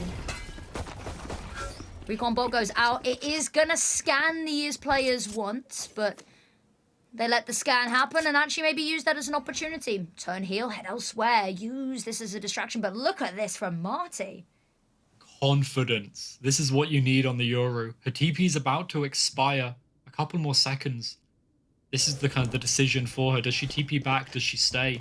But instead, KC, they're going over towards A. She's found so much space. Her team can rotate to anchor down one site together. 4 members. Well, 3 on site, and Wen's just a second away. Here we go. Phone comes on, out. Holding the line. Horn gets broken out in the open. VALORANT with one. Actually, they're making the pistols work here. An eye for an eye, they say. And now Wen's so many different angles, but they peek one by one. Anasili is able to get the trade, though. Shock dot goes on over. It's good for a pick onto Safia. Anasili is not looking too healthy either. No more shock dots, but the recon bolt's back online. And there it is, round the side, just managing to dodge it. But again, that's little bits that can be pieced together here. 25 seconds, you still need a plant. And look at this position from Marty. It all falls into place immaculately. And this is now... Okay, it was an eco, yes. AC managed to come back in very well into this site. So many kills. Wen's only managing to get one. Anasili with the trade, but the shock darts did so much damage. And Marty's late round push coming back in through R, and Gentlemates coaches are ready. They're happy. They're cooking as they go up to 11. Come on, Core. They have a buy. They have the tour de force, and they have a lot of ults. If this is the round, they need to win it. They have to get this. This is the biggest and most important round of this series so far. And they started with a leg shot. Oh, uncomfortable, uncomfortable. And here we go. Safia holding the line for the X. Knows they've been hyper-aggressive up towards long. The flash is so good. Round the corner, a missed shot. GiantX will not let this mistake go unpunished. If you show weakness, they will tear you apart for it. And now 4 versus 5. It's not out of the realms of possibility. They've got themselves onto site, but look at this. We talk about the free takes.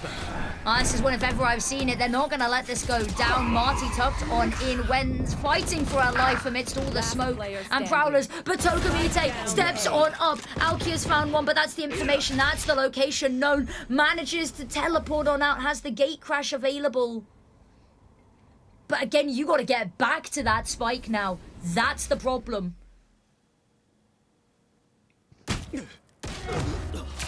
There we go. Round the corner. It's not ceremonious. It's just Tokamita with a job to do.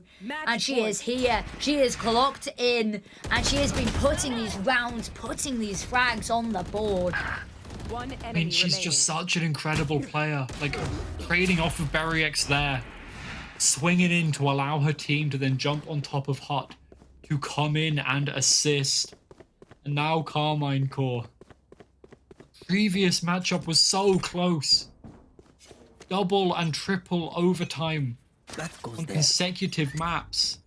But now, this series doesn't look close at all. Gentlemates have leveled up and Karmine core, they're struggling to keep up. And now, down to an eco. Only the Cosmic Divide online as well. Meanwhile, it's almost Christmas lights for Gentlemates. Celebration, fireworks, as they look to close out this series. But Karmine core, they've got a lot of space. Marty though on the angle with the opening pick again, and it seems like there's no answer. It feels futile, like destiny, and you're just following its footsteps. Alkia, there's a trip and there's no way around it. And that's it. Neural Theft comes on out. Berry going for it. No, don't. Surely not the knife. But no, goes for the picks. There's the first. There's the third. Recon bolt, relay bolt goes on out. Anacity has found one. Has to fight for this. It's a good final stand. Dimensional Drift on out gives away the location. But she knows that at some point Marty's going to pop on out and then all the problems begin again. Backed away, she's got enemies on all sides. They converge and Nami finds them the last, finds them the 13th. And a 13-7, a sweep through here. Last time, it went overtime upon overtime upon overtime. This time, Gentlemates are clinical. They are here and it means business. And they're so consistent as a team. Individually, taking so many heads, taking so many numbers. But as a team, it's not just these little micro plays, it's the macro. They are rotating perfectly. They're always there to flood back into sight as quick as possible, to stop the spike from ever going down, to make sure Karmine core never feel comfortable. And that is why they are absolutely our second best team in the league. Not the best. We've still got G2 goes in here. Do not get me wrong. They're a strong opponent. But Gentlemates just looked incredible. And a big part of it was VALORANT. 19 and 15. Not as many kills as Safia, yes. But she just looked absolutely unstoppable. And I mean, her mechanics, her movement and everything else. She's just so good. It's a weird one looking at this, though, is there doesn't look like too much of a disparity in the kills department, does there? This is actually a pretty close game for a match that, 13-7, it's not heavily one-sided, right? But it felt that way at a lot of times. So the fact that, Casey getting the kills on the board but still not able to convert that in towards something more is kind of a little bit crazy. And it all came down to that first map of Breeze, right? They lose out on their map pick in a very dominant fashion. You come into Pearl and it's all about the mental to be able to bring it back. And you could see so many nice moments from Karmine core. I mean, Safia absolutely on fire. She looks so comfortable on the chamber. But when you've got someone like VALORANT on the other side, it's just so difficult to do anything. I mean, Gentlemates, they got their first pistol. I can't believe I'm saying that with how dominant they performed. And that pistol round allowed them to just snowball in. Even the shotgun kills, just because, they know you like the shotguns. You're happy after that. It's the judge is the best gun in the game. Tell me you're going to tell me that I'm wrong anyway, but... Except for the Classic. Well, I mean, the Classic has a right click, which I'd argue is getting dangerously close to shotgun territory, is it not? Exactly. That's why the Classic is better. True, but VALORANT, I think, another standout player. Just the whole team came together so cohesively. Everyone got their moments in the sun, and anytime they were in the sun, they shone as well. They all stepped up when they were presented with a situation where a multi-kill was needed. Guess what we got? The exact multi-kill that got them the round. So I think they're a team that is going to be looking incredibly scary to anyone that comes up against them. And I think even G2 have got to be looking like at a result like this and going, okay, we've really got to be careful going into this. Yeah, and I think the next matchup, the upper finals, is going to be an absolutely incredible one. these two teams, the upper echelon of Game Changers in stage 1 at the very least, and now they're up against each other. It was quite a close game. It was a 2-1 last time around, so, you know, I'm expecting it to probably go the distance again. But for both of these teams, like you said, they're going to be looking at their opponents. They've had the chance to watch, and they've got the coaching staff to do it for both of them, to be able to analyze, find the weaknesses, find the mistakes that they make, the consistent things that they can then look to exploit. And that's what I think tomorrow is going to come down to between these two, because it's going to be an incredible match. That it is. Should we take a quick look at the bracket though, and how that shapes things up, and what matches that we will be seeing coming on up next?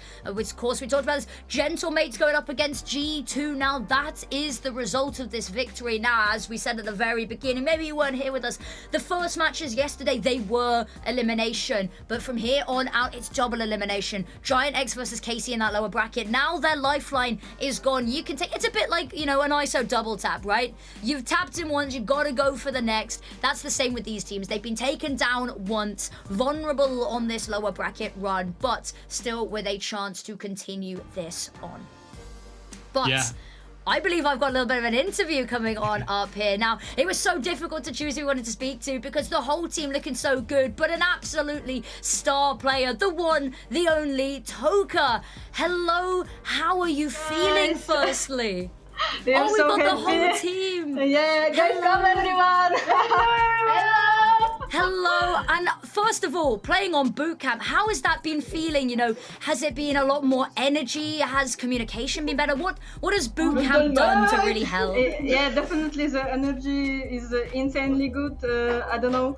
We are just feeling amazing playing together on bootcamp. As always, like I enjoy to be on bootcamp with my team, and I'm so proud of us today. I mean, you've got to be. That was an absolutely dominant result there. Now, were there any areas you felt maybe a little bit of resistance, where there was something that KCs were doing quite well that you struggled with, or were you just smooth sailing the whole time?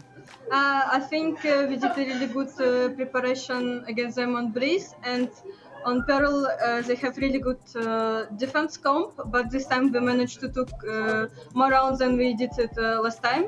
And their comp is really good on defense, but this time we were a little bit better on defense, and it was really easier to play for us after without any comeback. It was kind of 6-6 health, so it was easy to us in defense because it's our strong side. Exactly. Now, top 3 secured for you lot. Newly formed team, when you came into this stage, is this kind of in line with your expectations? Did you think, you know, we're going to come in, we're going to be top 3, we're going to go straight into top 4 from group stage? Or is there a little bit of surprise at how quickly this has come together? I mean, to be honest, for me, it was not that surprising because last year with Twisted Mind, we did top 2. So I kind of expected to join team this year that's gonna be good as I did third stage. So yeah, I was ready to come and fight and be the best team in EMEA so far. Maybe no, yeah. But we'll see. I mean, and talking of that, G2's up next, the team that everyone's kind of been gunning for. Are you a little worried coming into this match, or has today's victory maybe changed your mind? Have you come in with even more confidence now? To be honest, I'm not really worried, but I have never won against G2, and I feel like they're a really strong opponent. But I hope we're gonna prepare really good for tomorrow and show the best. Doesn't matter the result. Yeah, that's it. Well, but of course, you've got tonight to celebrate. Is there a plan for the team? Do you go out for dinner? How do you celebrate a victory when you're all here? I don't know yet because it's our first victory together on bootcamp, so we'll see. Probably nothing crazy. We're gonna eat and prepare for tomorrow. Sounds good. Anyway, I'll let you go join your team. I'll let you get ready for tomorrow. But thank you so much for joining us, and huge congratulations on the win. Thank you so much. Bye. Thanks for the fans for cheering for us. Thank you guys. We love you. We love you. Bye.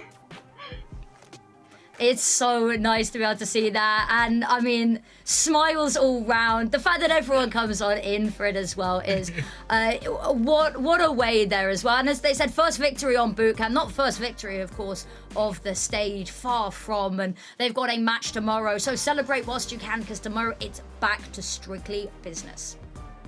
But I think there's a really interesting point here for their synergy. They are the only team with a fully successful 5-person bootcamp. Because as we know, a few teams that have got those boot camps are missing a player or two to get all of that 5 there. And I think you can see there the energy, right? The connection that all of these players have on a personal level, how that is affecting them as a team. They look so together every moment, and that's really translating into their gameplay. Yeah, I think it is, and we've seen them build and build and build, and again, I don't think we've yet seen their pinnacle, because every time we watch them play, they get stronger. We look at, you know, how much we contrast this series from when they last played versus KC, and how this is a much stronger result, that it looked like there was no doubt in their minds is how much further can this go. And honestly, with a team like this, with them looking as good as they did today, I have got to expect that it is going to be pushing all of the way. That I want to see them take G2 to 3 maps at the very least, because G2, they usually start the split. They usually start the year, a little bit weaker. They build up towards the end. This is the G2 now this year with Ever come in that looks absolutely incredible. So Gentlemates, they like obviously Toka got top 2 last year, has never beaten G2. It's going to be such a fun grudge match to see. It will indeed, but unfortunately we're out of Valorant for you to watch today. Well, actually, it's a little bit of a lie, because we've got our Razor end of day highlights, so we got a little bit more waiting just for you. So we're going to replay some of the top clips of the day, and we'll see you guys bright and early tomorrow for some more Valorant Game Changers. 3 versus 2 now. They have to get to the spike, and there it is. Vanya absolutely pops off, gets that first kill, but no, the C's takes them all so low. And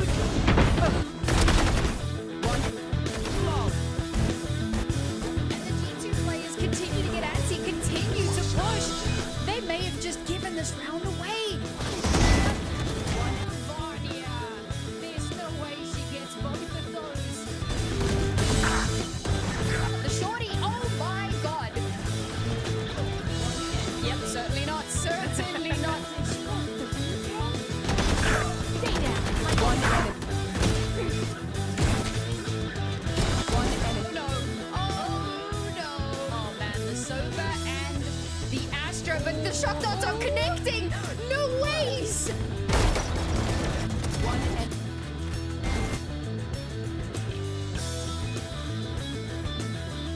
Coming on through, VariX trigger discipline for a second, lines up 3. Now he finds 1 in a mix as well.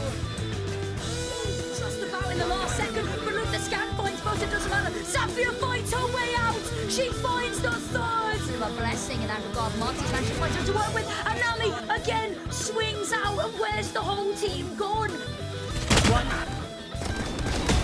3.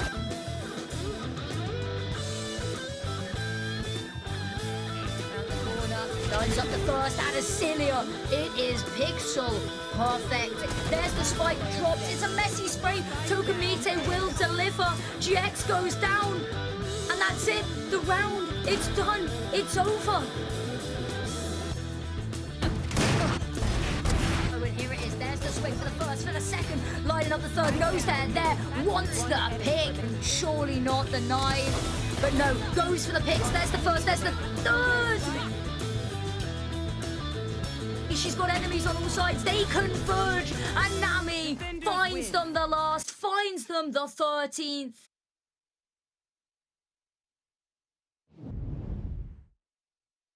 Walk anywhere, eyes them locked, on me fresh sneakers straight to the snapback.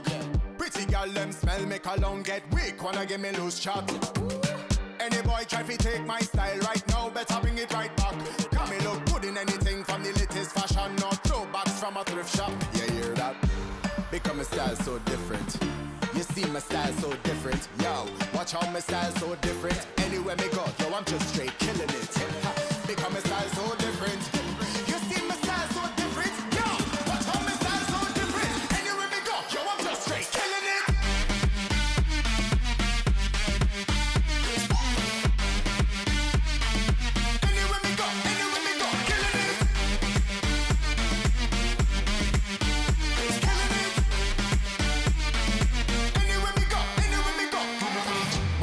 my mind, all I hear is ching, ching, ching. Some boy can't afford one chicken wing. Roll with top class, girl, no basic thing. Confidence in myself from the words we sing. Yo, become a style done properly, cause I must compliment the physical anatomy. When you see me on the street every day looking fresh, with I swear that the thing is a strategy. But it's just my style so different.